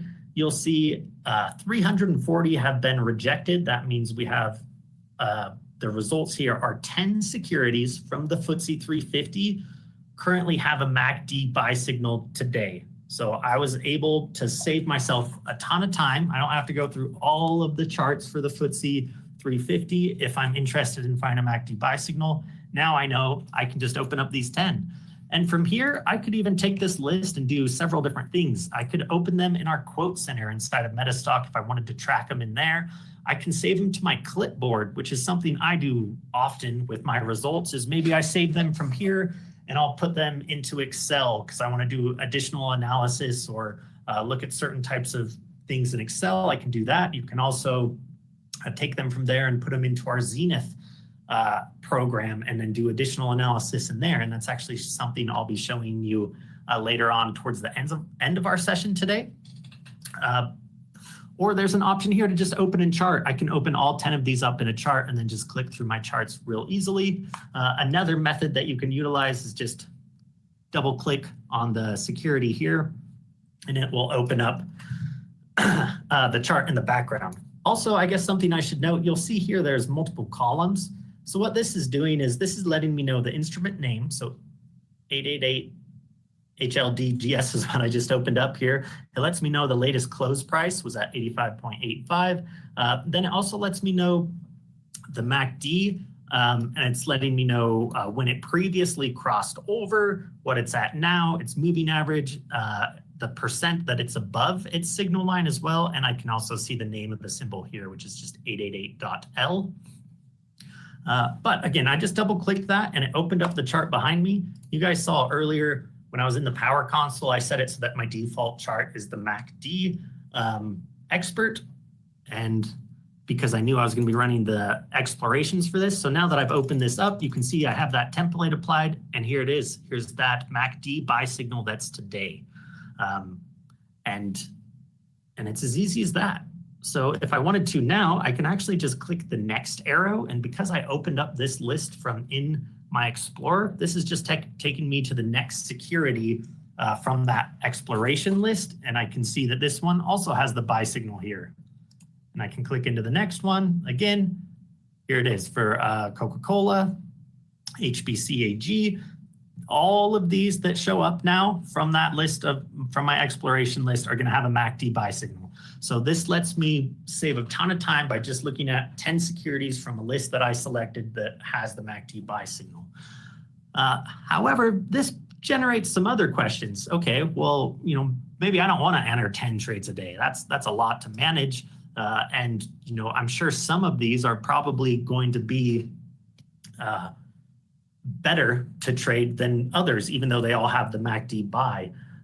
And so I can click through these charts and I can look, okay, this had a buy signal here and a sell up there. So, okay, that one, a buy here, a sell up there. Okay, but actually really that kind of came down a little bit. Like this was a good trade here. So you can do that type of basic analysis if you want to, and kind of just eyeball your charts. But really, I think I'd like to be a little bit more precise than that. So this kind of brings up our next question. So I've shown you how you can find something to buy or sell today without having to spend a ton of time doing it. But how do I know which securities are the best to trade, specifically with the MACD? Well, Metastock can answer that question for you as well with our Metastock system tester. So let me go ahead and jump back into our Power Console here, and I'm going to show you guys how that works. Now, there's lots of different ways to utilize the platform. That's something that I should make very clear. You might see me using a certain workflow and doing things in a certain way, but there's so many different ways that you can do this. There's so many different approaches. You can always start with a scan like I just did, or maybe you want to start with a system test, or maybe you want to pick a group of stocks from a fundamentals list that you've put together and then dive into those to do technical analysis on them. There's lots of different ways to go about this, and know that you can do it differently. You don't have to do it the same way I'm doing it.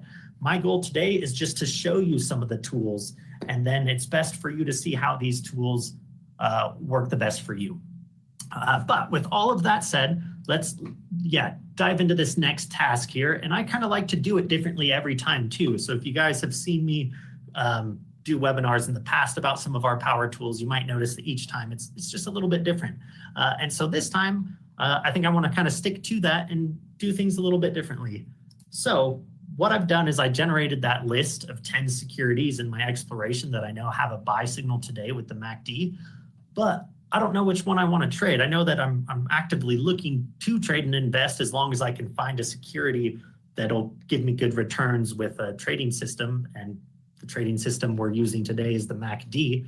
So what I can do is go in this system tester here, and once again, just to kind of show you guys, we have hundreds of systems in here. You can also create your own system test as well if you kind of know the criteria behind it. And we have tools available like on our website and online to kind of help you learn how to do that. But for today's demonstration, once again, we're going to keep it basic with the MACD. So I have that selected. If I highlight over it here, it actually lets you know what this system test does. In fact, I'll actually double click on it and kind of just read it from here. It makes it a little bit bigger. So this system back tests for buys and sells when the MACD goes above or below its trigger line, that signal line. And that signal line is a 9-period exponential moving average of the MACD itself. It will also use oversold or overbought conditions for the entry or exit. So that's a little bit unique because sometimes we've just been looking at the crossover buy and sells on a chart. But this system test will also let us know, like, hey, it'll also use some of the other features of the MACD, such as the overbought and oversold conditions. And this system's formulas match those used in the MACD by Metastock Expert Advisor. So this is using the same formula for MACD that you saw in the Expert Advisor I attached earlier, which some people utilize the MACD a little bit differently. You'll actually see, in our system test list that I have over here, when I searched MACD, I guess I didn't type in the whole thing, MACD, can see there's several different types of MACD kind of included in here. We're just using the basic MACD expert system as done by Metastock for this. And now what I can do is select the list of instruments or securities that I want to run this test against. And again, there's a lot of different ways for you guys to do this. Of course, we have over 300,000 securities. To run a scan on that many securities is honestly going to take more time than we want to spend right now. So I always recommend kind of lowering this down into, what it is that you want to trade, because it's likely, not everyone trades every single market. And you can even customize these lists. If you know that you never trade in Asia or North America or South America, or you never trade futures, etc., you can manage these lists and change them down to show just what you want. This is our demo computer, so we kind of keep everything active on here. I could go in, and I actually did this earlier today. So actually, I'll show you guys that next. So I could go into my public online list, the index constituents. And remember, I ran that scan on the FTSE 350. So I could just click here and run that scan again across the whole FTSE 350, and it'll let me know what out of that whole list has performed the best historically with the MACD. But again, I'm antsy for a trade. I already ran my scan that let me know that there's 10 securities today with a buy signal.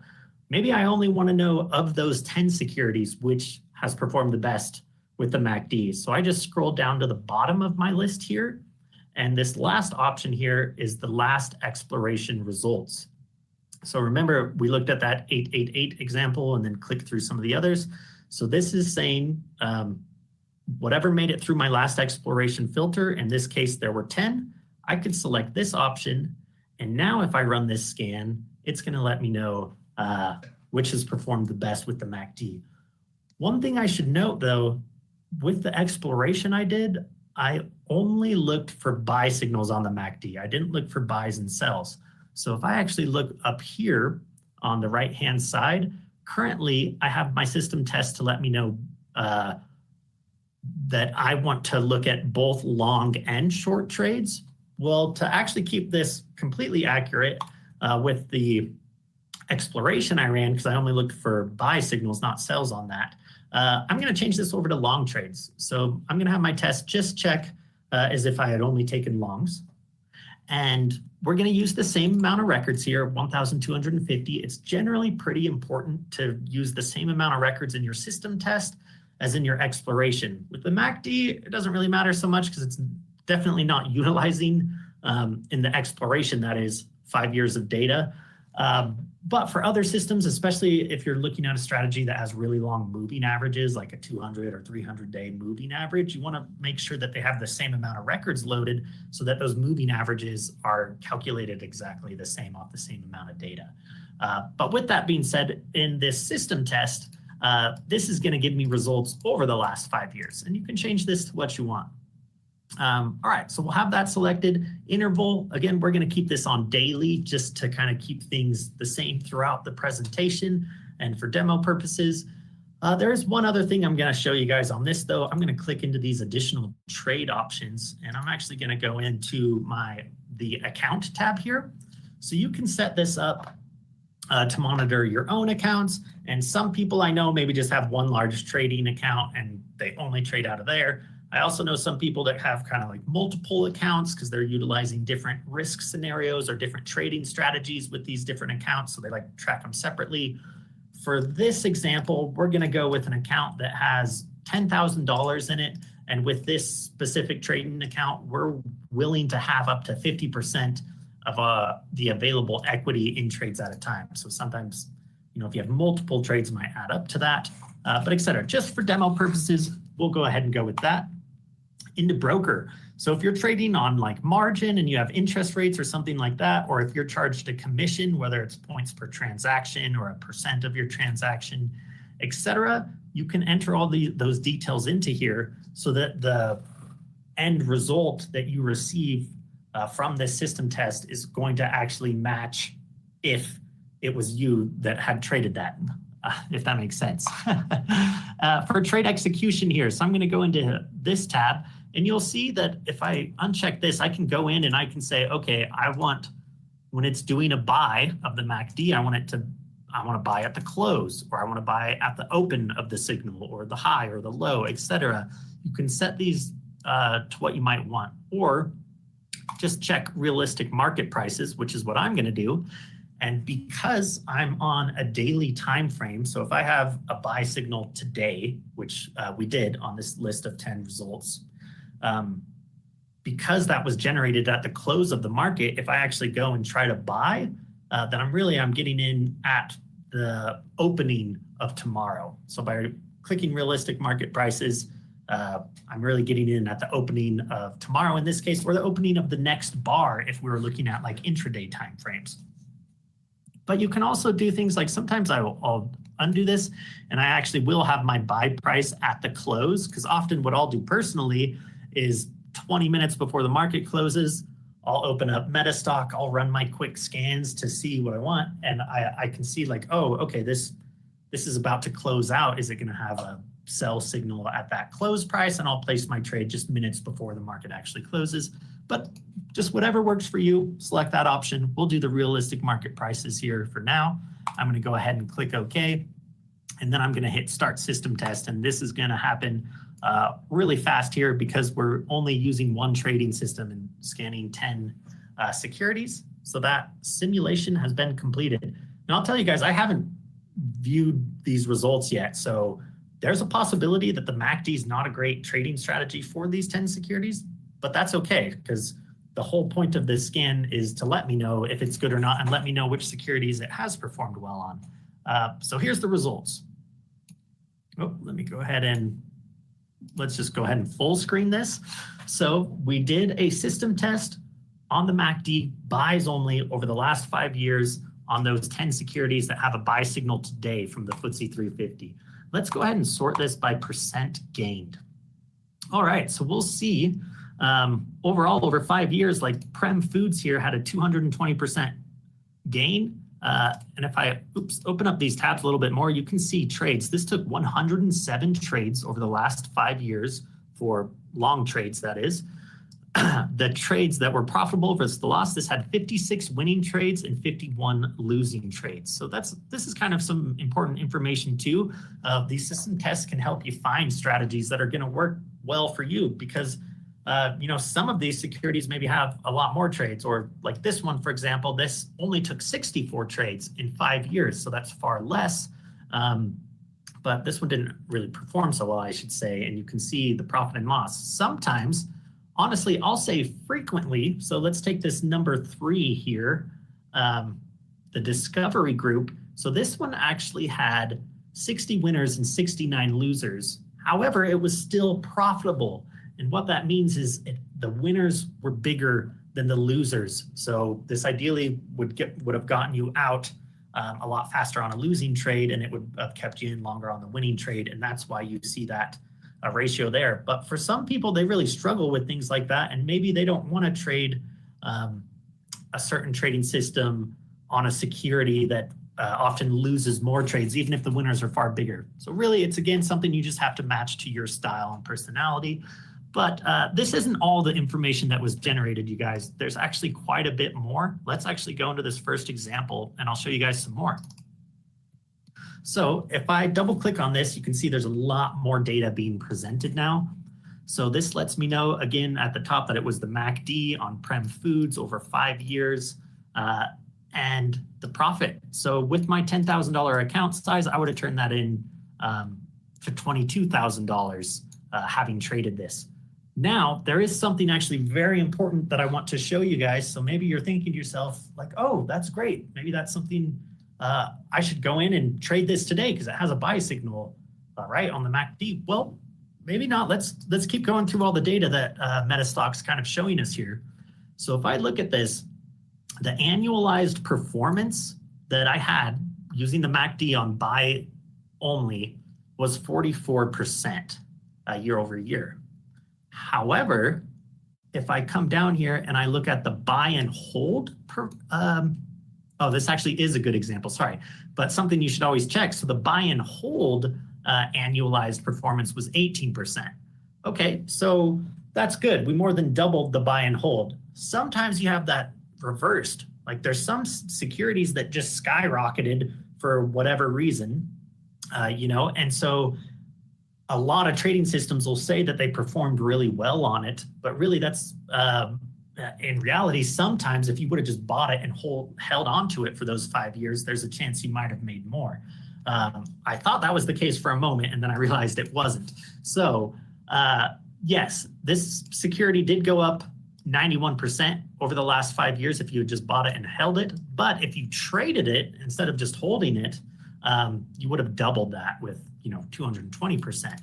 However, it's something I recommend people look at though, like especially like with Tesla, sometimes depending on how much data you're looking at, et cetera, like that just skyrocketed over a certain period. So some systems will say they did really well on it, but in all reality, had you just bought at a certain point and sold at a certain point, it would have performed better. But that's data that's useful that you can get right here by looking at it. There's another tab that I want to show you guys because obviously there's a lot more information here and I'm not going to go through everything.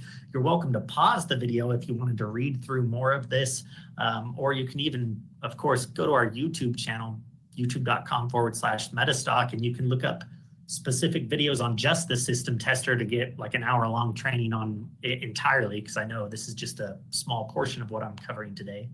However, another tab I do want to show you guys here is this equity tab. So I'm going to go ahead and click into that. And what this equity tab is doing for every single day over those 1,250 records or roughly 5 years of data, it's kind of giving me a chart of that, the equity over time. And now you can see not a lot happened over the first couple of years here, the first 340 periods or so. It just kind of stayed a little bit stagnant here. But then this actually is something that I like to see. So the general curve or the equity line of this has remained relatively positive. So it's just going up and up. Of course, there's always small ups and downs, but overall it's kind of gone up. I guess if anything, I should mention over the last year, it's been kind of sideways and even down a little bit. So maybe I take back what I said just moments ago. Looking at the last year or so, this hasn't performed exceptionally well. So if I'm looking at like trading it just for a short period, like a year or so off and on, I don't know. This maybe actually isn't something that I would trade considering the last year has been sideways using the MACD. But sometimes you'll look at an equity line and we'll look at some other examples that's just like up and down and because it's getting really big winners, but then it's having really big losers. And it's like, where do we sit currently? Maybe on top of a big winner. So if you saw something like that, where this is lots of big ups and lots of big downs, then it's maybe something you wouldn't want to consider, or something that you'd want to put like some stronger trailing stops on or something of that nature if you were going to trade it. But overall, I would say the MACD does perform well on this security. However, over the last year, it's been somewhat sideways, so I don't know if this is actually a trade I would want to take, but it's something I'd consider maybe worth putting on a list. Oops, I escaped out of that when I hadn't meant to, so let's actually open that report back up here. One I just ran right here. All right, let's go in. Let's look at just a couple other quick examples. So let's go to the second one on the list. So now with this one, we'll see my annualized performance was 32%. Okay, here's one that meets the example I was talking about. So that's pretty good. 32% is really good generally. However, if I would have just bought and hold the Kainos group here, I would have, oh, sorry, I keep mixing this up. So that's the total. Sorry, guys, my mistake. I think you understand what I'm saying, but I'm mixing these up a little bit. The buy and hold annualized performance was actually 17%. I saw the 86 at first and thought that was the annualized performance. So I was going to say, actually, we should have just bought and hold this one, or held. However, this example again shows trading this with the MACD would have performed better. So sorry for any confusion there. I need to make sure I'm looking all the way over first before I make those comments, but it's something I always like to check. And now let's look at the equity curve for this one. Okay, this one's a little bit more choppy. You can see like a big downward period here where the MACD wasn't performing very well here. However, I mean, over time, over 5 years, yes, it's performed well, but once again, same thing here, this last year or two has been pretty sideways and actually down a little bit with the MACD. So even though the systems test shows that this performed well over 5 years, just looking at this equity over time, I don't know if this is something I would have traded. I could have also done my system test on, say, just a year of data, and the results would have been far different here, just looking at if it was only from here to here. So something to keep in mind there. Let's go ahead and click back here. Let's go back again. So here we are. And yeah, let's go into this last one here just one more time. And let's look at an equity curve here, see how this one is. Okay, so here's one, the equity over time was way up at one point. Like, yeah, this was really well, but over the last few years, this has not been performing well. So even though it's positive over the last 5 years, I mean, really, this has been kind of losing the last little bit. So this is probably something I wouldn't want to trade. You know what this is? I will say a very small sample pool that we're looking at. I did that system test just for 10 securities because I was in a rush to see if any of these would be a good trade today. And after looking at those top 3, you know what? I'm thinking, hey, those actually didn't perform so well. Maybe I could make a really smart decision and not trade any of these 10 systems, at least not with the MACD today, based off this information I've received. Well, I do want to, however, look at this in another way. A really good example to do here. So I had selected the last exploration results. So I was only looking at 10 securities that had a buy signal today. Well, let's say, what if I had ran that scan across the entire FTSE 350?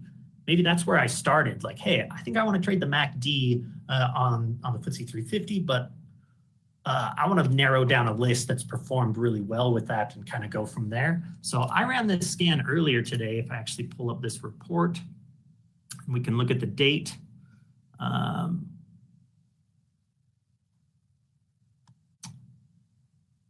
So 1023, this has 311 results. That's, I'm pretty sure, was the FTSE. Let's go ahead and view that. Yes, all right. So this list here is if I ran that system test across the whole FTSE 350. Now you'll see there's a lot more information in here. And two, I should say this would have taken probably less than 1 minute for this. But still, to save time, I did it this morning, so might as well just show you this list. Now we can see, funny enough, that Prem Foods actually was still the top performing here of all of those. I guess a 220% increase, though, is pretty good over 5 years. But the last year or so, if we remember, wasn't that great. It was kind of sideways, so might not really be interested in that one. Oftentimes, the top 5 or so, I guess it's more of a percentage thing. The top 5% or so securities can sometimes be anomalies that might have had like big news or fundamentals that moved to them that year. So I'm always wary of those top few.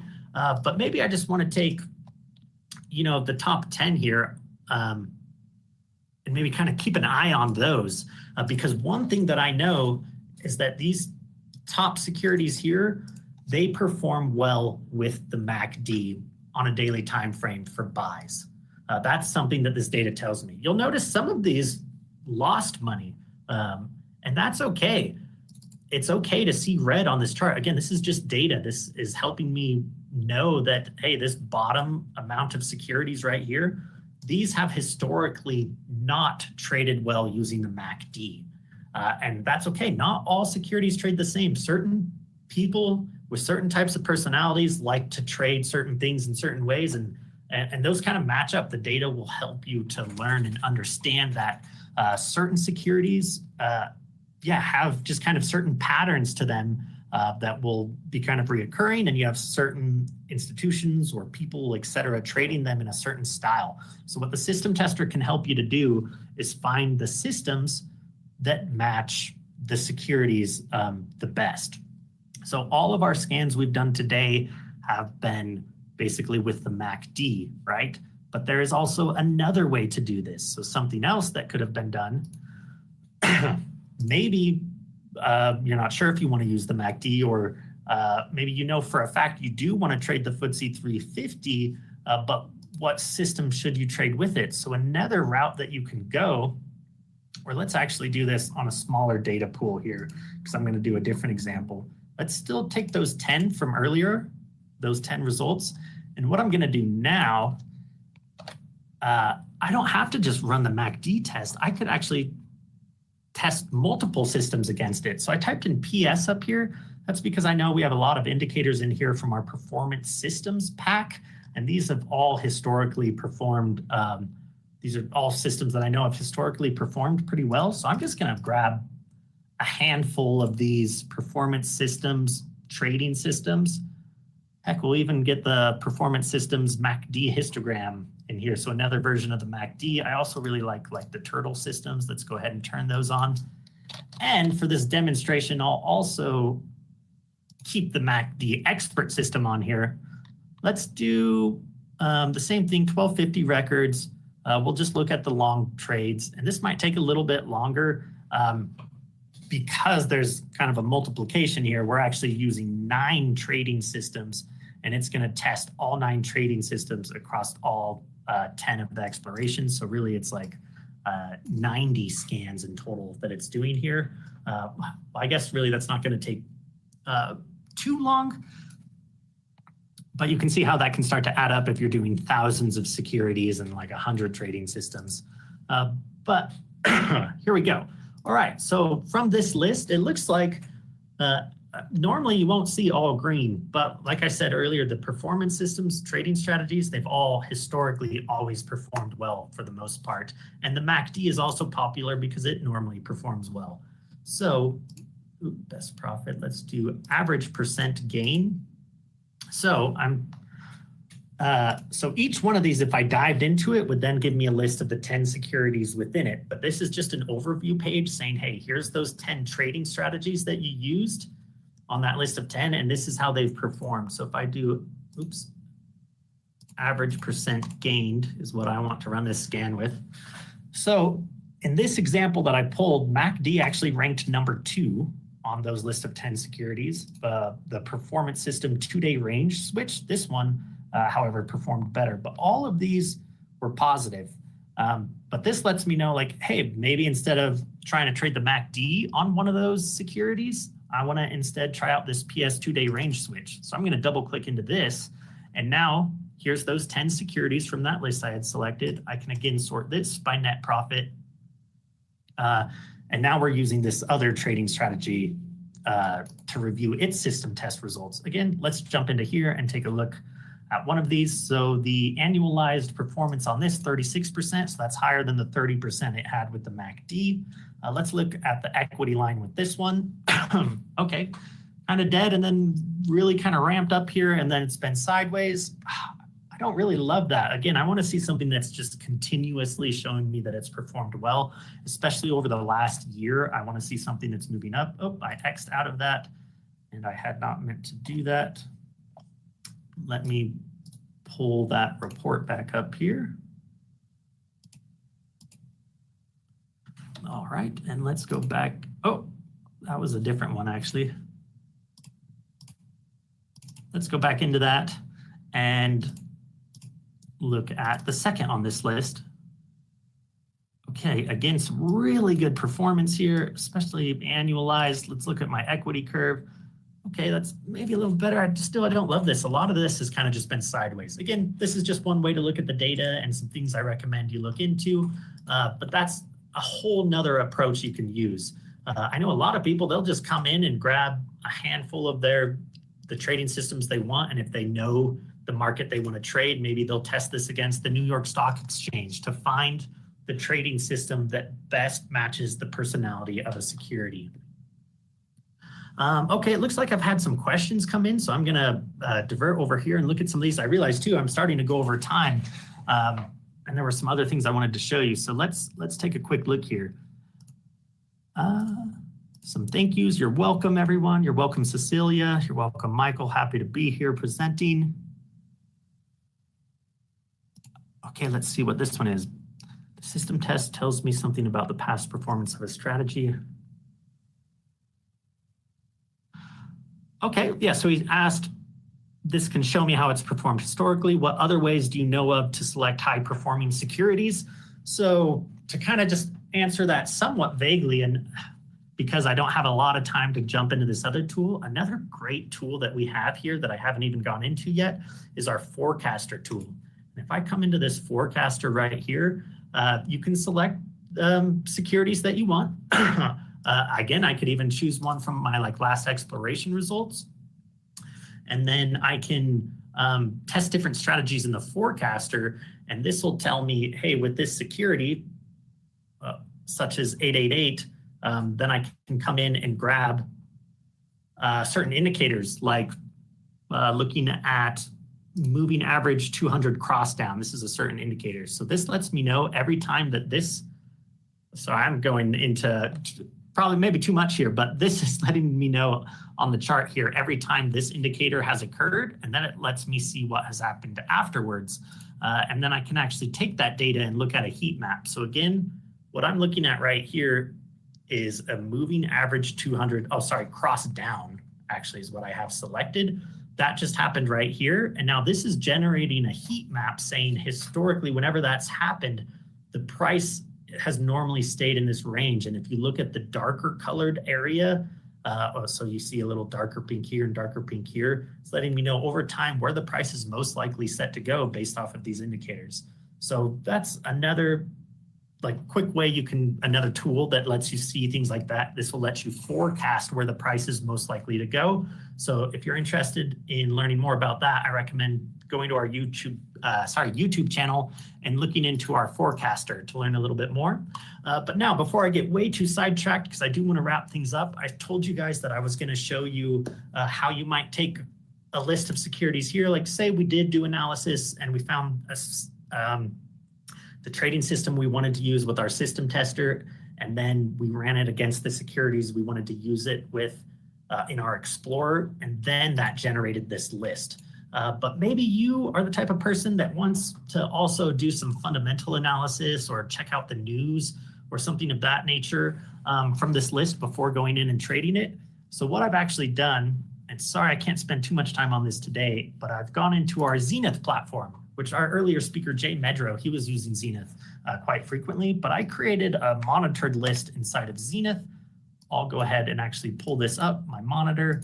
I just made one today where I put a few different things in here. So here, up at the top, is that the same one? No, so what I did, so I took that MACD FTSE 350 test and I pulled the top 30 performing from that MACD FTSE 350. And that's what you see right here inside of a Zenith monitor that I've created. And so far, all you're seeing is just kind of like the basics of like the pricing, the percent change, net change, etc. But in our Zenith monitor here, you can add in all sorts of different types of criteria to easily monitor it here. So maybe if I wanted to add in the 52-week high and low range, I could do that. But it's not just like technical things like this. I can also put in something like maybe if I want to know where the Bollinger Band upper band currently is, I could even attach certain things like that to monitor within this monitored list. So lots of things I can add in here, I guess, to just show you, trying not to give an information overload, but you can see over here, there's literally thousands of different things that I can put into this monitored list inside of Zenith to watch here. And then what I love about Zenith is it's really easy to dive in to learn more about a company. So we were looking at that Prem Foods example a couple of times today. I'm going to go ahead and just double click on this here. And what that does is opens up a quote list with all sorts of different quoted information. And I could dive around into all of this, but actually, let me give you a better example here of something you can do with this. So let's put in the pfd.l and let's look at the company overview page for Premier Foods. I'm going to go ahead and full screen this. And so I know there's a lot of data here, but this is all included with a Zenith subscription, and Zenith powers our Metastock real time. So if you get if you have the real time version of Metastock, you also have access to Zenith as long as you have active data with it. So again, this is giving me an overview, so I can come here and I can see at a glance like the StarMine models giving certain credit ratings and value ratings from the StarMine system right here. I'm also getting live news coming in right here, and I can click on any of these news features and it's going to pull up that specific news event and tell me about it. Let me read it, potentially watch a video if there's a video that goes along with that news release. I can also just see right here, this is letting me know the overall market sentiment that this news is telling me. So you can see this is actually primarily red. So I know just immediately, without even having to read the whole thing, that this is giving a negative market sentiment to this news story about Premier Foods. But overall, I will actually say this has some really good StarMine model ratings here. So that's good. However, this chart that it's just showing me right here is not looking so hot lately. Just to show a little bit more in here. So once I've opened up a company, I can learn all about the company. I can learn about all the different news for it. I can see additional types of charts in here.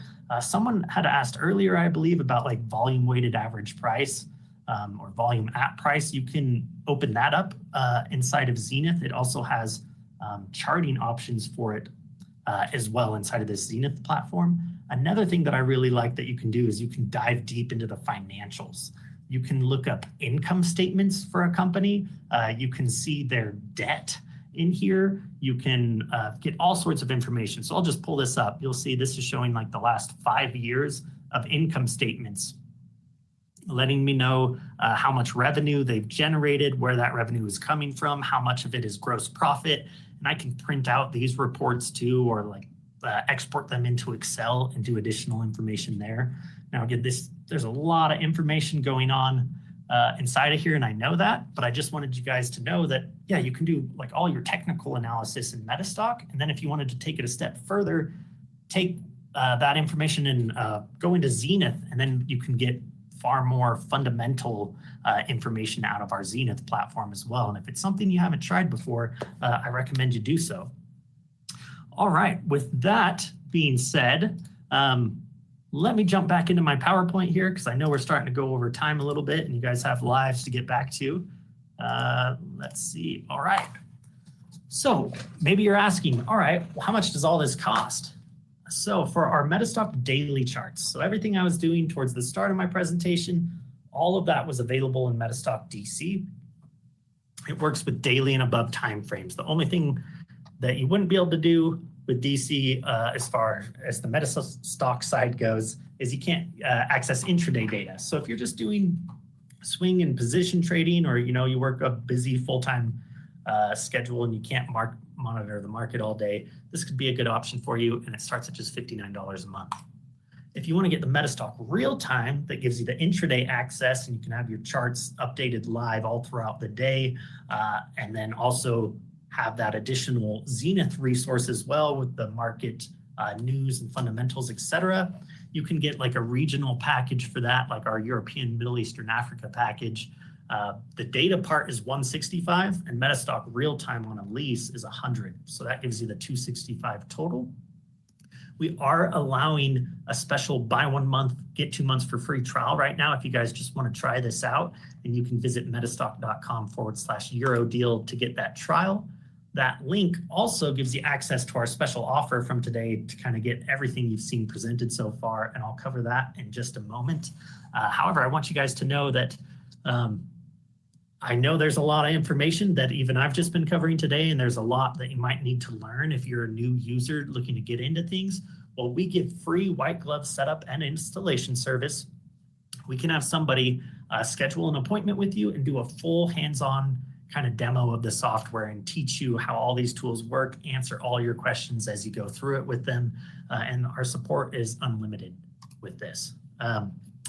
Yeah, for that extended trial offer to get the 3 months for the price of one, that's going to include a lease of Metastock. You'll get the data for the region of your choice. You get all that support. We're also going to include our normally $99 Unleash the Power of Metastock ebook and training module with additional videos kind of going through all the power tools and showing you how to use everything. That's included at no extra charge. And I recommend going into our chat room, metastock.com/sales chat, and you can talk to a representative that'll help you determine which package might be right for you and help you get signed up for that trial. Or you can just visit metastock.com/Euro deal, and that'll take you to the offer to receive all of this. I'm pointing at my monitor here, so what you guys are looking at. So we've kind of done a bundle where we took everything from all of our speakers today. So Daniel Sinnig and Zaheer and all of those guys. So you can get the trading indicator bundle where you get the power bundle 360, super signals, and trend radar from Daniel Sinnig. Plus get a 3-month subscription to our premium learnmetastock.com additional training that comes from Kevin Nelson, this guy right here. The Unleash the Power of Metastock, everything you need. Plus, if you get this bonus package, we're going to guarantee you can receive 50% off of the up and coming Market Advantage Toolkit, which Zaheer demoed as the first speaker today. But anyways, you can have all of that for just $9.97, and it also locks in your discounted price on the Market Advantage Toolkit if you decided to take advantage of that either later this week or next when that's released, hopefully. Just $9.97, over $3,000 in value there. If you needed to add the Metastock extended trial to that, we'll help you get that extended trial of Metastock as well. Just jump into our chat room, metastock.com/sales chat, and they'll help you get everything all put together, or order online at the metastock.com/Euro deal. For those of you that prefer the phone, you can give us a call on the phone as well. We are based in the US for our corporate office, though we have partners all over. So it's going to be +1 801 506 0900 if you're calling in on the phone. This is a limited time offer. We're giving you over $2,000 in savings, guys. So you would want to take advantage of this right away. It is going to be available past today, at least through the week. However, the sooner you can jump on it, the sooner we can kind of get you scheduled for that white glove training and everything as well, because we are limited on how many of those we can do per day. So give us a call or chat in if you guys have other questions, and we can help you out with that. Also, if you guys have questions you want to put into either of the chat rooms, I would be happy to answer those for you now as well. Or the sales chat is a great spot to kind of get some personalized advice. Let's see here.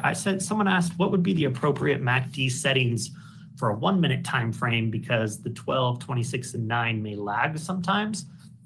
So, if you're doing 1-minute charting and analysis and you're getting lag with that, honestly, what I would actually recommend is, instead of changing the MACD settings, is you might want to look into upgrading your computer so that it can handle the additional calculations for that.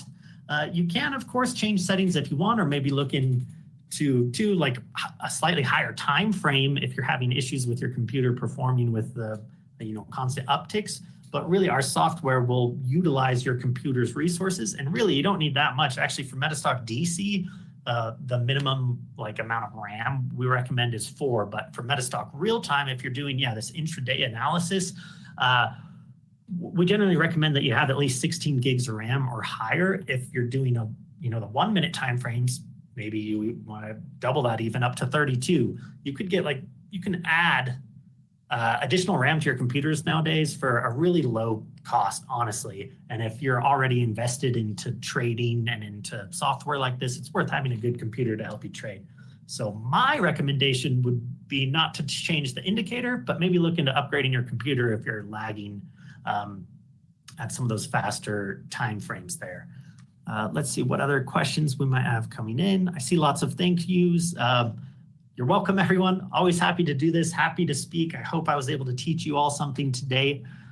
Thank you all so much for joining us and staying with us, especially if you've been with us all day. I know it's a lot of information you've kind of gone through, but we're always happy to have you all here. I want to say one thing. I'll actually show you guys. Today we had 4 speakers. It was a half-day event, roughly. Well, we have a much bigger event upcoming. So if you go to metastock.com, you can go into the event tab. And if you click on conference, actually Traders Conference here, maybe we haven't even officially announced this, but you can come in and still register now for the next upcoming conference, because next month we're going to have a full 5 or 6 day event with 40 different speakers, all kind of showcasing things. So it's really exciting. I may have jumped the gun by telling you to register right now, but it's upcoming Bobby, soon. that So should be. Oh, can you hear me? I'm sorry. Yep, I hear you, Greg. Yeah, I was just going to say that'll be live shortly in the next few days, I would expect. If I'm honest, I Perfect. cannot remember the actual date, but it'd be sometime next month. And I think even if they go to the page that you just directed them to, they can enroll early. But I Yeah. would say just the best way is just go to metastock.com in a few days. You'll see the banner up there, and they can go directly to the guys, website to register. Keep an eye on the website, like Greg is saying. We both know that it's next month, but we can't remember the exact date. But I guess the announcement for that's going to be coming in just a couple of days for, a full week-long event instead of just a half day. I always recommend keeping an eye on metastock.com and our events tab to learn about upcoming things.